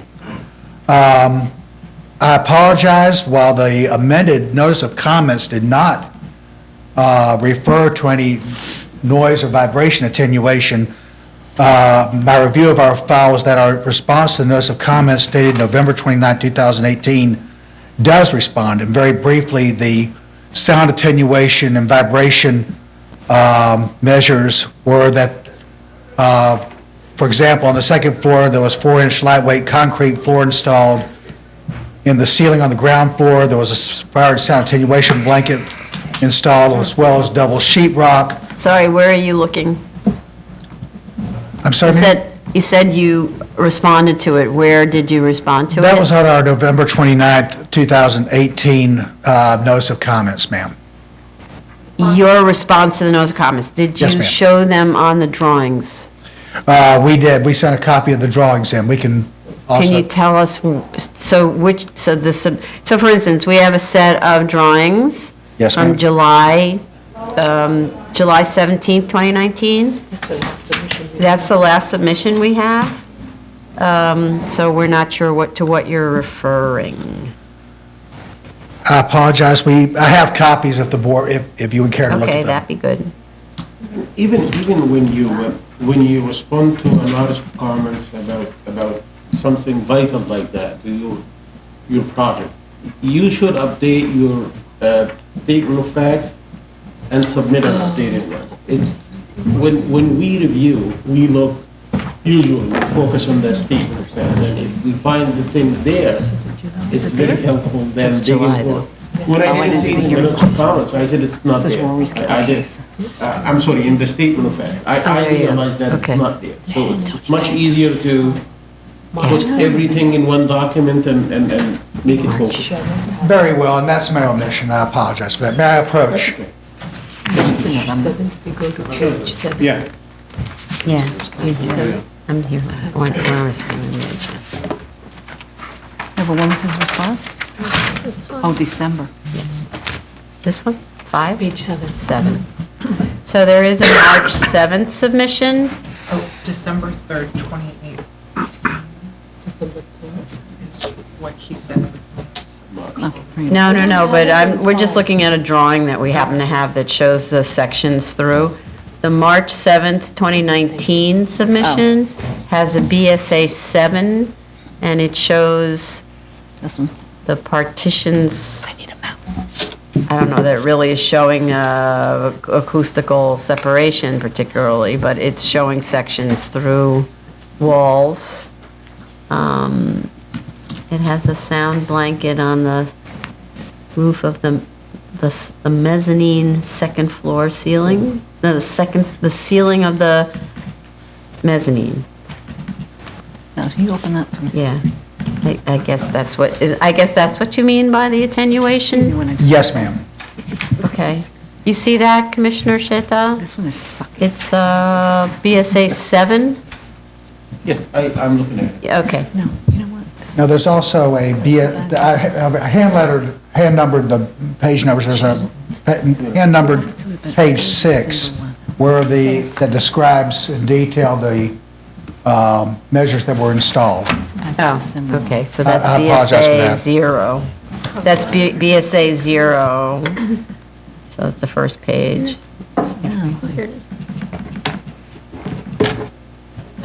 Which we don't have in that set that was submitted in March. So BSA 0, do you know when that was submitted? That was originally submitted, I believe, in connection with a previous application in 2010. Oh. July 2010. This submission was made on November 29, 2018. So you're saying BSA 0 is on the initial submission on this application? Not on the initial submission, ma'am. This is a response to a notice of comments. If I may. So in the December 3rd, 2018 submission, we raised it, and so he said, photo of sound installation. Response, photography of the sound attenuation system is not possible without demolishing the walls and ceilings to access the system. The board is respectfully referred to the copies of documentation from Abigail Patterson dated July 20th, 2010, submitted with this memorandum regarding this issue, the Patterson memorandum, which was submitted to the board in connection with a prior application, as well as the affidavit of David Speranza concerning this matter. So the landlord submitted an affidavit, but one case has nothing to do with the other, so I don't know why. Yeah, I'm pretty confused, frankly, but what you're saying is, we don't know if it's in there. If it were in there, it would look like this, and we're not going to obviously remove the ceiling to show you that it's in there. Is that what you're saying? No, ma'am, we submit, I apologize, I didn't bring the David Safaraza affidavit with me, but his affidavit is that it was actually installed. It wasn't planned installed. These measures were actually in fact installed. And they were the prior occupants of this PCE? They were the current occupants. Crunch obtained the premises from Millennium, which is Mr. Safaraza's company, and operated pursuant to a lease. Yeah, landlord affidavit. Yeah, so it's the landlord, it's described here as the landlord affidavit dated 12/3/2018, or submitted 12/3/2018. Right. And it says, in 1997, Millennium commenced construction within the premises to install sound attenuation systems to prevent the transmission of sound from the premises to the residents and commercial premises. Prior application. These systems consisted of 4-inch lightweight concrete floor on the second floor, et cetera, like that. So, and this affidavit is signed October 2018 by Mr. Sferaza, as you say. So I guess the question still goes, because you have residents above, and you're operating, our standard is that we notice the residents. So, sound attenuation that was installed 20 years ago may not be quite functioning anymore. And so if the residents have a problem with the noise, and maybe there was a different kind of an operation, crunch maybe, it has heavy weights, and the prior user didn't have heavy weights, or too many treadmills, or whatever it is, right? That's correct. Are you referring to notice of the hearing or notice of the application? If you, prior to the hearing, notice the residents of the building, then that would be good. If you didn't, we'd like you to notice the residents of the next hearing. We did, Madam Chair. There's a lobby where the residents have access to the building, and at page hand numbered 13, I apologize for the hand numbering, there's a photograph of the bulletin board area, if you will, of this building where they did post notice of the hearing. Do you know when that was posted?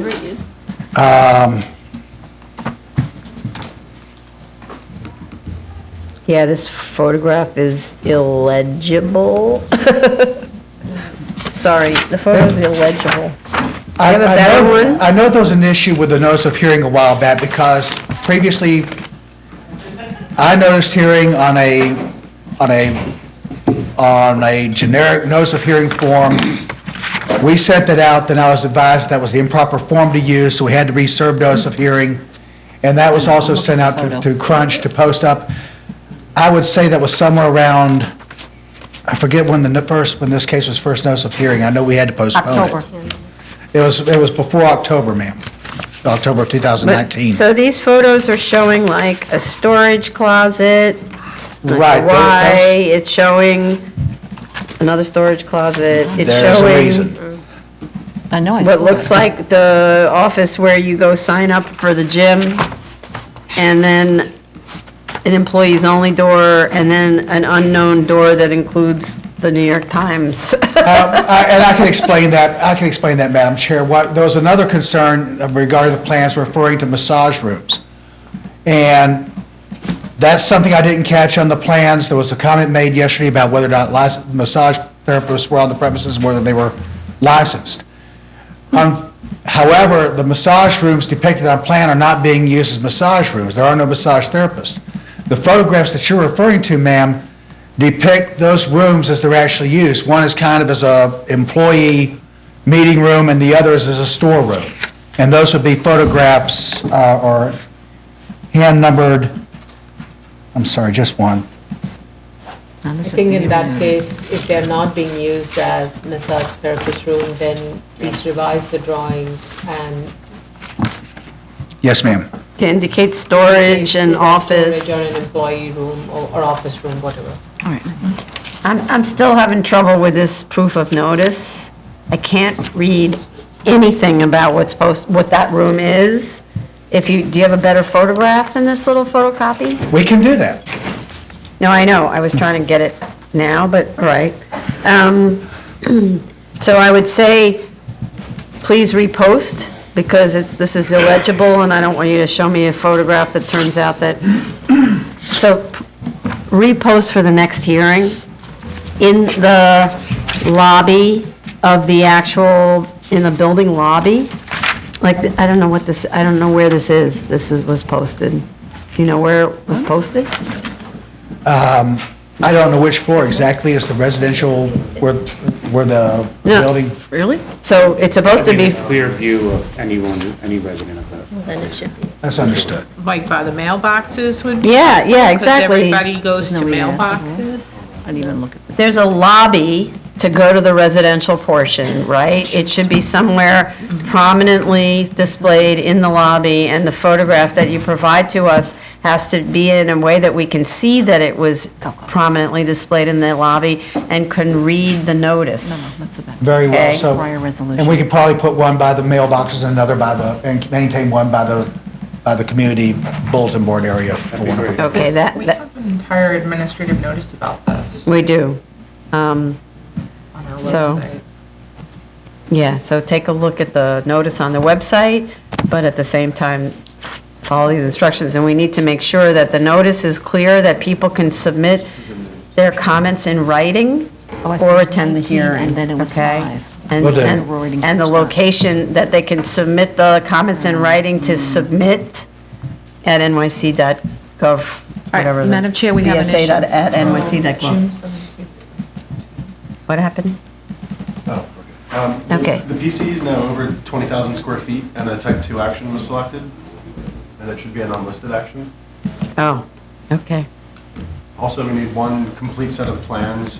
The page 5 that refers to, the page 5 plans refer to the correct ADA note, which is on our standard plan notes, but the balance of the plans refer to local law 58 of 87. Okay, and I apologize, what was the first issue you mentioned? The seeker, it's over the threshold for a type 2 action. It's 20,152 square feet. And the threshold for a type 2 is 20,000. So we'll need a short form EAS. That includes, And then- it requires a requisite fee. Requires a what? A requisite fee. And with fee, yeah. And then the attenuation details do have layer treatments associated with them, but those layers are not included in the plans. So if the board wants the acoustical measures. Sorry, layer treatments, you know, the drawings, we have a drawing here and a drawing Yeah. there, and it's very hard to follow this. The second one is just consolidate all the drawings Yeah. into one complete package, please. So, but to the point of, That to, they show the sound attenuation measures on a layer treatment to show them where they are in the PCE. when you say layers, I don't know what you mean by So if you layers. have the wall assembly, I think it was page. That was 7, right, okay. It doesn't show where those walls are located, is that what you We do mean? have, it uses different layer treatments to identify them. Different Yeah. layer? didn't go You mean keys? I mean, oh, okay. They're not keyed into the plans. Okay, so in other words, there is an indicator that, for instance, a 1-hour full-height partition in plan would be a horizontal hatching, I mean, a diagonal hatching, right? And then there's nothing on the plans that indicate what the diagonal hatching means. Is that what you mean? Okay. And then, is it even on the plans? No, it's not. So, and then in addition to which, it's not used anywhere on the plan. So essentially, those little details serve no purpose because we don't know where they occur. And ditto for the treatment on the ceiling, we don't know if the entire ceiling throughout the space is treated like, as shown in that section, or whether it's, We do have that. yeah, because, for instance, you have a first floor plan. I don't even see the mezzanine. You have a first floor plan. I don't know where the mezzanine is. Oh, it says line of mezzanine above. So according to your section, it indicates it's only happening at the mezzanine. It was worth and left. This special treatment of the ceiling. 5,000 scheme. That's what it is. So make clear that, It's nowhere. Okay. yeah. So, so your acoustical treatment is very unclear. Let the architect know that it needs to be very clearly marked, keyed on the plans where all the acoustical treatments are, and make very clear where they're located, okay? Okay. And that's described on the board's drawing guidelines, which is also on the website. And then the other issue was consolidating the responses to notice of comments into the statement of facts and findings. They submitted on the 9th of this month, they submitted an updated statement of facts, but it doesn't show any sound attenuation measure. So I would say take a look at the statement of facts and like make it inclusive of everything. Very well, will do. Okay, are there any speakers on this one? I had one question, and that was, I wasn't sure if the building lobby entrance is at grade with the sidewalk or not, for ADA. It is not level with the sidewalk. No, there's one step. So how do you get in if you're in a wheelchair? That I will have to address. Yes. So we'll give you a hint. Unless there's some other route into the building. We've seen this before. I do see a handicap lift actually in the dotted area. There's a Lula. See over here in that, so you mean, but it seems to be taking you into whatever that dotted area is. What is that place that's across, in the other non-included space? You know, the space where it says 126 persons by square foot? Restaurant? So they have a Lula, but it's devoted to, if that's a restaurant, it's devoted to the restaurant. You can't access the gym from that space. So you need to be able to have some access into the space. I don't understand what they. Very well. Okay? How did they do it before? Isn't there a second door? Yeah, it's on Worth Street, right? Yeah. But, It must have been under. Is that accessible? 20,000. No. Worth? No, yeah, it was Worth. under 20,000 because they put the two. But I'm No, saying on Leonard. Access. We didn't raise that. No, Worth, from Leonard, The door, there's a door to the left of the oh, to the door. far left, that maybe Yeah. there's a sloping street. Okay, so that's the thing. You need to see whether the grade of the street Ask for it. changes so that there's no step, or whether a small ramp could be put in that location. I guess we Or didn't ask for it. also, oh, it looks like there's intervening residential space, so. No, I think, I just want to be clear, my question with regards to steps was mostly with the main building entrance, because I Right. Yeah. realized the first one, the main entrance to the PCE has a step. Since the elevator access is from the main building lobby entrance, I just wanted to know if that main building lobby entrance is step-free. Right, but it looks like there's a step, according to the drawing. I guess. Because there's a ramp, you see? You step, and then there's a ramp down, and then you go to the elevator. I think. 1 and 12, you see? Right. So the entrance is higher than the elevator level. Right, so, is that But entrance but at grade? this is with the showing a straight? step, so, don't know. Right, but That's if really you what's go in What is it? God bless. over here, right? There's a- And you go to the side door to the elevator? You could if that's at grade. Yes, Yeah, you 'cause could I if believe it's at this grade. one's at So grade. Commissioner Otley Brown is asking about, there's another doorway to the, all the way to the east side of the PCE on the first floor. If that is at grade, and will that be ADA accessible? That I'll have to confirm. Okay. I think we are just kind of trying to see if there are any of these access ways directly accessible from the street level. So that's for you to find out and let us know, and if not, find a resolution. Right. So, just so you know that sometimes you can put a ramp, a small ramp, and you build it in, and it's in one of those extra doors. Yeah, I'm looking at, there is actually something that looks like it's total, now I'm on Street View. There is a door that's at grade to the sidewalk on the Leonard Yeah, I Street wasn't sure side. if that's the main entrance. But I don't know which one it is. Then you see the sidewalk slopes up and everything else has a step.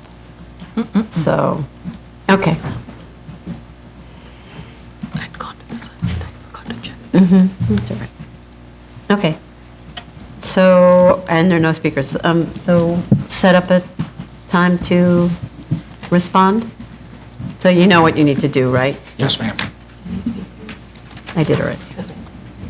How much time, 2 months to? No. No. Oh, to notice residents? It's not the same kind of notice, right? It's posting a week, like a week or two before the hearing in the lobby. All right, submission date, February 26th, with a continued hearing March 17th. So you'll notice by like March 1st would be the best thing to do, right? Right. Would I Notice get the a lobby. notice of hearing, or would I? It's a notice of the March 17th hearing that you're going to post in the lobby, Okay. lobby and mailroom. And then you provide photographic evidence of the posting that indicates where it's located. Very well. And would I just make that in relation to the previous notice of hearing issue, or is that something I have to prepare? Sorry, I don't understand the question. We do have an administrative notice. I think it would be best if you Very well. went online or called. I'll send it to him. Okay, yeah, so Thank you. Tony Matthias will send it to you, okay? Thank you very much. Sure.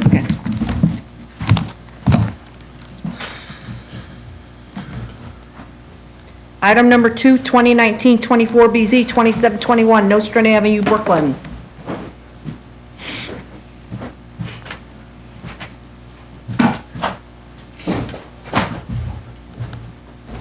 Ready?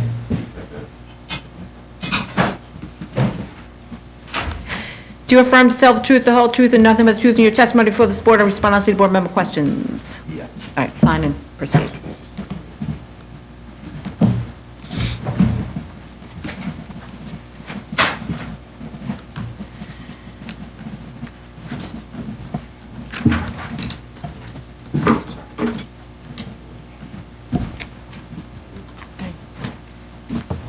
Chelsea. Thank you.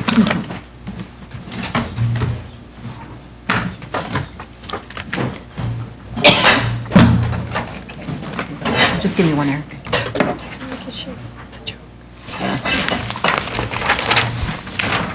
Hi, Eric. Glad to see everybody. Happy New Year. Happy New Year. I haven't been here. Elisa's been doing a lot of the hearings, and I know you have a busy day, so I'll get right to it. We just handed up to you a bunch of handouts, but I see that the vice chair keyed right in on the most important attachment in that. And that is, we gave you an aerial of the properties on the block. And that's, I say it's the most important because you had a review session yesterday, and what I heard from your review session very clearly yesterday is you were sort of operating in a vacuum. I think Commissioner Otley Brown had the benefit of having been out to the site already to buy a car at one point in the past, years ago. I don't think she has any financial dealings with him now, but she'll let us know. I hope she had a good experience. But she's familiar with the block, and for those of you who aren't familiar with the block is a unique block because it is literally the home of Plaza Auto Mall. It's been the home of Plaza Auto Mall since before they even knew anybody at the Board of Standards and Appeals. It's been there for 40 years.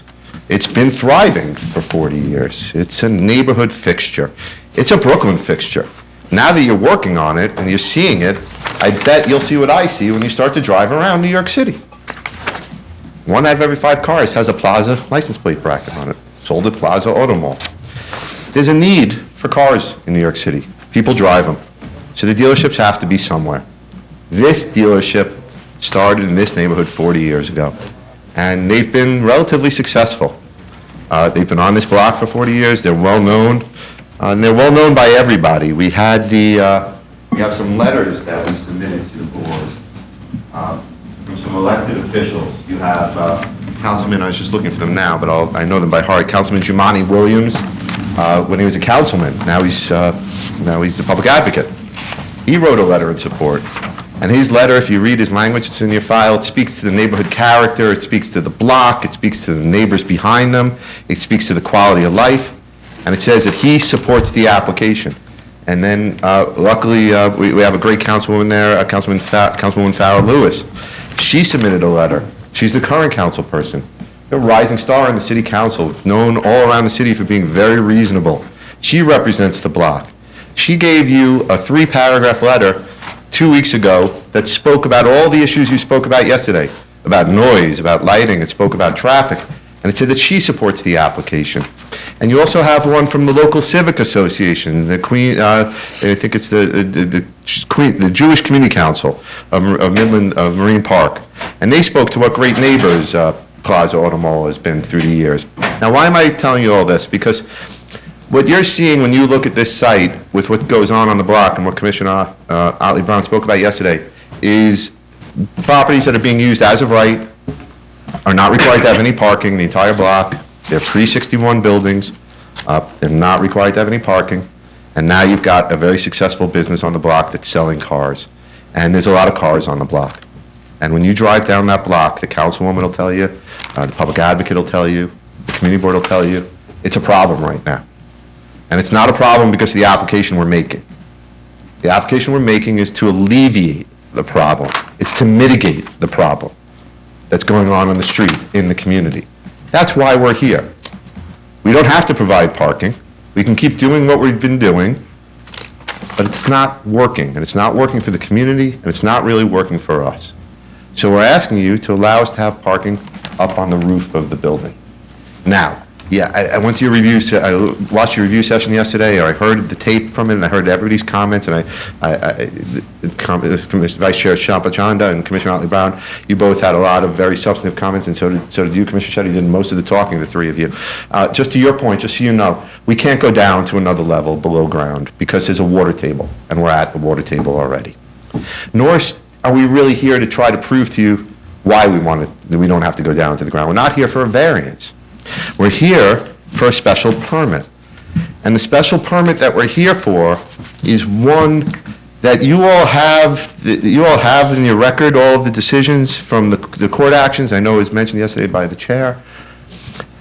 There's been litigation on this. This is not a case of first impression in front of your board. Commissioner Otley Brown, you were the one that was here on the 14241 Roosevelt Avenue application, which is 30-12BZ, which is a rooftop parking for a one-story supermarket that had apartments looking down on it, windows.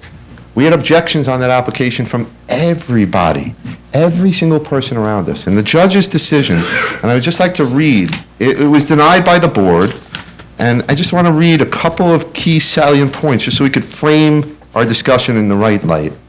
At the very end, it says, this is in response from the judge, there was no show in showing why it should be approved. There was no showing that the applicant's noise, light, and attenuation proposal were inadequate.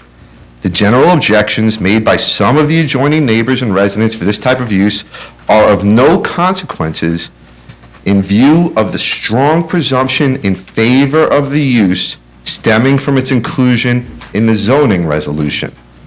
Again, the generalized objections are of no consequence in view of the strong presumption in favor of the use stemming from its inclusion in the zoning resolution. That was written by Judge Sidney Strauss of the New York State Supreme Court on October 27, 2013. He even went on to speak to one commissioner at the time at the board, who is no longer on the board. And he wrote the BSA's conclusions pertaining to noise, lighting, security, and privacy, which is all the things that were discussed yesterday at the review session that I heard. The privacy, noise, and this is for a supermarket that was running 9 a.m. to 9 p.m. 7 days per week, that had self-park up on the roof, that had apartments right at eyesight level rising up above it. And the judge wrote, the BSA's conclusions pertaining to noise, lighting, security, and privacy were based largely upon the opposition of some members of the community and the BSA's members' subjective opinions, and was not supported by evidence in the record. Indeed, one member of the BSA expressed his opposition. We think we know who the judge is talking about. I'm friends with him these days. Therefore, the court, remember, subjective opinions, read that back one more time. And indeed, one member of the BSA expressed his opposition to the application from the outset. On day one, when we walked into the hearing for the rooftop, for a parking garage, for a rooftop parking lot at Roosevelt Avenue, we were told on that application on the first day by the vice chair at that time that he hated the application. Now, why was the application approved? Why was it overturned by a New York State judge? Because all the concerns that you said yesterday are valid. The noise, the lighting, the movement of cars. But they could all be addressed by conditions. And in fact, 7303A, which is what was discussed yesterday at the review session, actually says this, and I'll read the language of that so we can say exactly what it read. In each case, because the board shall make all the required findings, parking, the hazards or disadvantages to the community at large of such special permit or modification, at the particular site are outweighed by the advantages to be derived by the community by the grant of the special permit. And this is the interesting sentence. In each case, the board shall determine that the adverse effect, if any, so it's not as if we're not allowed to have an adverse effect. It's not as if there can't be some noise, there can't be some light, there can't be any of that.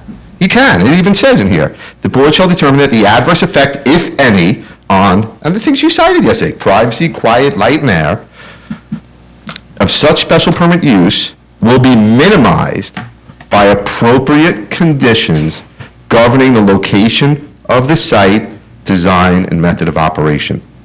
So the adverse conditions that were spoken about at the review session yesterday, all the different things, the special permit is designed to give you the power, specifically says it in the statute, that your role in this whole special permit, which is the idea of a special permit is the government has said, like a driver's license, I'm supposed to drive. The intent is they want us to drive. The government doesn't want to stop anybody from driving. Look, I don't understand, they're all driving by. They wanted to drive. They created a special permit. The intent is there. You could drive. Just show us you could do this without causing mayhem on the streets, and we're all good. You might have an accident, but that's what insurance is for. That's what the special permit is about.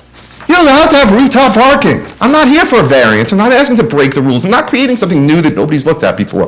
The drafters knew there was going to be issues. They said in 7303A, noise, quiet, privacy, and light. They actually said all the things you said yesterday. Nobody is shocked by it.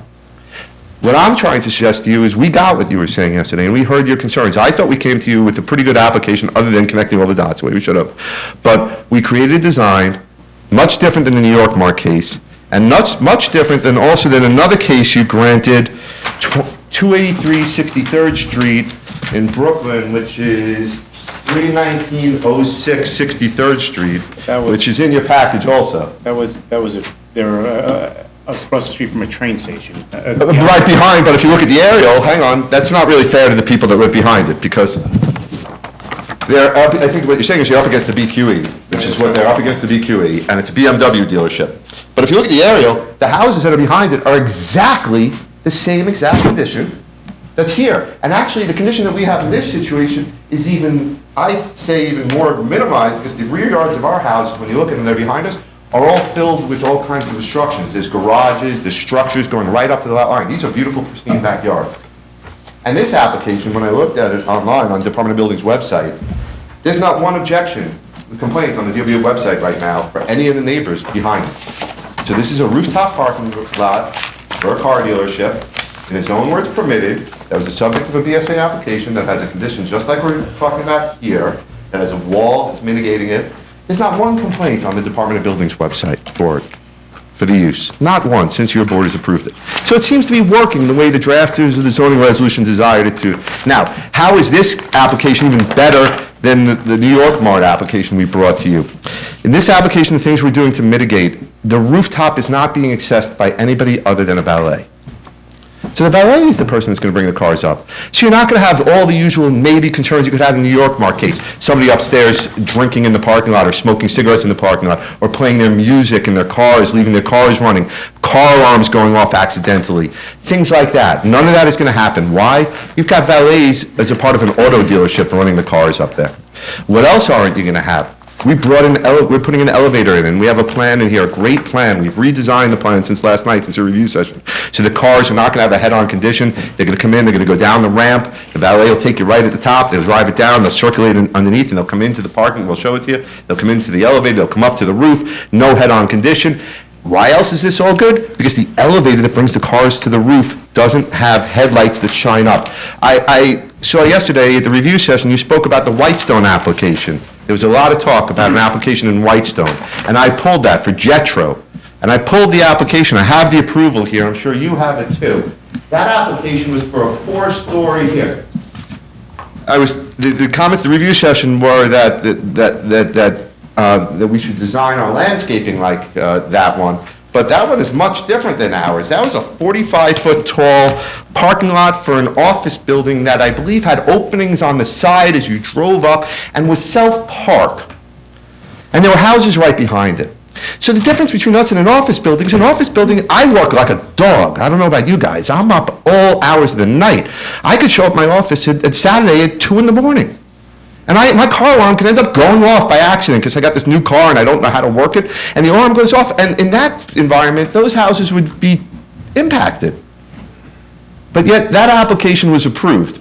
Here, where we're different from that application, much different, is in that application, when you go through the plan sheets that they created, and specifically to their plan sheet L001, and it's mentioned in your resolution, there's talk after talk after talk about headlights.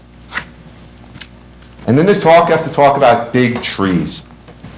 Yesterday, the big tree discussion in our application, when I was taken out of context, was all about how we should have landscaping like they had in Whitestone. 30-foot trees. No, sorry, I need Right, to correct go. you. That's not what we said. Okay. We said in that application, the building is located very far away from the residences, and even in the face of that, we could see that the lighting on the roof was going to be visible to the residences, and that the parking garage was ugly.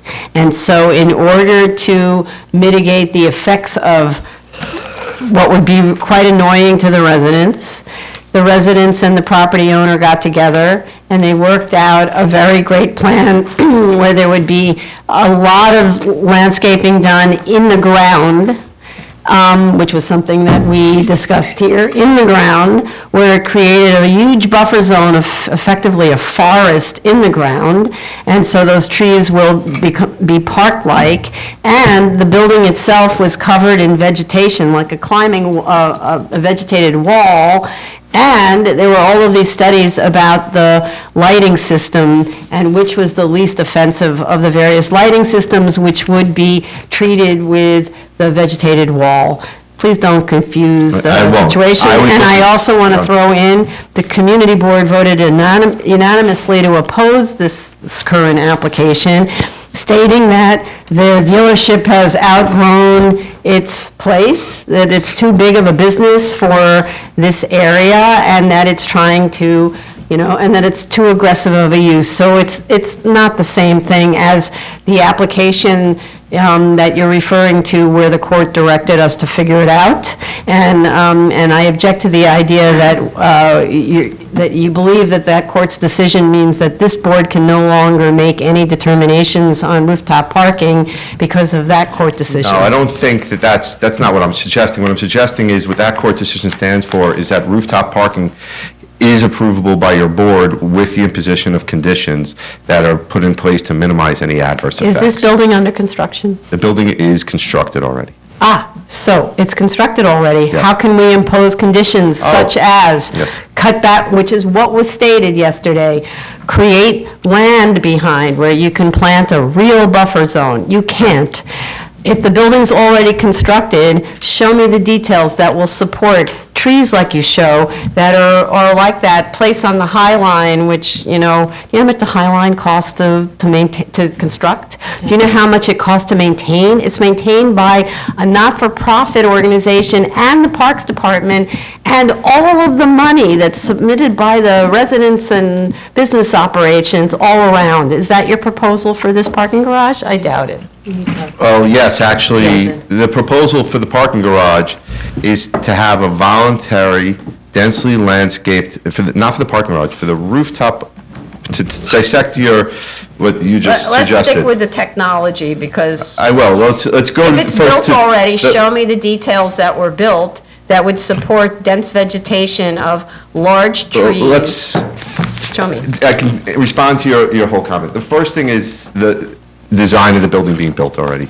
Can I Yes, just stop yes. you right there? I Please. don't know when that project was approved, but let's say even if we were to take the Roosevelt Avenue one, I mean, in that, I had joined the board just about then.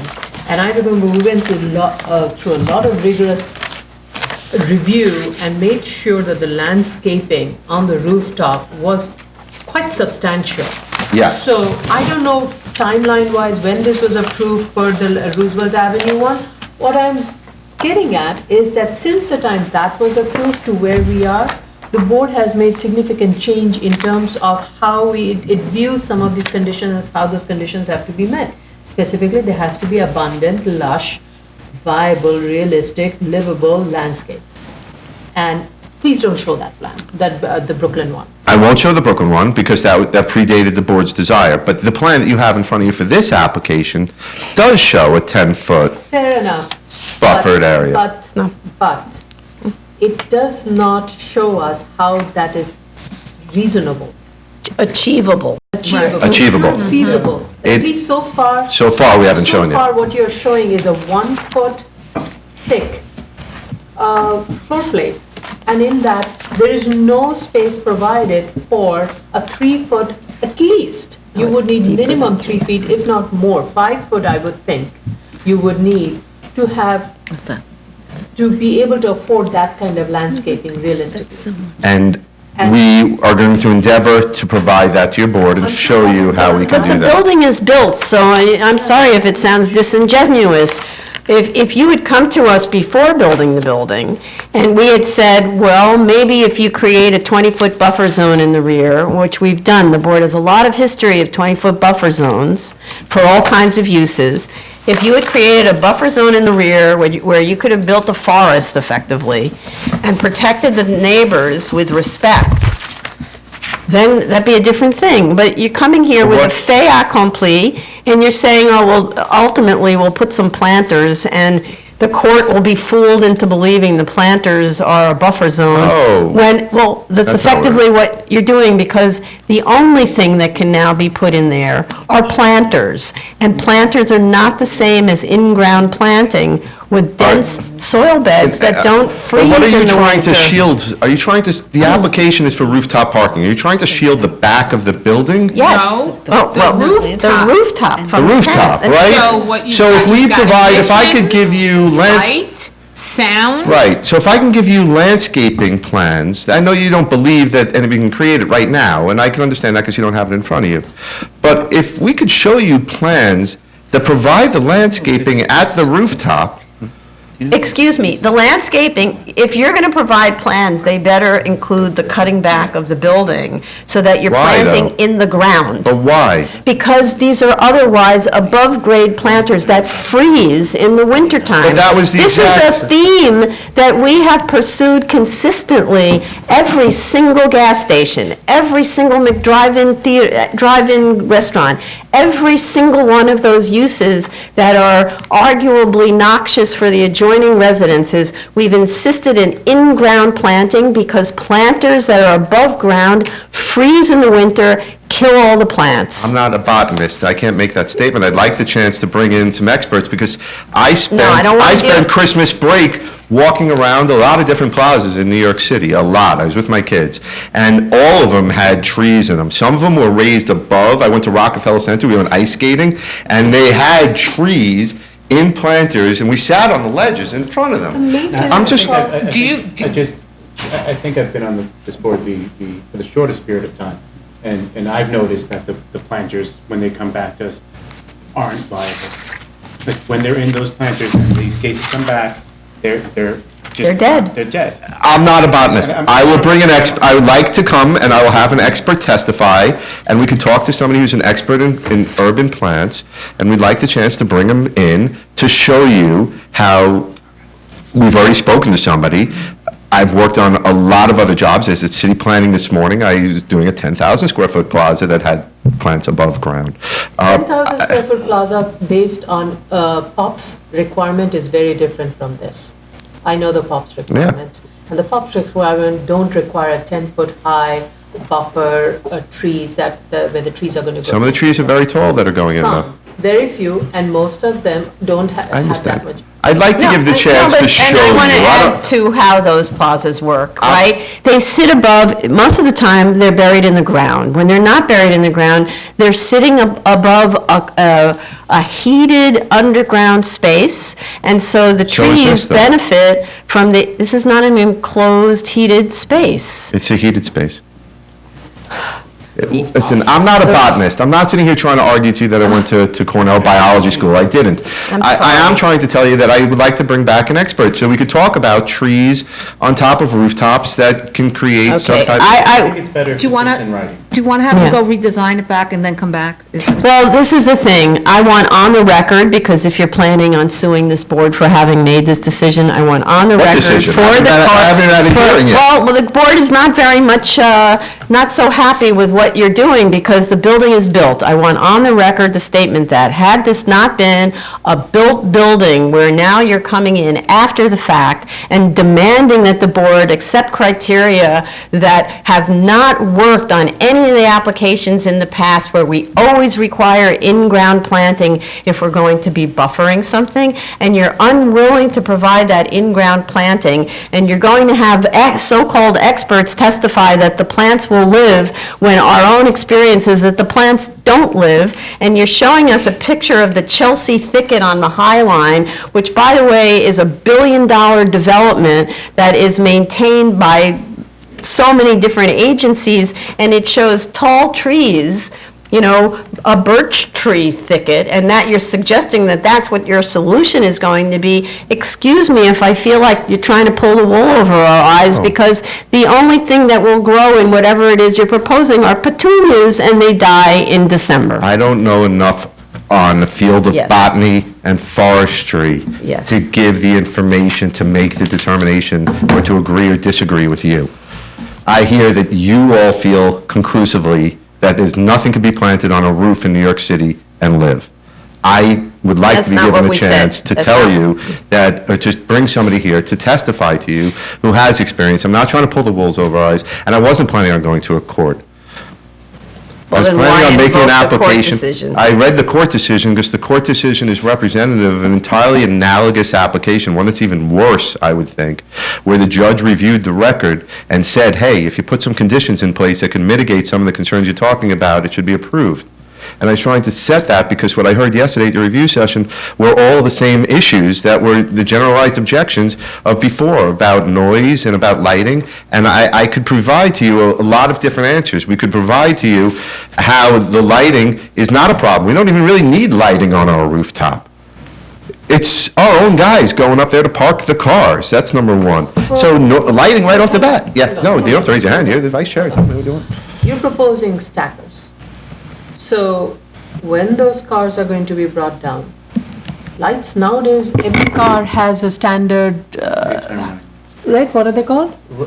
Daytime Thank Running you. lights, yeah. Right, the daytime lights. Every vehicle nowadays they have this daytime light. So whether I want to turn the light on or not, when I'm going to retrieve that customer vehicle, the daytime lighting is going It's to for a come on. minute, yes. And it's going to cast light. 100%. From the stackers. Not to mention the noise that is going to be generated from cranking those stackers up, because those stackers are going to be exposed to light, sun, snow, rain. We are not going to keep track of the maintenance of the stackers. Well, in addition to which, they make noise when they come down. They make noise, so when they're going to, so there's a lot of issues, and there's a reason why we are concerned here in this case, because it is, yes, it's close to the residential, like the big UEN. This is the last time I'm going to mention that project. But you're providing so much of parking spaces on this side with such an ideal, of course, an ideal landscaping without it being feasible. And that's what concerns us. Which part is not feasible? That's what I The don't. landscape. You drew something that's a fiction. And so, and for me, what I find insulting, frankly, is it was a decision on the part of the property owner to just build this thing and then try to get more parking on the That roof wasn't- without making any concessions at all. That wasn't the to intent, though, just so you know. construction. Well, then the It's not construction the should intent. have made concessions. I think you made a really great legal argument, how this is analogous to the case on the BQA. I think that, and the other. The Roosevelt. The Roosevelt case. I think that's a really great argument, up until the point that this is already built. And that's where it stops being analogous. Well, why though? Because Roosevelt was built. Already built. A lot of the buildings are already built, and a lot of the buildings in New York City in a commercial district, and you all know this, I'm no stranger, you're no strangers to this. They're all allowed to be built lot line to lot line. Every building in a C2 build it, district, but don't every come single from building. car park. What you're trying to screen from, under this, what I'm making you the request for is the rooftop parking. And I understand that you might feel slighted that they came to you and built it first, but they were entitled to do that. They were not entitled. Don't come for a Just like, special permit for rooftop parking. Why? Because- Go forth. but why? Go forth and do what you've But we're already entitled to done. make the request for the rooftop parking. You may be entitled, but we also have the authority not to You grant. do, and I cannot, the one thing right off the bat, I definitely telling you I can accommodate for you, is pulling the building back. But everything else that we're talking about, Why not? plenty of accommodations could be made. The building Okay, I is, think from what you're getting, I just. Yeah, go ahead. First of all, when the original submission was made, you were proposing 63 parking well, let's go spaces back on to the that, roof. yes. And now you've increased it to 84, and that to us is a concern. Okay, second of all, I think what you're hearing from all of us is that we can deny it on the ground that we don't think it meets the findings that we are being asked to find. And so far, what you have proposed absolutely does not meet any one of those: light, noise, air, privacy, sound, none of those. if the stackers were removed, what would happen then? Because that's the only objection I've heard so far is to the stackers. I Well, think, no. If the stack- We had a number of But objections. no, but what I'm just asking, if the stackers came out, if they did, that doesn't still make, Then- that still does no, I'm just not curious make though, the what issue other go. objections? You still have the noise issue, you still have as Commissioner Otley Brown said, you still have the noxious fume issues. There are 63 cars that are parked on top. You still have the issue of the buffer not being adequate from light, sound, noise, any of those. No, we're going to work on that. We're going to work on a buffer. We're going to come back to you with that. But as far as Well, that's with the stacker. Without 86 the cars at stacker, stack, let's go to the 63. number of cars. The reason why the number of cars went up was after discussing things in the community with elected officials and with area people. People have said to us to try to get as many cars off the street as we can get off the street. So at the last minute, we increased the number of cars on the roof. Right, but- We don't have to do that. Right, but understand that from the council people and the other elected officials, their goal is to get the cars off of the public streets.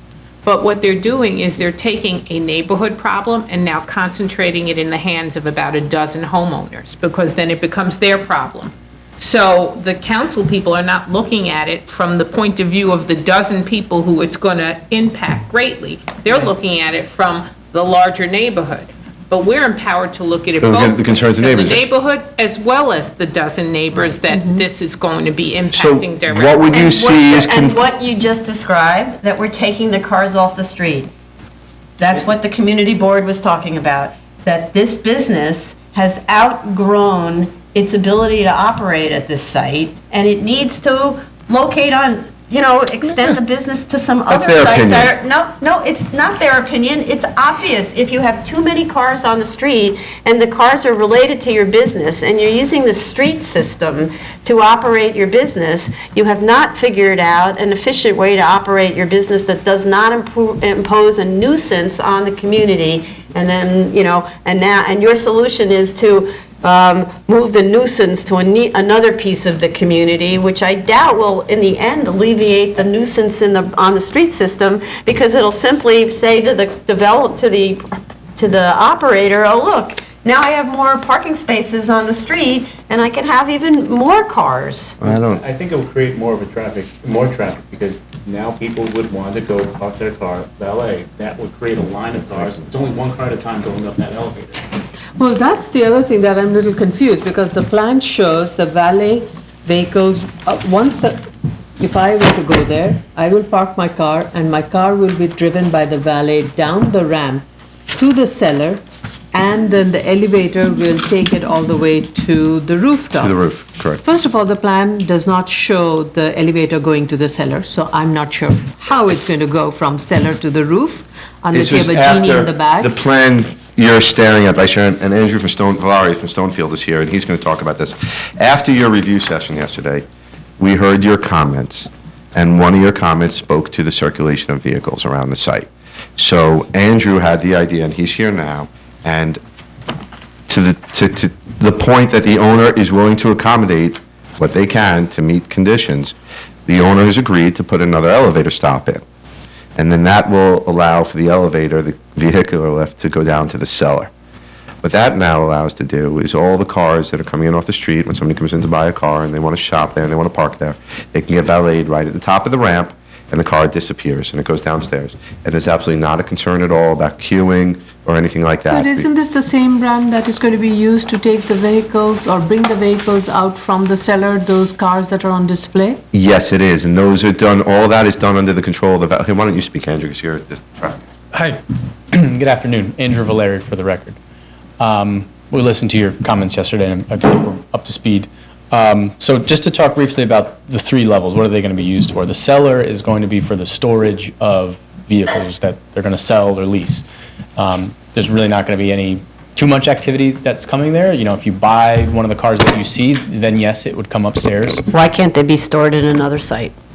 The Plaza Auto Mall, they do that. They do that in large part. Do what that? If I could answer the question for you, Madam Chair, I believe the question you just asked is why can't the cars be stored in another They're site? storing these on site, and Yes. because they're storing them on site, they need rooftop Yes. parking for active use. Yes. Why don't they get another site, which we've seen on very many other of these kinds of uses, Typical for all. right, where we see somewhere even not in, in Long Island, they store their cars that are not actively being driven or something like that. They store them at another site. Why can't they store them at another They site? can for new cars. For used cars are very different sales. When you shop for a used car, you're not shopping out of a brochure or out of picking out of a list. Wait, Rather, we were just told that there's not going to be any activity in the ones in the cellar. the ones in the cellar is more of their inventory. Right. What you'll be able to do, if you decide you like the car and you want the car, they'll be able to say in there, say, I'm shopping for a Honda, and I see a blue Honda in there. My wife really wants the red Honda. They go, you know what? We have a red Honda downstairs. We'll have the guy bring it right up for you. I thought And you they'll said bring there up the won't red be, Honda. I'm sorry, you're contradicting the prior statement. How The so? prior statement was there won't be much activity in the use of the cellar. If the No, I red didn't say Honda that. that I want is in the cellar, No, then let the me- cellar, the Honda's moving You're up. misunderstanding what I'm saying. The cellar will be actively utilized. The business, the capitalistic program of the building, of the for-profit business, is to sell cars. You mentioned it yesterday, hopefully even the same day. Get you in, get you out. They're a volume-based business. Luckily, we're still in a society that's a capitalist society. They sell cars. They want to sell the most they can. This building is designed for two purposes: to sell cars and to park the people in the building. They need to maximize both. They can't take away from one to give to the other. The used cars, you asked a question, what's going on in the cellar? The cellar is inventory of used cars that are on stackers for sale. If I come in and I say I want to get my father a used Ford, and I see the red one upstairs, and they say, you know what, we got a silver, a green, and a gray one also, you want to see those? And my father says yes, they will pull those up right there and sell the car that day, like Commissioner Otley Brown said yesterday. If the car is off-site in another location, a used car, when they say, I have the car, but it's 2 miles away, give my guy 20 minutes, he'll go get it through Brooklyn traffic, he'll be right back. You know what the customer's going to say? Buy. And they're not going to stay there. How do we know that? We're car salespeople. So to compensate for that, we do what every other car dealership does. Major auto mall, used car superstore. You see it all the time. The mantra is used car superstore. You have to see these dealerships. You must drive by them. You must drive by the used car dealerships where you see the flags, where they have them crammed in on the lot, one car after another. Why don't they store those cars in another location and just rent a small one-spot spot? So if I can go on, the program, the operation is not a financial, and again, we're not here for a variance, so we're not trying to minimize, we're unabashed about what we're trying to do. We are trying to maximize. So what we did is we put the cellar level for cars on lift, so used cars that are in their inventory, so that somebody could shop for them. What I was suggesting before, Madam Chair, that you might have misunderstood, was that nobody is down at the cellar except for staff. Okay. So, Since you go. use the term maximization, I'm looking at the cellar plan, and I see the cellar plan has not been maximized. There is the space there's like a dog leg behind the unexcavated Yeah. area. You can put in easily 10 stackers there, 20 cars. you can put that there and you can accommodate a lot of your customer parkings or whatever it is Can you? in that. The architect is here, and if you could have... It's unexcavated. The point is, it's this area. Oh, that area. He's telling me you But it's also can. an So Keith, do you want to unexcavated area. explain what Why the problem wasn't it is? excavated? I think what she's talking about is this area right here, where you maybe could No, put some cars. you're talking about the Introduce area, yourself. hello, Keith Striga, architect. You're talking about the area behind the unexcavated? Yeah. That's what you're talking about? Because of plumbing and mechanical systems that are running through the existing Toyota building, stackers will not fit in that area. But why wasn't the area that's called unexcavated, excavated and used for this project? They had to keep the car dealership open. So, this is kind of what I mean, right?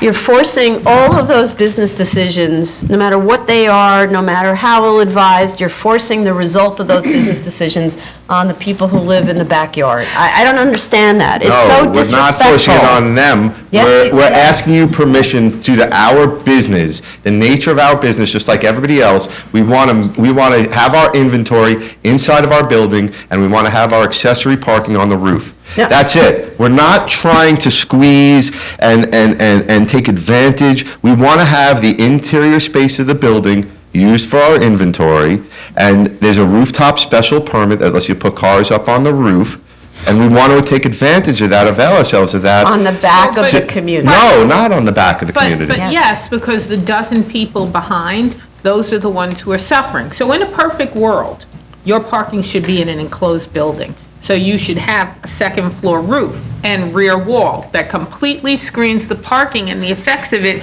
from the people Above the roof, you're behind saying? you. Yeah, not rooftop parking, internal parking where you have a second floor that's devoted to parking. That would be a far more preferable situation.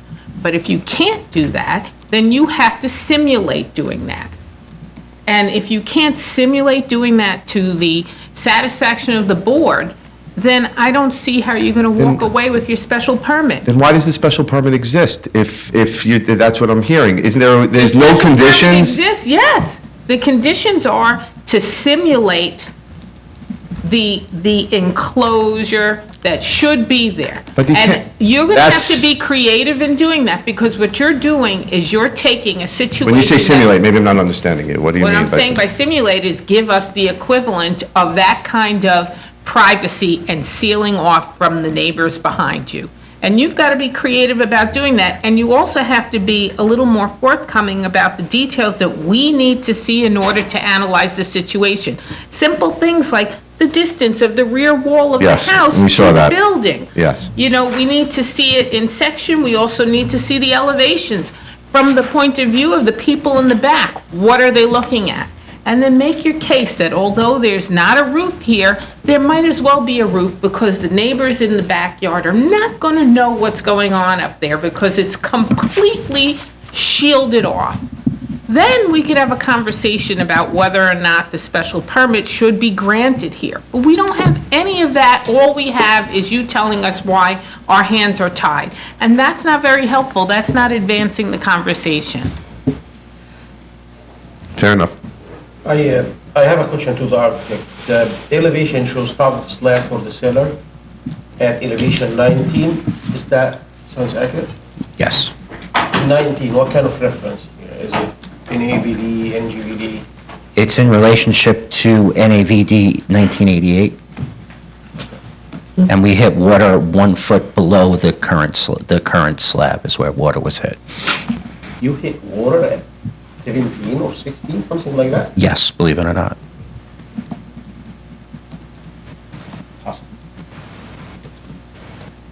So you say you have 13.6 floor-to-floor height? I'm just like, why don't you have more? You have a almost 21-foot ceiling height on your first floor. Why don't you have triple stackers on your first floor? Triple stackers won't fit with the structure for the building. The triple stackers that you picked, but we see triple stackers in our parking garages. We just finished a fabulous triple stacker. It was actually this thing It was flying in double, the... but it was flying in the air. Yeah, flying in the air. Which has less of a structural thing. Right. Yeah, the triples, the doubles were the only ones that fit on the first floor. The triples did not clear. So then why do you have such a high ceiling height? Why build a 20-foot high building if you don't need to use that height? Well, we have the structure is strong, but there's also sprinklers and mechanicals that run below this structural system. It doesn't run the whole width of the, Yeah, it's not like you have ductwork absolutely, this is a parking garage. right? Yeah. The It's roof, running on in small sections where you will have these mechanical ducts running. So it's not, so certain sections would be accessible if you were to have a triple stacker. we have the roof sloping from the front to the middle of the building, and then from the back to the middle of the That's building. not how the plan is showing. I It shows see it in that- section. I see that in the cellar, I don't see that on the first floor. In the cross-sectional direction, yes. Yes. It shows it in the section. It shows it in the section only for the cellar floor, but Yeah, not for the, not for the roof Yeah. of the first floor. Yeah, actually, if you look at the section, there's actually the Pathfinder in the front there, top of roof, and if you see it slopes, there's actually, it says pitch steel, 1/4 inch to a foot, top of roof, and above where it says covered exterior sails is our low point of our roof. That's where Okay, our the work low like. point is 20 foot. 20-foot and, 20 foot, 5 inches, 5.5 inches, and that's what we are using as the minimum reference point for 3 stackers. Yeah, 3 stackers is 21 foot 9. on the system that you're talking about. What From about the other s- systems? From the Park Plus system that the current dealership uses. The current dealership uses elsewhere. Elsewhere, not here, correct. Right, so it's possible to use more efficient systems. We can take that into consideration. Plus, you're not using stackers everywhere on the ground floor. We're seeing places where there's no stackers. Yeah, it's sales. The stackers in the back, but it's display. Just make sure you make clear that it's for sale. Yeah, the ground floor is for sale, so the turnover of cars is a lot greater than, so the stackers are actually in the rear of the building, the current stackers. And the front, the vehicles are that come and go as the sales. Their sales numbers, which Eric will talk about, they sell cars. Sorry, I didn't understand. What's the Me too. difference between those numbers, vehicles numbered 40 onwards, 40 to 62, versus the ones in the stacker? The stackers in the back are 1 through 44. Right, what are those for? Those are for auto sales, used auto sales. Okay, and the from 45 to 62? Are also for used auto sales. If somebody wants to go for a test drive or prepping of a vehicle, everything is done in the front part of the building. So these are the areas where all the vehicles for test drives kept? If somebody asks for a car, that's where it's brought up to, and somebody can look at the car, test drive and take it for a test drive. I have to say, like, if this application, not that, if we were to see a public parking garage on this site, we would have seen this facility stacked up. Packed. Yeah. Even more than it's shown here. And I don't see why you're not maximizing the stacking in this And area. also When you're going to have all the operators and the valets constantly bringing the cars in and out, everything. It's still a display area. It has to look and feel it's like you're buying something. It's special. It's still a point of sale. It's still, I mean, retailers spend No, millions. actually, this So- is interesting that you're raising this, because we had another application that didn't do too well, where they were arguing that they needed to expand, that was, I think, a variance, right? On Northern, where they were arguing that they needed to expand their display room for their new cars. And we said, okay, well, let's understand how businesses work that do this same thing. And was this your application? No, maybe not. No. And Days I and blocked so- it out of my head. And so we asked, can you do a survey of the other showrooms in the area that display cars? And that study revealed that the applicant actually had more cars on display in that kind of designer decorator area than most of the other showrooms that were used for the sort of the test results. So it's not consistent with our other applications that you need to have what sounds like 62 cars readily available on display. And if you did, then I also agreeing with Commissioner Shanda, why aren't they kind of lined up in a more typical fashion in a yard for used car sales? You see them all lined up, there's just enough room for you to walk. I can't speak to the business operations of an extremely successful family. They are the #1 car dealership in the United States. Okay, so So they must have, if I could just finish, they must be good at what they do. All right, so this is to the point, if they're so good, find a space where you can store the other kinds of cars and don't impose your business on the community. Figure out how to not What about the expect conversation we were just the having back with- of the community. But my feeling, well, Go on. you know, since the zoning doesn't permit your 3-story building, right? It doesn't permit this extra floor on the Right. roof, right? That's why we're here. The zoning doesn't permit it, therefore, you can't have an enclosure that's going to accomplish the equivalent of, because if you enclose more than 2 sides, then you're into a zoning floor area, right? Nobody's enclosing. Well, that could be potentially what we're asking you to do. We're asking, Just remain steadfast. We're here asking you under section 7349 for a special permit. We're willing to comply with almost any condition No, you're that's not. reasonable, with the exception of pulling the building back, because I personally disagree. I don't see a nexus between sliding the building back and providing any protection to the neighbors. I do see a direct nexus, and I agree with the board in the conversation we've had in past applications about landscaping at the roof height. And I do agree with the conversation that Darrell Otley Brown made a few minutes ago about creating the feeling of the neighbors being protected from the surrounding potential adverse impacts. And I think that if I come back to you after hearing your comments with the sound expert, we have a fully functional building with an elevator going to the roof right now, right? I believe that if I come back to you with the sound expert and I simulate the plant life that I'm thinking about, and I come to you, that I could prove to you without a doubt. Simulate the plant life? Yeah, simulate the plant life. What's that supposed to mean? I could have Plastic growies? things up at a certain height. I could create, what I'm trying to suggest to you is I could prove to you You just in said real, simulated plant life. I could, or I'll have a gardener bring up real plant life to rent for the day while I do my test. But what I'm trying to suggest to you is I could prove to you that we can protect the neighbors from noise and light. And I could prove it to you with studies from professionals in the field. So that you could say, Eric, what happens when you turn the car on? Where can they hear it? And I will get that information from you. It's fumes.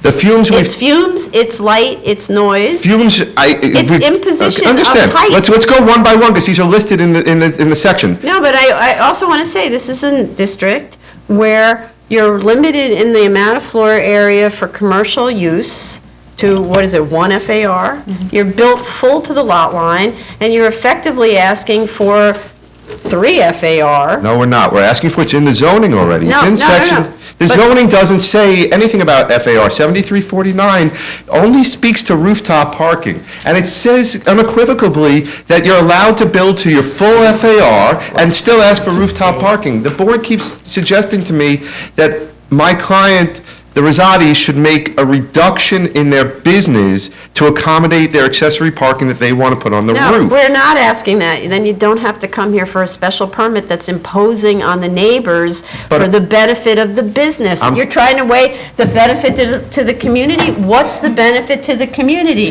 That this business is imposing too much parking on the street system, and therefore they need to pull the parking onto the backs of the people who live in the back? No, this business is actually not. This business that we're here for today is not imposing on the street system. There are other businesses. That's not what you just said. This business is, for this building, we could provide the minimum required parking and call it a day. I thought you said you're gonna pull cars from one street and That's what put you them said. We are. up here. Are you gonna We pull- are. If I park my car there, are you gonna pull my car and put it up top? Yes. You are? Really? If you park your car, if you come into the dealership and you want to go to the dealership, your car will go up to the roof. If I'm driving by and I park my car in the front of the door, and you see my car parking there, are you gonna take it and put it up top? No. I think I'm missing a point. You're solving an issue that you created. I'm talking about the dealer. The dealer is solving an issue that's created by the dealer for no benefit to the neighbor. That's what we're talking about. And in order to have this special permit, that you gave me the impression that we must actually approve it at the beginning, you scared me.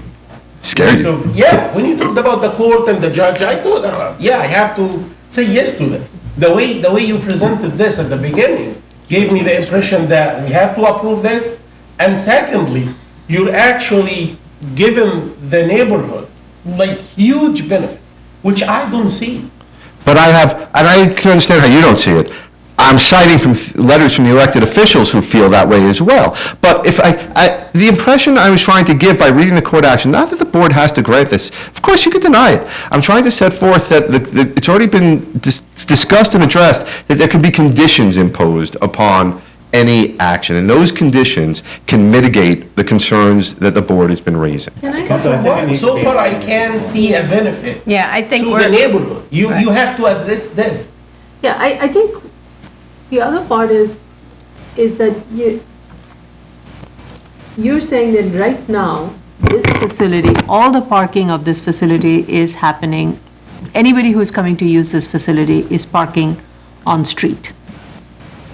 Is that Yes, correct? there is one off-street parking space lot at Nostrand, and what's the address? 2600 Nostrand, down the block. There is about Just for this facility, everybody who is coming is parking on the street. for all the dealerships in the area, And basically, with- yes. All the dealership? For that entire block, the uses on the block are all pre-61 buildings, Okay, so. so they don't have to have parking. I'm sorry, Madam Vice Chair, Mr. Palatnik, I'm sorry, just to clarify, Yeah, I think just up until the new building was built, this site was utilized as just parking, right? Used car sales. Oh, it was, okay, sorry. Okay, all right. Used It cars. was used car sales, and they would stick a car in there if they had room. So if I came to buy a car, if they could fit 4 cars in, but it was not by any means a parking lot. It was really for used car sales. Before the new construction, there was no new cars. No, the building had a Toyota dealerships on the left side. This is an alteration of that. There were new car sales in the Toyota dealership. There were used car sales on the vacant piece of land and the unimproved piece of land. They were used. After construction. Well, now after construction, right now, they're using it for used car sales inside. So how many used cars displayed did you have under the existing condition? Previously? Yeah. Oh, I don't know how many there were there. I could find out, but I don't know exactly. Probably similar to what's on the ground floor now, absent the I mean, staffers. you're providing now 2 levels of parking for used cars. Yeah, we're doubling. And stackers, which is almost like 4 They're levels. selling a lot of used cars. It's a lot of use, more than it seems what you currently have. Yeah, there's a slump in the new car market. There's been a bump up in the used car market, and they're seeing that. They're selling a lot of used cars. Yeah, they're doing well. They're doing well. They're busy, just like the community board said. And the community board, by the way, there's a backstory. You referenced the community board. A lot went on at that community board. A lot went on. And somebody showed up halfway through that was a former elected official that had a little bit of their own personal objective, and the community board took a little bit of a different shift when that happened, when that discussion came. So I don't know if the community board is entirely indicative of things. They're trying to make things better. The community board doesn't have the right to have an opinion. They do have the right. I'm just saying that the meeting that night, I was there. The meeting was going well, and one person came up and voiced his opinion, and it sort of shifted at that point. But nobody was there screaming against it until that, and there were no objectors other than that sole person at the meeting. But what I'm trying, and he's a very influential person. What I'm trying to That's pretty odd, because it's a unanimous decision to oppose the and application. he's a very influential person. Yeah. He's very influential. He's a very influential person. If you read the newspaper articles about that night, you'll see who I'm talking about. You know, he's got a lot of clout in the neighborhood. It's very difficult to sway a community board fully It united is. in that way. It's Community Board 18 is Okay, I don't its think own we thing. need to But go listen, on with this anymore. Are there any speakers on this application? Yes, fire department. Is there any neighbors want to speak on this application, 2721 Nostrand Avenue, Brooklyn? Calling once, calling once, nope. And if I can, just to your point, to the tremendous opposition and problems with the neighbors, we serviced everybody. Everybody was sent a certified letter from us at your direction, all of the neighbors. Nobody is here in opposition to the application. Nobody's here from Community Board 18. And you have letters in support from the newly elected councilwoman and the outgoing. Let's, so all right, let's go. Good afternoon, John Daly, Fire Department. The Fire Department does object to this application, especially with the use of stackers up on the roof. We do not know how they will be able to provide sprinkler protection over there. All previous stackers that we have reviewed, they have a deluge type of sprinkler system over each rack. Here, I'm discovering, the building's already built, we're doing this, we're doing that, all new things. So I do apologize for not writing a letter of objection on this. But I did show it to a battalion chief, and they are concerned about having stackers on the roof of this structure. So we will be writing a letter of objection for this application, and it will be forthcoming. Okay. Thank you. Thank you very much. Eric Planick. To the point of the stackers, they are causing a lot of comments today. There's been a lot of talk. We're not here to solve all the parking problems in the world, although we're trying to. If the stackers are that much of a problem, and the fire department has a problem with them, and the board feels that the noise, maybe we'll remove them, and I'll go back to ownership with them. We're simply trying to provide the accessory parking. The extra is to help relieve the current problem. If all we can do is prevent a problem for the building that we're building right now and provide required accessory parking, then we could do that. And to the point of Commissioner Shetta, I think it will improve things in the neighborhood, and there will be a positive. I would like the chance to come back to you. I'll come back. What's the required number of total spaces? I think it's 40. I don't have it in front of me. I think it's 42. 42 required spaces Required. in total. In total. So That's what it's generating. So there's no reason why those 42 couldn't be accommodated in the area, in the sales area, for example, because you have so many parking spaces in the If that's your view, I am not here asking you to do I that. know. I'm here, I know what you're asking. here's my analogy, which I think is a good one. I can get my driver's license, and I could drive. Please don't give us an Oh, It's 440. I know, but Please, I'm going to have to stop you because I don't want to hear the stories Okay. of analogies. It's just the point is that what you're suggesting is that we have to choose a route to reduce the parking on the roof. And what I'm suggesting to you is a special permit does not require somebody to choose the lesser of two evils. A special permit is an entitlement that you have to prove that you can meet conditions for. And if I don't get my driver's license, if I get my driver's license, doesn't mean that I have to take the bus every day. If I don't get my driver's license, I can get my driver's license and take the bus. I could have the cars on the roof, and I could sell cars downstairs. What I would like to do is come back to you. Everything that was said today could be proven to you. Noise could be proven to you. Lights could be proven to you. Pollution, that's something we cannot prove to you. The drafters put rooftop parking in the zoning resolution. Why can't pollution be proven? It's like air quality study that we do for any. Yeah, but how do you, we've had this before in the last application. Why would the drafters of the zoning resolution say you could have parking on the roof, only to have somebody tell me that the emissions caused by the parking on the roof cause a problem that won't allow you You to don't park really on want the to roof? ask that question, do you? I mean, it's a circular thing. I mean, no, yeah, I do kind of. I mean, how do you get there? While you're doing this talking, I still cannot get over the cellar plan. Okay, I understand you don't have enough headroom to provide a stacker, but that leg that you have in the back, you can provide parallel parking because this is valet parking. You can provide a lot of parallel parking, parked vehicles there. And if you make the ramp wider, you can use part of the ramp for also parking the vehicles as they're going down and leave one of it for exit way. Because all of this is going to be so controlled by your own people. Yes. You can maneuver. Yes, right? we can, That's totally. the- That's what I've been trying to say. figure out- that's the part that I cannot get my head around, is if you're going to control every bit of movement of the vehicles, not just your own vehicle, but also customer right. vehicles on the side, you can really pack up this space, especially the cellar But space. they wanna But please listen to me. Yeah, I'm listening. Especially if not the first floor, you want the first floor to look beautiful, blah, blah, blah, okay? Cellar floor, pack it up.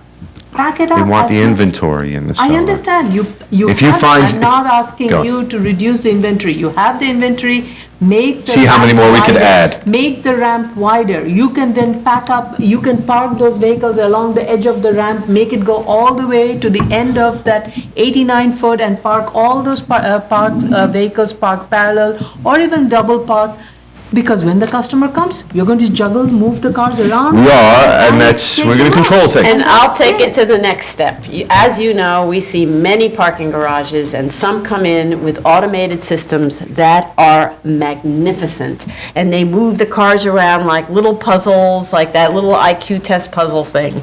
And if this is such a successful dealership, there is so much floor space in these two combined buildings that you could accommodate all of this parking using these magnificent automatic parking systems. And there's no reason why you need, in order to maintain the successful business and meet the needs of the parking that's on the street, and still impose on the neighbors in a way that's really uncalled for. It's doable, but we often see that the property owner would rather not do, because it's easier to impose on the community I than don't to think do the right he's not thing. thinking that Yes, way. well, They're I not. am, That's- because they're not, though, I'd I say. find this insulting. I find the idea that the community has to carry the weight of this business insulting. And if I lived in the back, I would be here at every single hearing, because you know me. But that's what I'm and saying, it's telling that they're whatever. not. Okay. It's telling. It's not It's- necessarily telling, because we don't know who those people are. We don't know what they know about the BSA operations, and we don't know that they don't have jobs, or if they don't show up They can't be here. today, they lose their jobs. So right? you raise some good points. Some points I don't agree with, some points you don't agree with me. That's life. We'd like the chance to come back to you and give you some information. All right, you can come back, but hear us. Don't come back with the same thing. Please don't come back with a landscaper who tells us in 6 inches of soil you can grow a birch tree. I've done it in my hydroponic studio. I'm sorry. Yeah. To cut you off. I just did a very quick back of the envelope as to how many cars can be parked in the cellar in that small area, and if you widen it, you can get 30 cars easily there. Easily. I'm not even doing a very dynamic packing. I'm just doing very simple packing. We'll go back. Just The please owner use, couldn't. maximize the cellar flow first, optimize it to its hilt, then seek whatever you need in addition to it, if you need it. Okay. Please. Okay. All right. I'm hearing what you're saying. And by the way, your drawings have to comply with the standards that are in our Yeah, Keith has a little bit of work to do. directions, right? I don't Including want- a light spread diagram. Oh, yeah. Right. Yeah. But we're not even anywhere near that. We're so far away from talking about rooftop lighting. Okay. All Can I right. get a copy of the geotech? I would love to Yeah. look at it. Yeah, I don't want to go there. Yeah. Yeah, right. Yeah, Okay. let's, Oh, what, about the geotech? He's just, the problem is, the building's built. They chose not to excavate over on the other I side. want to see how the groundwater is encountered, But it's elevation built. 15. Well, this is more of satisfying a curiosity Yeah, than it is, yeah, because, well, the only thing I would have to say is, if we were sued, then the idea that this comes to us after the building is built, and it was possible to solve this by digging down another 4 feet, because the statement is they can't have triple stackers in the cellar, that would be yet another, would be yet another indicator of the unwillingness of the owner to accommodate the needs within the enclosed building. Of cutting too many corners to get to where you Yeah. want to get. Like the one that you're touching. Yeah, okay. Okay. All right, when? How long is this gonna? We need about 7, 8 weeks to Yeah, put our yeah. stuff together, at least.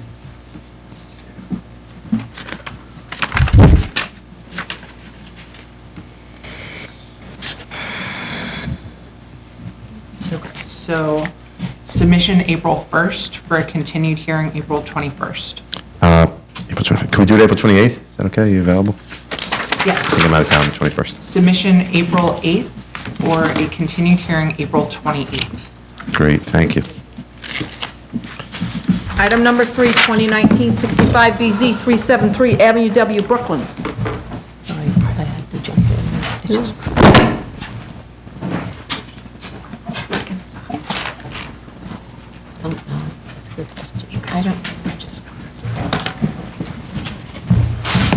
Raise your right hand. Do you affirm to tell the truth, the whole truth, and nothing but the truth in your testimony before this board and to respond honestly to board member questions? See. Oh, this was at the same time as Oh, Okay, show me later. what is it? Oh, 65? Use this one then. I don't know what happened. Weird. Thank you.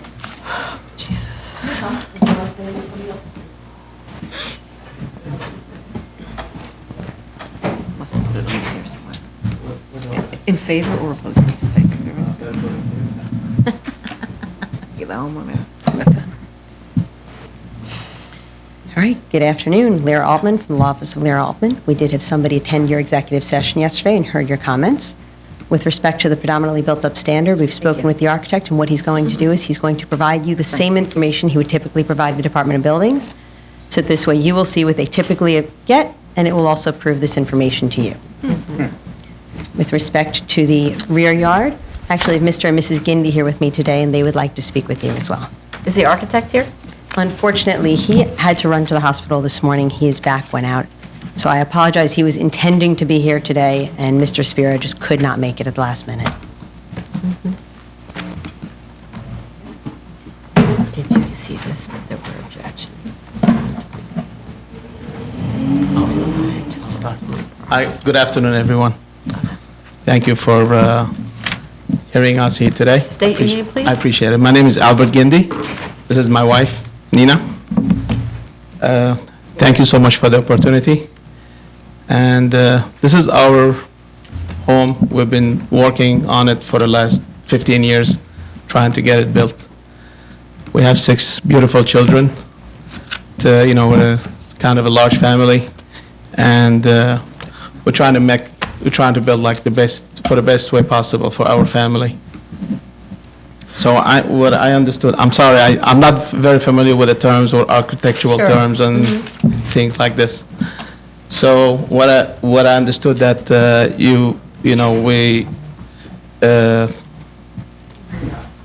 rear yard. So she explained to me, Lyra, she explained to me that we have to go back like 10 feet from the 3rd floor, and so basically we will end up losing a bedroom from the 3rd floor.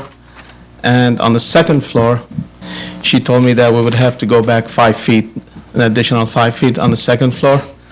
So this will also make us lose an additional bedroom. So unfortunately, it's actually kind of like, I'll end up losing 2 bedrooms. And it's kind of really hard for us for our size. For our family size. When I was looking, I know I made that statement.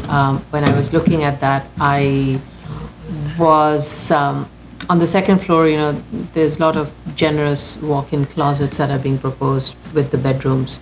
So, for all the bedrooms, so there are probably ways to kind of make those a little bit less so that you can move the bedrooms back and retain the same number of bedrooms that you have on the 2nd floor. Same thing with the attic. Some of the room sizes could be probably reduced to make the total number of rooms that you need still be available.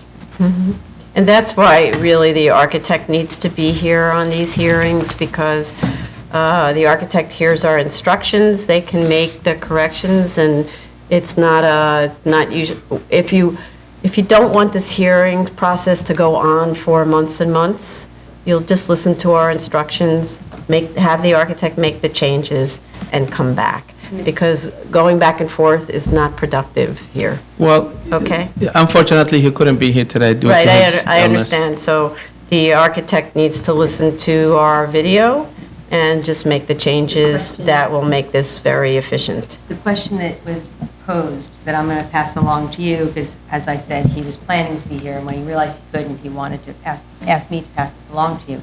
Would it be possible to have a 23-foot rear yard? He said that additional 2 feet would make the difference on the second floor. I in don't making want it to work do or this not. debate. I'm just, I no, don't. I'm passing along No. the question and inquiring because he had asked. Okay, that. okay. We So- base it on the studies that we see in the neighborhood. The studies in the neighborhood give us the instructions.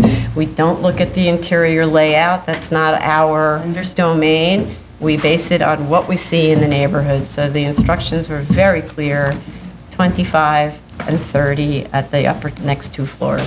And let's just do that, and then we don't have to go back and forth negotiating the deal, all right? And make sure that we're retaining an adequate amount of existing perimeter walls, which is like never quite clear. Existing walls to remain, yeah.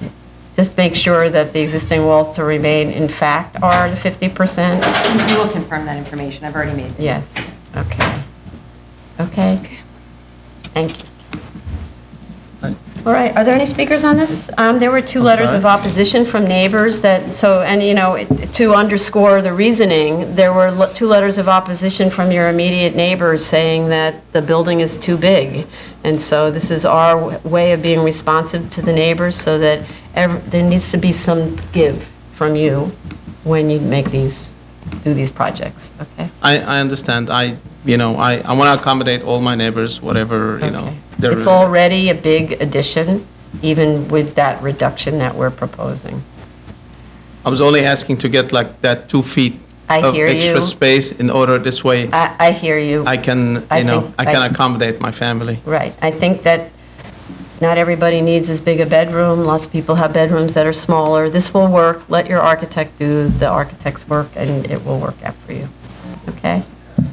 All right. How much time? Probably needs 6 weeks to do it. If I have no children, I'm not going to have enough room. Not sure that we have adequate retention. Okay. Oh, is it done now? Yeah, you guys need to negotiate a date with her. First floor. Actually, no, the retention, maintaining 50% of the exterior wall on the first. We're going to go through and confirm it. Yeah, okay. I'm not going to ask you to check right now, nor will I. We'll have the architect confirm Yeah, I'm it, just put the going by- calculations as you ask. And also the floor area calculations, right? So we're very clear. There are floor area diagrams. I just want to make sure that the architect verifies. And then, of course, it's my constant mantra. Please ensure that every drawing is coordinated with every other drawing, and there isn't one mistake that Mr. Vine picks up. We'll try. Okay. Submission March 4th for continued hearing. I already asked about this. March 24th. March 4th submission, March 24th continued. Would it be possible to do a submission, hearing on the one before the 17th? I don't know what that one is. But before the 24th? March 24th. Right, there's March 24th, March 17th, there's one earlier than that. Would it be possible to get on that hearing by any chance? No. March. That would be a submission in like 2 weeks. It's not enough 2 weeks? time for No, you to 2 weeks do is not your- enough. I apologize, you're right. No. 2 weeks is not enough time. Right. I don't want to do that and put the architect under that kind of time pressure. Okay. March 24th? Thank you. Item number 4, 2019-83BZ, 5901 Flatlands Avenue, Brooklyn.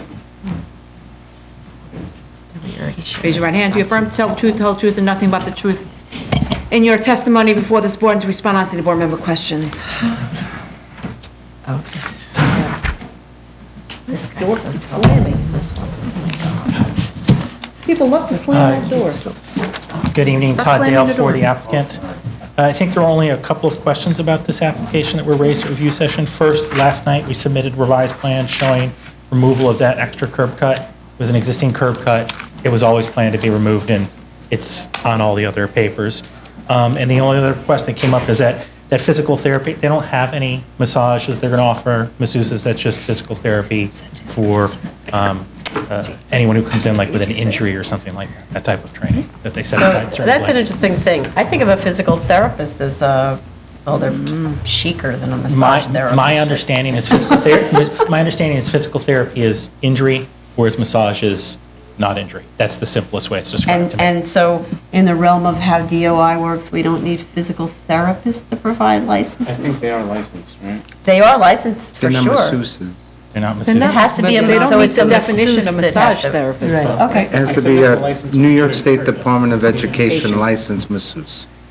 As opposed to a physical therapist, which is also I state. can't sp- I'm not an Architects expert. get State Department of Education. Yeah, it's What? not listed. It's just not called out under 7336. I think it all goes right. back to the history Yeah. of the law. The from way physical back. therapists weren't as clever, right, okay.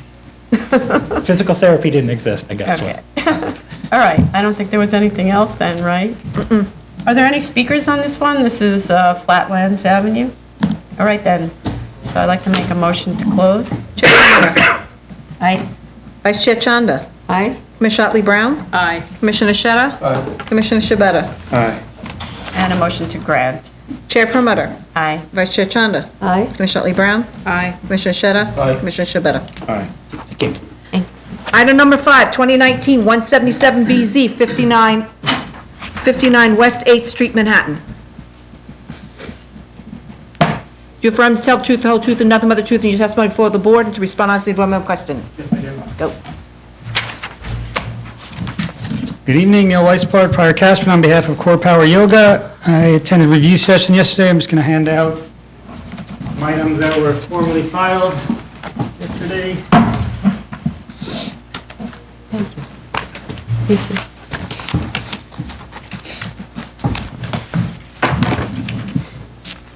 The commissioners had a comment about the sign plan, so we submitted a new sign plan with all the details on one sheet, updated the sign analysis to conform to that site plan. All signs are in compliance with zoning resolution. The fire department had originally issued a letter of objection because there were cubbies and lockers in the hallway. So those cubbies and lockers were removed, and there's photographs, and the plans have been updated to relocate them outside of the common hallway. And I provided photographs in your package as well. And also, Commissioner Otley Brown brought up that this is a legalization. On January 2nd, I filed a revised submission indicating that this was a legalization. They began operations on December 17th. And access to the lobby is at grade. Yes. Yeah. December 17th, 2019. Yes. Okay. Are there any speakers on Core Power Yoga? Okay. I don't think we had anything else, so I'd like to make a motion to close. Chair Promoter. Aye. Vice Chair Chanda. Aye. Commissioner Otley Brown. Aye. Commissioner Sheta. Aye. Commissioner Shabeta. Aye. And a motion to grant. Chair Promoter. Aye. Vice Chair Chanda. Aye. Commissioner Otley Brown. Aye. Commissioner Sheta. Aye. Commissioner Shabeta. Aye. Thank you. Thank you. Item number 6, 2019-181BZ, 57 Leonard Street, Manhattan. Do you affirm to tell the truth, the whole truth, and nothing but the truth in your testimony for this board, to respond honestly to board member questions? Okay. Moving along. Good evening, Todd Dale for the applicant. I didn't believe that the fire department issued a letter of no objection. Clarify, we also submitted plans last night, just to clarify for the board. They only involved note changes. It was removal of the fire alarm note, and an update of the accessibility note was previously the old 5887, which was repealed. But there was no other substantive changes to those plans. Right. We do have the letter from fire department. Okay. All right. Anything missing? We did say service, there's a service entrance at grade. And I confirmed with the architect that yes, it is at grade, and then there is a separate entrance from the service to get into the facility. Okay. I don't think there's anything else. Are there any comments on Leonard Street? Any speakers on Leonard? Okay. So then I'd like to make a motion to close. Chair Promoter. Aye. Vice Chair Chanda. Aye. Commissioner Otley Brown. Aye. Commissioner Sheta. Aye. Commissioner Shabeta. Aye. And a motion to grant. Chair Promoter. Aye. Vice Chair Chanda. Aye. Commissioner Otley Brown. Aye. Commissioner Sheta. Aye. Commissioner Shabeta. Aye. Thank you. Thank you. Item number 7, 2019-203BZ, 14443 Farmers Boulevard, Queens. Oops, sorry.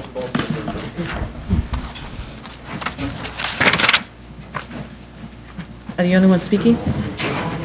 Okay. So let me, raise your right hand. Do you affirm to tell the truth, the whole truth, and nothing but the truth in your testimony before this board to respond to city board member questions? Yes. Go.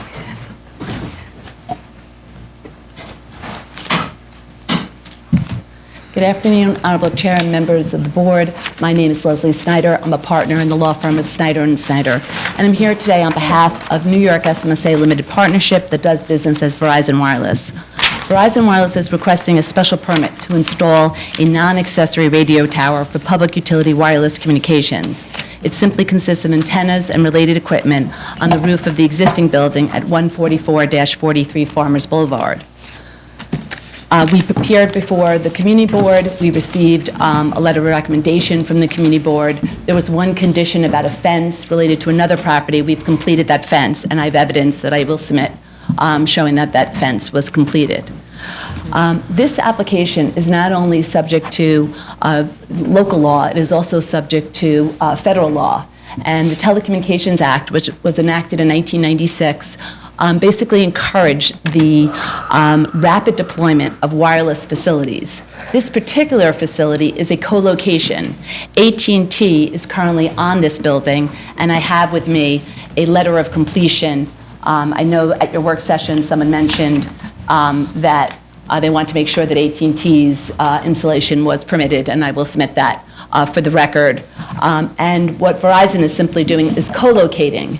And in 2012, under President Obama, Section 6409 of the Federal Middle Class Tax Relief and Job Creation Act, they actually provided a provision which said that local governments may not deny and shall approve any eligible facilities request for a modification of an existing wireless tower or base station that does not substantially change the physical dimensions of the tower or base station.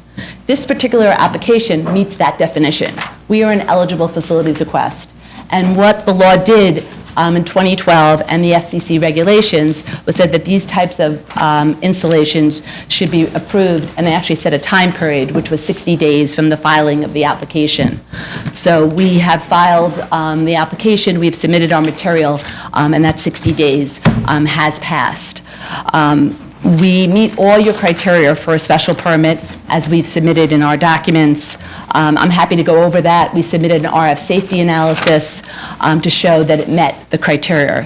I know at your work session there was mention about some discussion that possibly the use variance that was granted for this particular building should be amended, and it was cited to a case at Bella Vista. I reviewed that case, and this is not that situation at all. In Bella Vista, the developer was using benefits from the commercial use variance, these excess residential development rights for its constructions. Here, the applicant, which is Verizon Wireless, is not using any benefits that relate from the commercial variance. We're simply using the building, whether it was commercial or residential is irrelevant for us. We're using the building for a non-accessory radio tower. And that is not at all related to the use variance. You have granted, and I point out to the BSA, similar special permits for similar types of rooftop installations in Queens. And I reference you, and I have submitted them, CBSA calendar numbers 2109, 3609, 22408, and 26908. And you've done these over the years, when again, these are types of installations which unfortunately we don't meet the TPPN, which is the directive, also known as Directive 14, which basically says that these installations are permitted as of right as long as the you don't use more than 400 square feet. This particular building is so small that 400 square feet or 5% of the building. This building is so small that 5% of the building is only 36 square feet, and AT&T already took up that space. So we're here tonight, and it is tonight almost, for a special permit. We hope that you'll grant it. We've submitted all the documentation, and we're very eager to improve our service. And that was one of the things that the community board pointed out, that they are looking for enhanced wireless service to the area, and this facility will enable us to do that. Thank you. So we actually do have a problem with this application, completely independent of yours. The property owner is obviously renting the space to AT&T and Verizon, so it creates another income source which was not the subject of the variance application, hence the Bella Vista comparison. So in Bella Vista, the variances that are granted to afford a particular relief based on a particular proposal. And in the Bella Vista cases, subsequently, sort of down the road, the owner sells the development rights, arguably making a windfall because we've already given them the benefit of a variance. A similar situation could be occurring here, and the landlord who is renting to you these rights to have the antenna on the roof was out of compliance with the terms of our grant by allowing this business to be there without coming to us. So this is the problem. So it's actually not your application that's particularly necessarily the problem. It's the initial application, and without us amending the application, we don't know that we can entertain a commercial use on the roof of this building. Well, I think this is actually different than Bella Vista, because in Bella Vista, they were using benefits from the commercial use variance that was granted for that, which was those excess in order to build, they were trying to merge those lots and build a bigger building. Question, you're not going to be paying the owner. No, but it's different. Here, we are placing a use which is permitted under your code as a special permit as long as you meet the conditions, and we're not getting any benefits from the fact that there was a use variance granted. You're not. There's a presumption that in the middle class tax relief job creation act, there's a presumption that the original, that the rooftop antenna would be there legally. And it was. That's why I have the AT&T That's where letter of completion. I understand that. The problem the board's having is that we don't have reason to believe that that was there legally, because we didn't approve. Whenever we make a decision on any case, whatever action happens thereafter has to come before the BSA. That had not happened here. But I think actually under that case, the case is very specific, the Bella Vista case. So let's keep the Bella Vista aside. Well, that's the case you're using as to why. Because typically, when you get a use variance, an applicant gets a use variance, the way he has a right to that use, and that doesn't mean that nobody can put any other use on it without amending that use, because we're not changing the use. I don't think so. Sorry, we're under New York City zoning regulations, and it does. Any modification to the use or configuration of the building compared to what was approved by this board must come back to the board for some kind of amendment. And the AT&T installation and the owner's acceptance of that installation never came to the board, so the terms of the grant are not in compliance. And they needed to have come back to the board for us to determine whether or not they are entitled to make additional beneficial use of the property and are still benefiting from what's known as the minimum variance necessary to afford relief. So when we talk about Bella Vista, we haven't been confronted with this issue before with the antennae. We were just using Bella Vista as an analogy. It's not the specific case that applies to this. It's specific to No, but rights. I think the facts of what you're seeming to say is that you have to amend the use variance in order to allow the special permit use. Okay, And I don't the way think that is a works permit. with the board is that they approve a certain set of drawings. The first condition in every resolution that we write specifically says that all work and site conditions and operations at the site have to conform to the board-approved drawings. If you're changing the drawings or changing something about the site to add an additional use, the drawings that the board has approved have to be amended before the Department of Buildings is allowed to issue a permit for such change of use or something like that. The process at the board is that they look at the amendment application to ensure that none of the board's 5 findings under section 7221 of the zoning resolution have not been undermined. And so to the extent that changes to the site occurred with the AT&T installation, the board has no reason to believe, since we have not seen an amendment application, that process, which happens with every single variance application, ever happened. And of course, this doesn't mean that sites that have been granted a variance are always under the board's jurisdiction because the property owner always has the opportunity to relinquish the variance and proceed as of right. But once it's still, once the property owner is still benefiting from the variance, then the board has jurisdiction and it needs to review any modifications, changes of use, or any changes to site conditions, because again, that is the very first condition in the board's resolution before any of that occurs. And there's no indication in the record here that that ever happened. Yeah, I mean, all I can tell you is that AT&T did receive from the buildings department, so obviously the buildings department, and I think actually there's, you know, with respect to this, and, you know, obviously, I can submit this, is your law is not consistent with federal law. This particular wrinkle of the use variance, because... Well, it is, actually, federal law does not override zoning, and this is something... No, it doesn't override zoning, but when you come to what an eligible facilities request, which is a co-location using a base station of another, which is exactly what they want us to do. They want us to use sites that already have a facility there, then the law is specific. That's the federal law. But the thing is, it's not clear, it seems to us, that this existing facility that you're relying on so that you can co-locate did not have the authority under the board's grant to install there. So this property owner, I'm sorry to say, and you know how it is, the caveat emptor and all of that stuff, right? When you sign a lease and the property owner represents to you that they have the authority to enter into this lease, in this case, the property owner did not have the authority to enter into the lease. So, and that happens sometimes. Okay, so because right? you're saying that the use variance that he was granted specifically said that he couldn't allow any other use without your coming back to you, and that's in the, that's on the resolution, because in the resolution that was in your files, I didn't see that. It would have been in the very first paragraph, that's, or the very first, therefore it is resolved, the last sentence in that. Okay.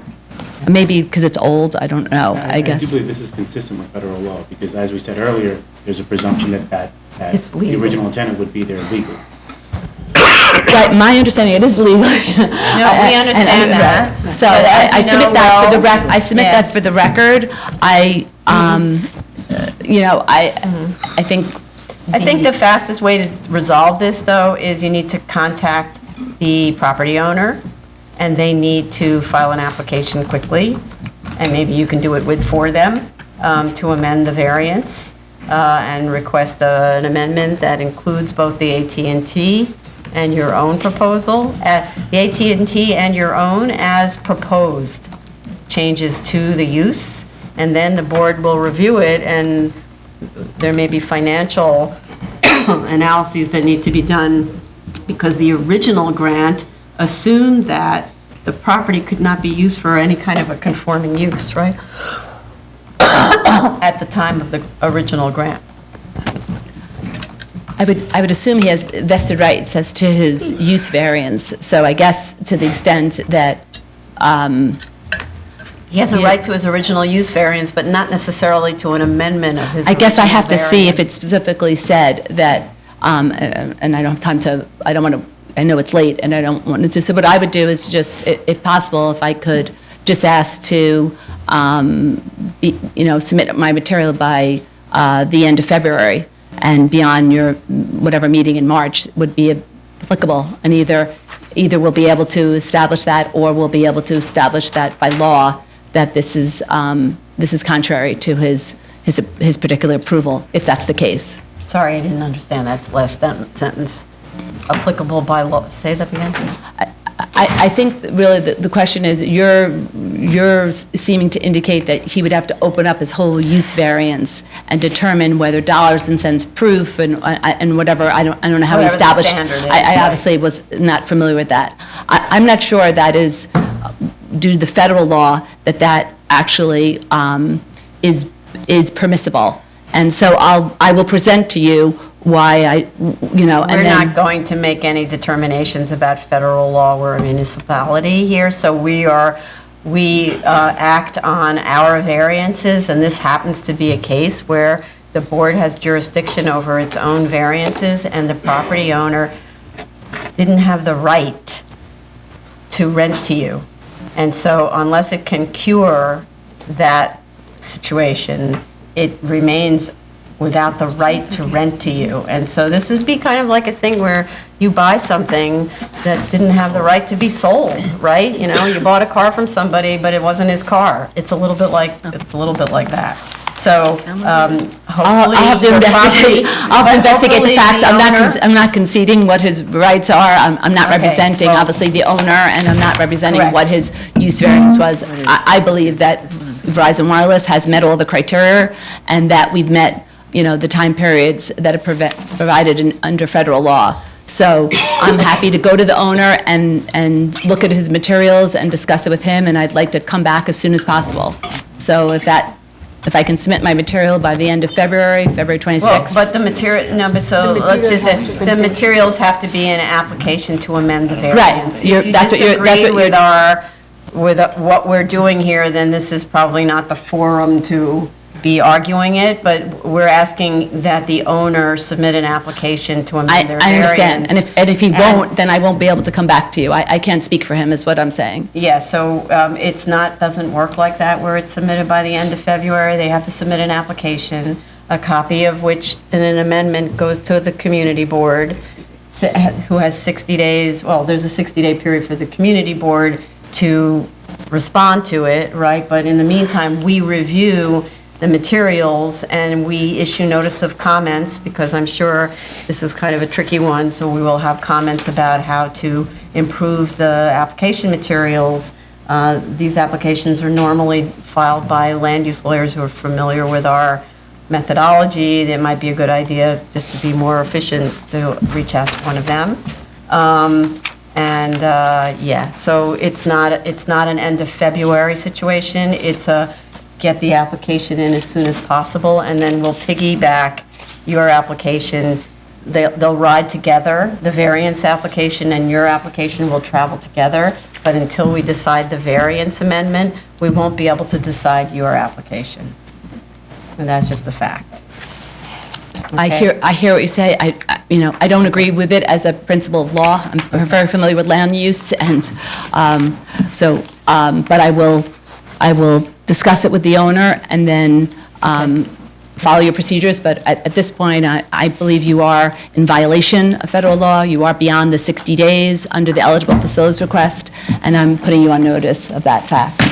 To that, I just want to note that the AT&T installation was signed off by the Department of Buildings pursuant to Directive 14 of 1975, which states that the owner retains a design professional or registered architect who inspected the work on behalf of the Department of Buildings. So it's the Department art, of Buildings did not inspect. did not inspect. They approved the sign-off. Yeah, essentially it was self-certified by the architect. So the Department of Buildings didn't actively review this application to see if it was in compliance with the terms of the BSA grant back then. I would think that they would have had to grant them a building permit. Isn't that correct?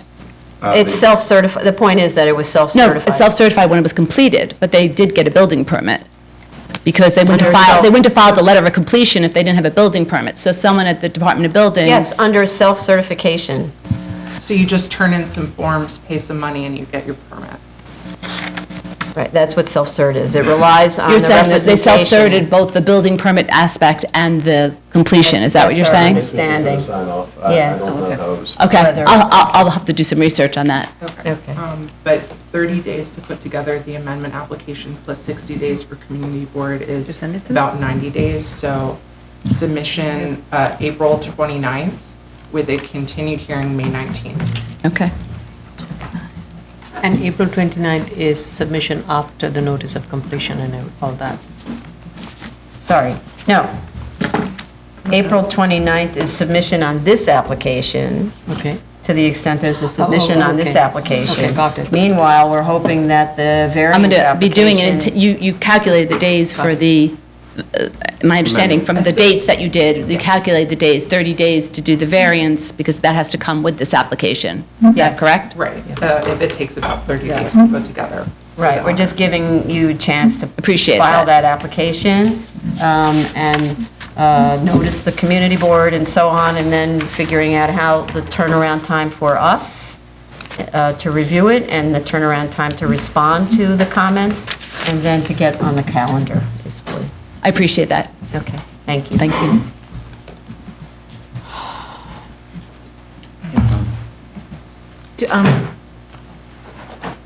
Madam Chair, you want me to call the next case, or you want to do the second call?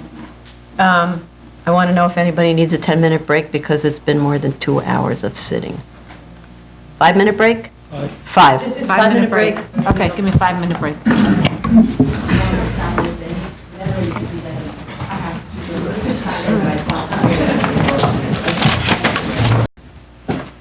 Okay, we're back on the record. We're going to do a second call. Item number 24, 2019-60BZ, 13202 89th Avenue, Queens. Please remember that you're still under oath. Elise Fullader from Eric Palatnik PC. We're back again. We are going to do the calculation. Oh, actually, Commissioner I did Ollie it. Brown did the Oh, math. You're right. Okay, So I'm good. just looking for the change on the plan. I've never get told I'm right. Thank you so much. You're very welcome. And we looked at the drawings, and we can see that you added the individual floors and the total on that. Right, for clarity. Whatever it is, Building A. Yeah. Okay, so that's fine. And Fire Department, please, on the record. John Daly Fire Department. The department has reviewed the latest set of plans, and we have no further objection to this application. Thank you. Thank you. Sorry, I'm sorry, I was talking on the side, can you say? No, but I'm sorry. No, the fire department has reviewed the revised plan, and we have no further objection to this application. Great. Yay. All Please right, make and- sure a hard copy is submitted to the office tomorrow. Okay, but it was submitted, so that we Electronically, have it but I was sent need a to hard- I want a submit, hard copy. right? Signed and sealed, yes? Yes. Okay, fine, good. And the Sure. date was changed on it. We put the revision date. Great. Okay, great, thank you. Great. Okay, then I'd like to make a motion to close. Chair Promoter? Aye. Vice Chair Chanda? Aye. Commissioner Otley Brown? Aye. Commissioner Sheta? Aye. Commissioner Shabeta? Aye. And a motion to grant. Chair Promoter? Aye. Vice Chair Chanda? Aye. Commissioner Otley Brown? Aye. Commissioner Sheta? Aye. Commissioner Shabeta? Aye. The application's granted. Thank you so much. Have a great day. Thank you. Thank you. Okay, item number 8, 2019-269BZ, 3425 Rombouts Avenue, the Bronx. Raise your right hand. Do you affirm to tell the truth, the whole truth, and nothing but the truth in your testimony before this board, and to respond honestly to board member questions? Yes.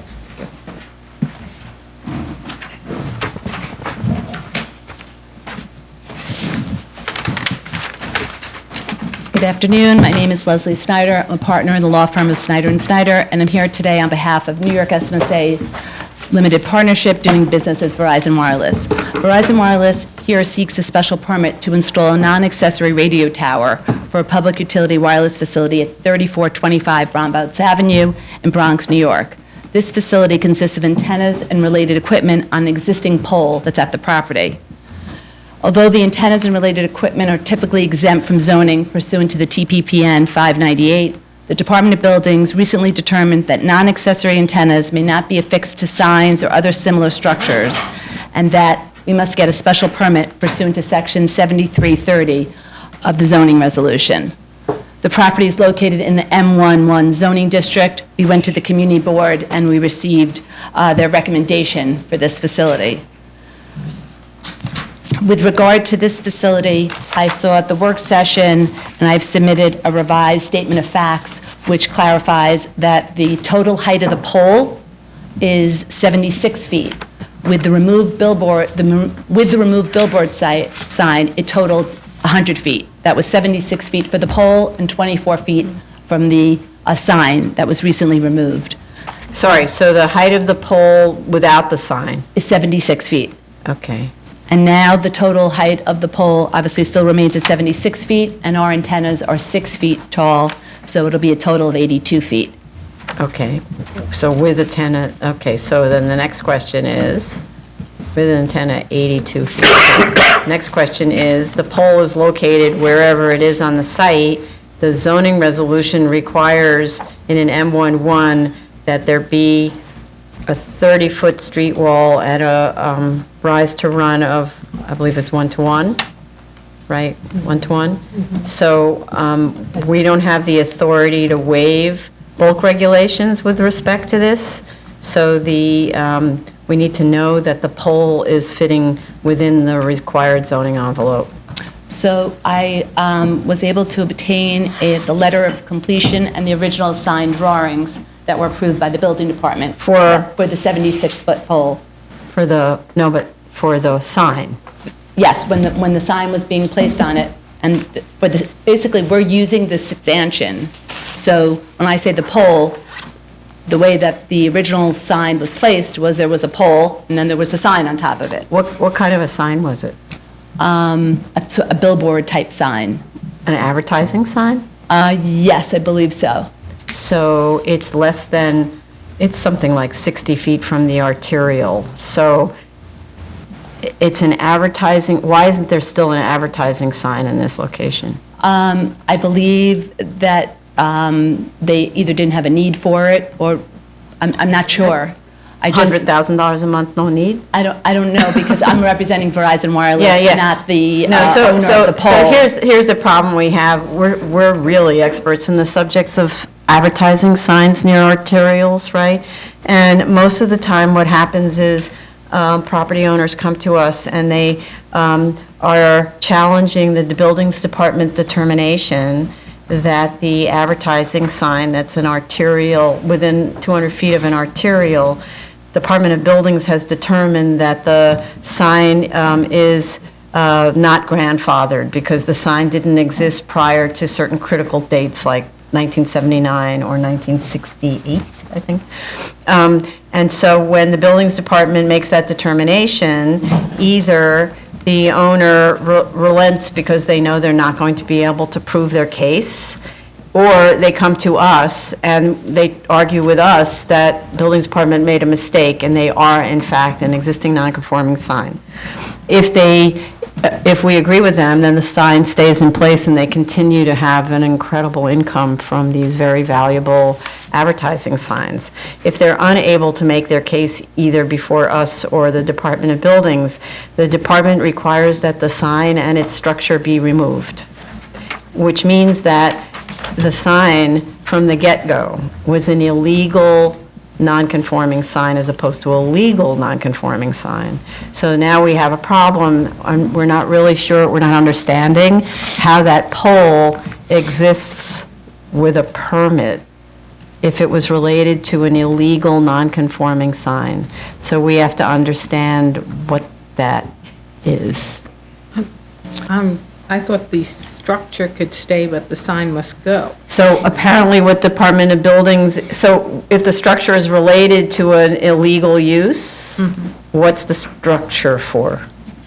Well, Right, and the structure, Yeah, the Department of Buildings did rule that the structure could remain, and it could be used for telecommunications use, as long as we got a special permit under 7330. But that's the thing, we're not really understanding, if that's the case, how they do that. For example, back in the 70s, or let's say subsequent to that, because in the M districts, there was no height limitation on the advertising signs, right? So you could, as tall as you want. Eventually, that changed, and then there were height limitations imposed, and the zoning says that for structures, you have a height limitation, with the exception of, what is it, belfries? There's a few exceptions to the height limitation, and to our knowledge, this one doesn't meet any of those exceptions.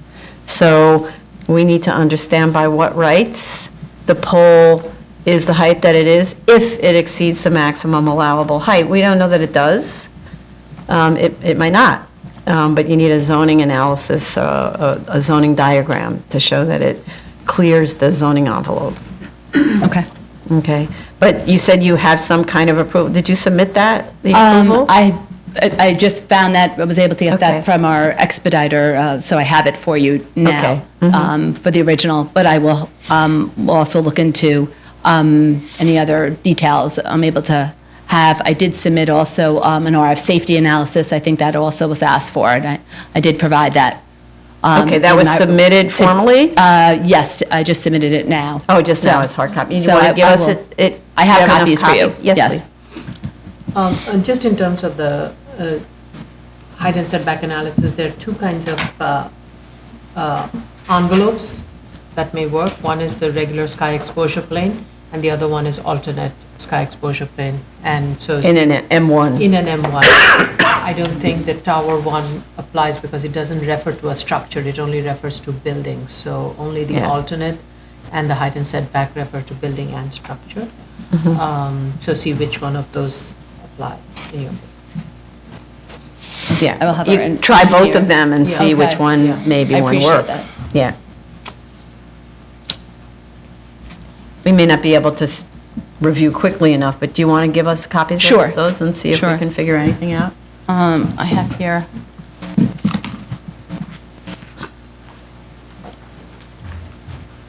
Thanks. For the original, the letter of completion, with the original sign drawings. So. Okay, thanks. Thank you.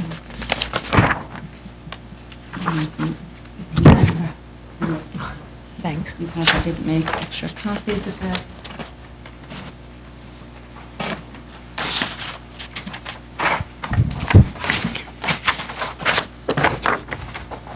It's familiar, actually.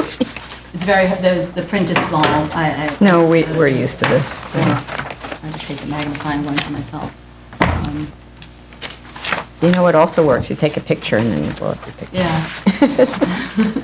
Yeah. So this looks like it was a 1999. Another Directive 14. Yeah. But so this looks like it was a 1999 something or other. Illuminated sign, 1,200 square feet. And it says, we don't know what kind of illuminated sign. And I did get it, it does say, department acceptable for permit, and it has, and it says it was Yeah. reviewed by the Department of For each Building. sign face, it was a two-face sign. Ground structure and, it says it's an accessory business sign. Oh, but then they have violations on bids indicating occupancy contrary to the file that. So- It's being used as an advertising Yes, sign, and then that's- the job trim is the head of the billboard sign. Okay, so as suspected, this is the part where we really don't understand the history. If the sign was legally constructed as an accessory business sign and DOB is okay with retaining the pole because it was a legal use, that's one thing. If DOB determines that it was never a legal use, in other words, that it was, because again, I'm sorry to say that we have a lot of these kinds of sign applications where they claim they were accessory, but in fact, they were advertising, and then that means they were illegal from the change in the zoning point. So we would need an affirmative statement from DOB that says that it is allowed to remain Okay. in connection with an accessory business sign. The pole structure was filed on a separate application, professionally certified, and Directive 14 signed off. So DOB did not review, but did approve the self-certified review and sign off of this. Under an accessory business sign in 1998? Under the pole in connection with an accessory business sign. Ground structure for business sign inside property line, filed, professional certified, signed off Directive 14, 1999. Okay, so, but then they asked them to remove the sign structure because? Because DOB filed a violation against the property that was being used illegally as an advertising sign. So I guess that's the thing, we need to know that the permit for the pole was valid at the time, right? That's just a statement from the Department of Buildings, they do that for us on other applications, right? The application to remove the sign was also professionally certified. Right, so again, I don't want to rely on our own review of biz, this is really DOB's thing. So we need to get a letter from DOB that says that they acknowledge that the pole can remain. Is that what you're? Yeah, that they consider the pole a legal structure based on whatever theory is, they think it's a legal structure, which I don't want to get into because I don't know. And also compliance with height and setback. Yes. So this, for instance, you would usually see a zoning analysis on plans indicating which zoning sections it was reviewed under, and this does not appear to have that sort of analysis.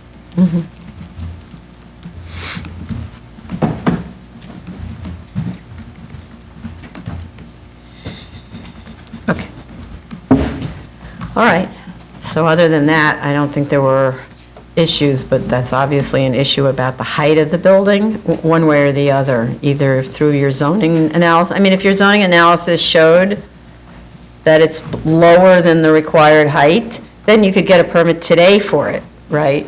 But if it shows it's taller than the required height, then you need to get DOB to sort of represent to us that it's a legal structure based on whatever reasons they give. Okay. And just Ms. Snyder, just also if it's determined, sorry. If it's determined, I believe that if the sign is lawful, even if it exceeds the height, the proposal cannot increase the degree of non-compliance. Oh, good point. So it could. Well, they would have approved, I guess, as to the original sign, which was 24 feet taller than ours is less. No, but actually. But the height has to include the antenna. Right, but what I'm saying is the old one, the height included the sign. But the So sign was taken down when? I believe in the past couple of years, the permit was filed for in 2018, 2019. This is recent because you can see from the Okay. Vincent Street view. But that, part of the point is the zoning doesn't allow you to retain the benefit of a ghost, right? Once you remove the non-complying condition, you've removed the non-complying condition, and your new baseline is what you've got. So you may be restricted, therefore, to the 76 feet. And therefore, the antenna have to drop down to below the height of the pole.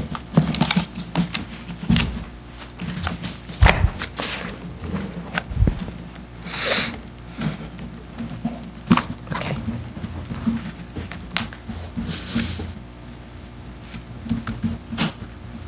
Okay. All right, are there any speakers on this one? All right, so you're going to need some time, though, to go to DOB. Same schedule? 4 weeks to go to DOB? Yeah. So,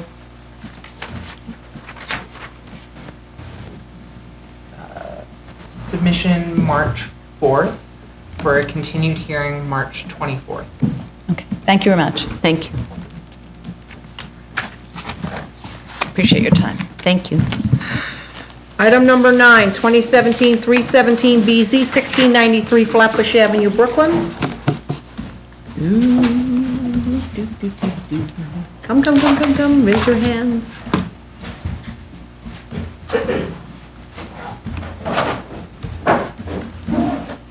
Yeah. Do you affirm to tell the truth, the whole truth, and nothing but the truth in your testimony before this board and to respond honestly to board member questions? Good. Sign in and start.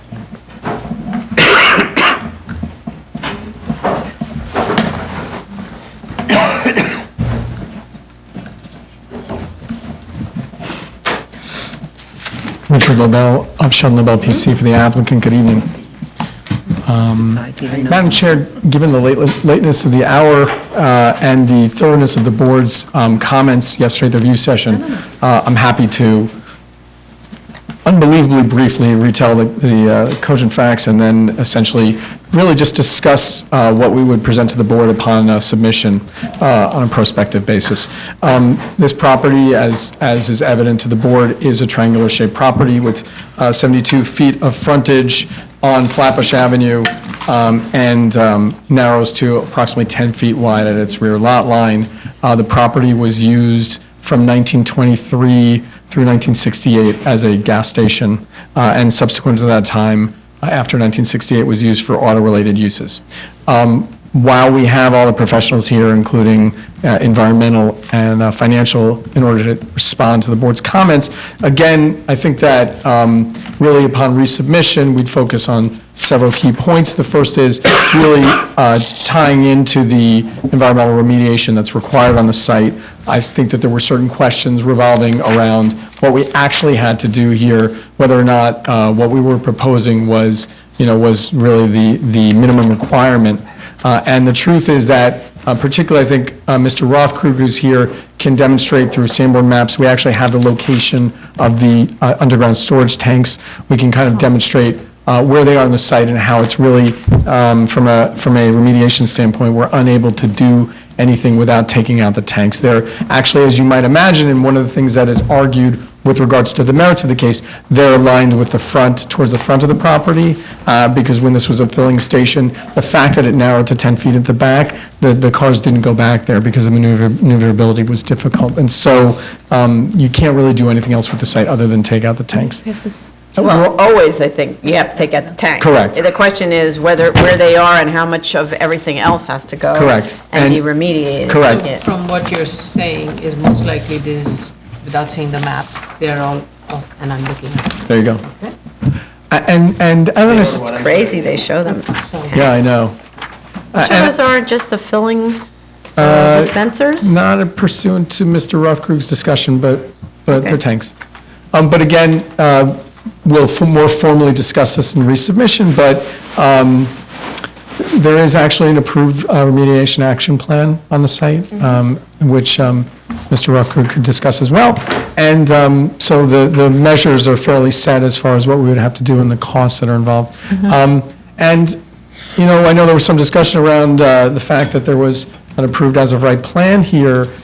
This is a case very much where the hardship on the site really led the applicant here. I mean, he really did make an effort to attempt to develop the site as of right, and upon the limitations on the site, it became increasingly clear from a construction standpoint that the cost to build this building was not going to be able to generate a sufficient return. I think in addition to the environmental information, which we would give back to the board, there's also information with regards to the use of the site and architectural questions. I know the board discussed the massing on the site, whether or not we would be able to reposition the building so as to alleviate our hardship. And here, you know, we have a great applicant who's very well versed in construction. The circulation spaces and such on the site are such that he really made a concerted effort, both not only at DOB, but also in our discussion and submissions to the board to really provide a pared-down building that would work.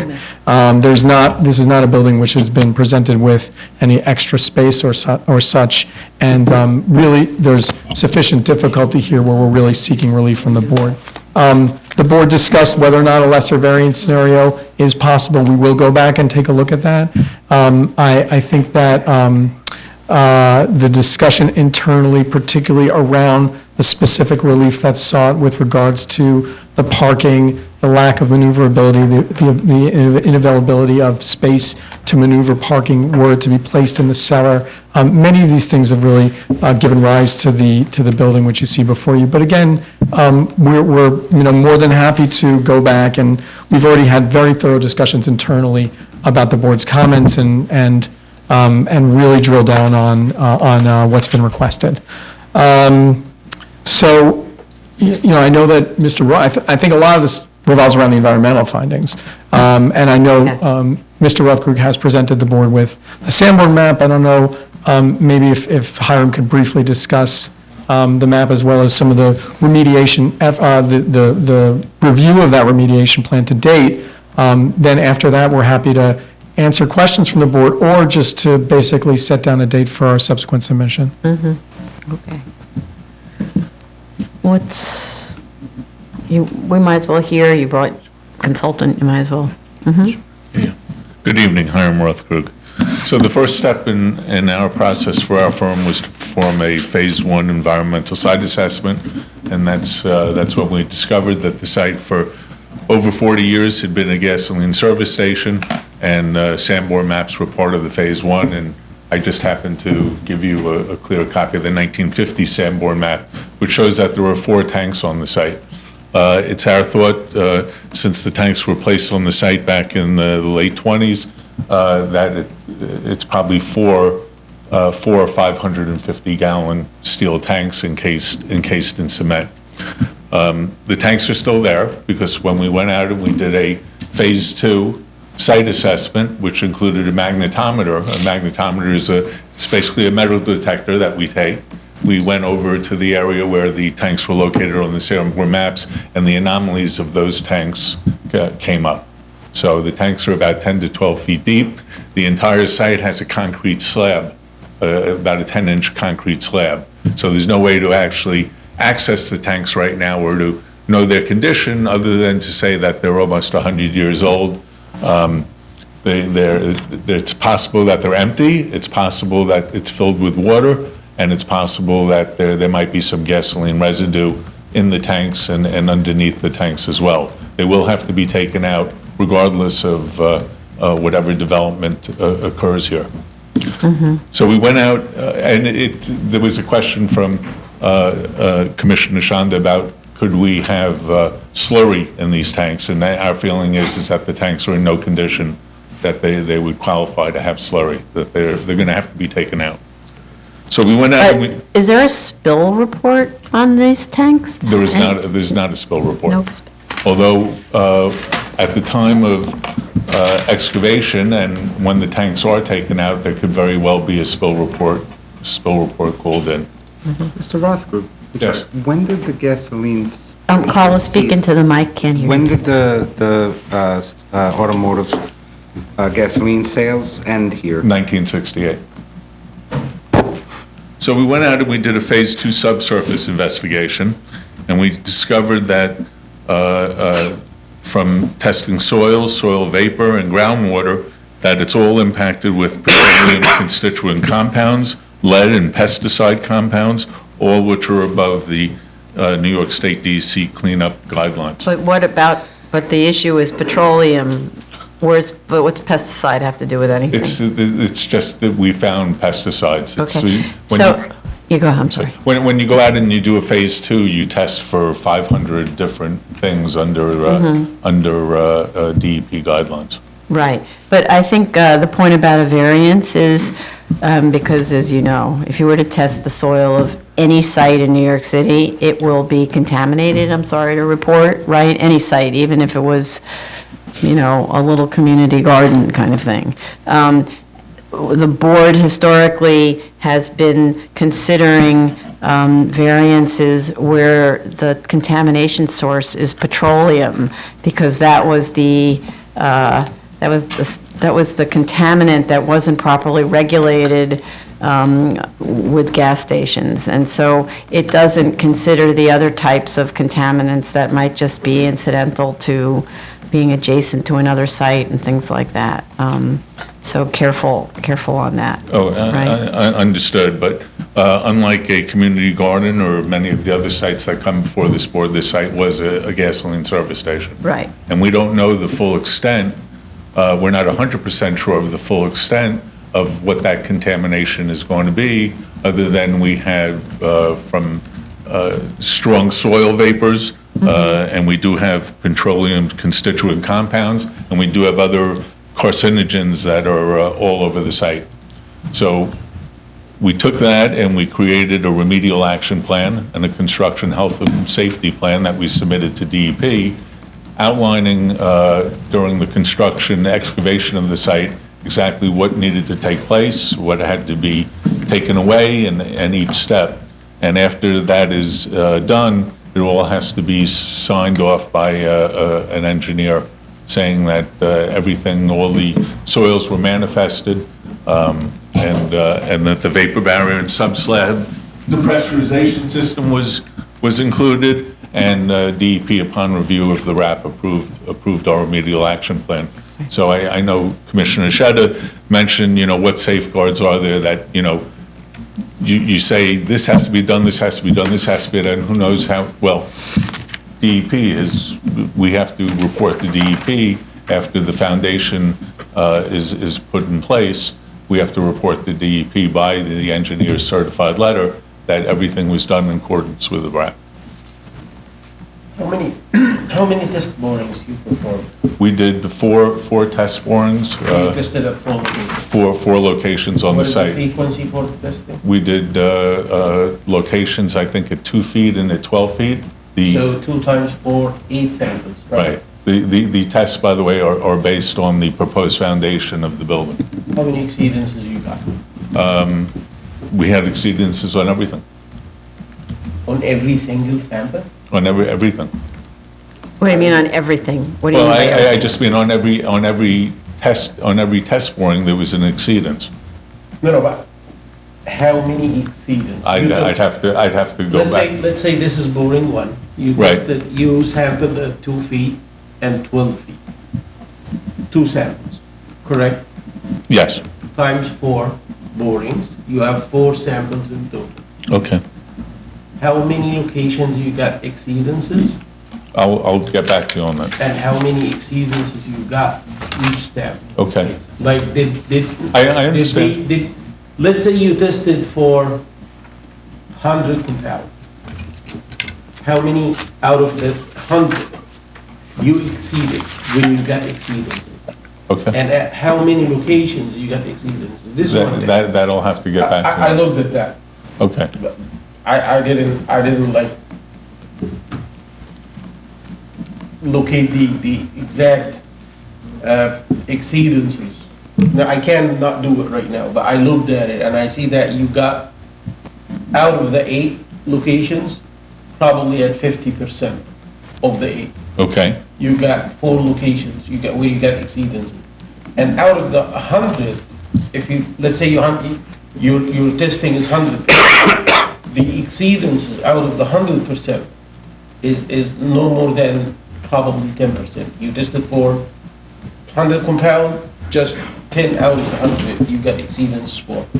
This is what made me wonder, how come you're assuming that you're gonna need to excavate the entire site as classified excavation? You're presuming in your cost estimate that's based on the environmental findings, you're presuming that every single cubic yard that's gonna come out of this site is gonna be contaminated. Is that a fair? Yes, that's a fair assumption, and that's also something that DEP reviewed and approved. So you believe that this is a fair assumption? Yes, it's not that I believe, I know that whether it was DEP or OER, that every inch of, every foot of soil that is being excavated has to be taken to, has to be taken to an approved facility, correct? That's not my understanding. Oh. Well, And the way it works here, it's different from the DUB and OER, because if, let's say, this site is 4,000 square feet, if you get at the corner a spot which is 10 by 10, which is contaminated, and you want to treat this site as entirely contaminated, every single cubic yard is contaminated, and you want to put vapor barrier, you want to put depressurization system, you want to put this, you want to put that, DEP would be happy with that. But I wouldn't, because you gotta put extra cost that's not needed. If you wanna do a very fancy system for DEP, they will say, yes, you're welcome, do it. OER, same thing, but for me, this is unneeded cost that you're gonna claim as a hardship. And I don't have to include that in the evaluation of the variance, right? Do you follow what I'm saying? I do, I disagree, but I'm happy to respond in writing to you. I'm happy to respond in writing. I mean, that's what we're always trying to do, is drill down to what is the level of the contamination, because that's the I mean, in this case, it's not clear to us that the shape of the site is really driving much of a hardship. So so we're sort of hanging on the environmental. And which, by the way, Chair, we don't know what we're going to find when we go down to take out those tanks. Right, no, but the point is that we can't work on guessing. So to the extent, and we had another case like this where we said, look, if you really want to make a case for your hardship based on environmental, you're going to need to do the investigation. You're going to need to spend the money to find out what the real issue is, because we can't sort of reward, which is kind of what you look at with a variance, based on conjecture. It has to be based on the actual costs of the actual remediation, that really is remediation as opposed to excavation for the cellar, right? Because that's the other part. If the cellar is 12 feet, you need to excavate 12 feet of the cellar already, and so the only sort of delta in the cost is the removal of the soil to a safe site, and any particular sort of safety that measures that the staff or the workers have to employ. So that's kind of the delta between your standard excavation and the excavation that's caused by the contamination, right? It'd be different if the contamination is going down 24 feet and you only have a 12-foot cellar, right? So then you have a difference where you're required to go much deeper than you would ordinarily go. The chair, I believe the chair means that when you want to clean up, and the cleanup calls for 20 feet excavation, but your cellar is just 10 feet, let's say, then yes, the extra 10 feet is extra cost. Yeah, that wouldn't. But if, when your cellar is 12, and you're gonna take 12 because of the cellar, there'll be a difference between treating this side as a clean side and treating this side as a contaminated side. Yeah, that wouldn't.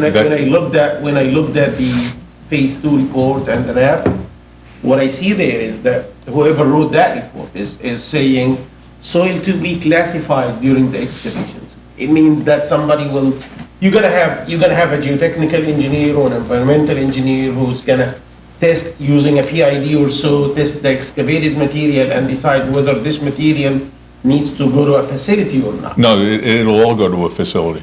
It will all have to be trucked out, You don't probably. have in the testing results, you don't have something that substantiates. Again, I don't, I'm not going to argue the fact that I'd prefer just to put it all in writing.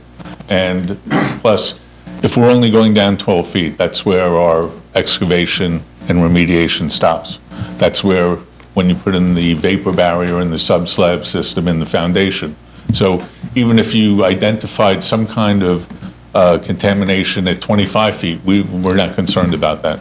And that's, You're not concerned, but we have sites where DEP is very concerned, right? And they say, no, you have a terrible hot spot, you're gonna need to go down 25 feet. And so then we say, oh, well, and then backfill it or do something else, right? And so that's where we say, now you have a significant additional cost associated with that. So I'd recommend that you need to listen to Commissioner Sheta, because he's the engineer who helps us figure out what the scope of the variance is, I just right? don't understand where from you're coming with this very tough approach to build on the site. I didn't see scary things in the environmental investigation, especially in phase 2, that mandates that you need to treat the entire soil bulk as contaminated material. You need to send this to a facility. were you able to, do you have a copy of our RAP in your records? We do, I'm Okay. looking for the borings and I can't find them. Okay, and DEP sign off on our RAP and what we're proposing to do? So one thing that we did learn is that DEP's delighted if you want to take all that soil and pay for putting it into a facility and treating it all as contaminated, they actually don't care. But when as long as you're doing the minimum necessary, if you want to do more, they don't object. But what we're looking at is always, just to use an exaggeration, if the back of your site was where the tanks were located and the front of the site never had anything, that was a florist in the front, then it would be the back of the site where the soil needs to be taken to the proper facility, and the front of the site, the soil could be disposed of normally, right? Be different if we have many of these where the testing just falls off at a certain point, and there's no contaminants beyond that point, right? Chair, Commissioners, I understand exactly what you're looking for and where you're coming from, and we'll address it all in writing to you. Okay, great. I appreciate it, thank you. Thank you. And diagrams help us understand, by the way. Understood. Okay. So could I ask you to elaborate more on your uniqueness in terms of your shape? Because I'm looking at your area study, and it seems as if, well, number one, out of the other 7 lots, there are only 2 lots that are larger. Most of them are smaller. And when you look at what's built on all 7 of those lots, what you can build here as your as of right is nearly twice the size of what's built on all of the other lots. So I'm not seeing that you're impacted as negatively as you're professing to be in your statement. Right, and I understood the comment from the executive session that you wanted us to better substantiate that. I mean, we provide a brief retelling, but I think it probably merits a little bit of additional information. One of the 7 sites I know received a variance, and then one of them is a gas station, but we can better do that. I mean, I don't think from a numbers standpoint that that the triangular nature of the lot, I mean, I think that it's established that it's a relatively unique condition just as far as the dimensions are concerned. But with regards to differentiating ourselves, we're happy to provide more evidence of that. And maybe, some of it is when we see the as-of-right, and the as-of-right arguably has what seems to be a viable shape to it and viable uses, then what we need to hear is why isn't that viable, that what we're seeing, which was apparently looks nice. Right. And one of the reasons that I guess the word would be more comfortable with this application than some others is that our owner here really did make a good faith effort to proceed on an as-of-right basis. This BSA, as is required of the law, was a last resort for him.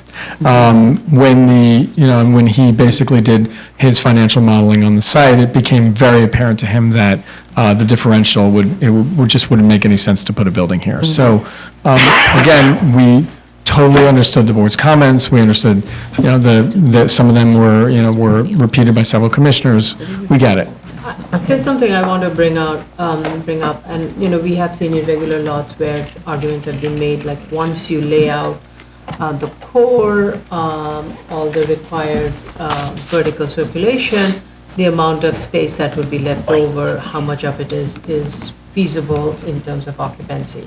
In this case, the frontage is about 76 foot long, but the back up to I'm just looking at the floor plate of an as-of-right building, where you're proposing a 32 feet deep floor plate. It narrows down to 50 something. So there is a reduction of easily 20 feet within a 30-foot distance. And then once you take away the cores and everything, I would like that analysis to show whether that is affecting your ability to lay out a space. I think it is reasonable. And it's absolutely the case. We've already discussed that, and we'll be providing that to the board on our next submission. And then in terms of the lesser variance, what is it that's not quite working? Like, what if you got a little of this, because the ask is extremely large, We understand. right? Okay. Yeah, I mean, I think that, we looked at the building stock in the area, but obviously it's not a C question, it's a B question. Yes. But we will, in good faith, take a look at that, a hard look at that, and come back to the board with. Okay. It's a B and an E question. Correct. Right, okay. Okay. One more thing is the cost estimates. I saw some items that are repeated. Right. Considered twice, like the disposal, for example. It's in the construction cost estimate, and then it's in the environmental. Right, we discussed that internally as well, because obviously there was a discussion that we wouldn't be able to double dip, so to speak, on the financial hardship for excavation costs. And I think we would respond to that in writing as well. I know that there was some discussion around the fact that once remediated and removed, that soil would need to be added back to the site. But again, this is, beyond my expertise, but we would have construction professionals weigh in on that. Right. Once remediated and removed, but that part's confusing to me because you're going down to a 12-foot excavation for a 10-foot slab-to-slab cellar, so it sounds like you need 12 feet of excavation to build your 10-foot cellar, so why is there any Right. backfill necessary at all? It was confusing to me as well, but Yes. it's since been explained to me, and we would share it with the board. Sometimes the construction cost estimator presumes that you're gonna do the environmental cleanup and then backfill and then come back later. Take it out. Yeah, we heard. Excavate, don't right. do it that way, please. Okay. Yes, yeah, that seems so Understood. No unnecessary. games. Okay. Oh, well, yeah, there are no games here. Okay, good. Well, we don't ever play any games, but there's no games here. Yeah, exactly. Are there speakers on this one? Okay. No speakers? Okay. Submission. So, how much time? Chair, again, we discussed this before the hearing. I think that we'd be comfortable returning to the board in March. I think that would give us sufficient time to provide the board with the additional documentation requested. Okay. So submit beginning March? Yeah. Okay. Great. March 4th with a continued hearing March 24th. Excellent. Chair, Commissioners, thank you, and we especially appreciate hearing us at this late hour. Thank you. Thank you. This concludes the public hearing for January 28, 2020.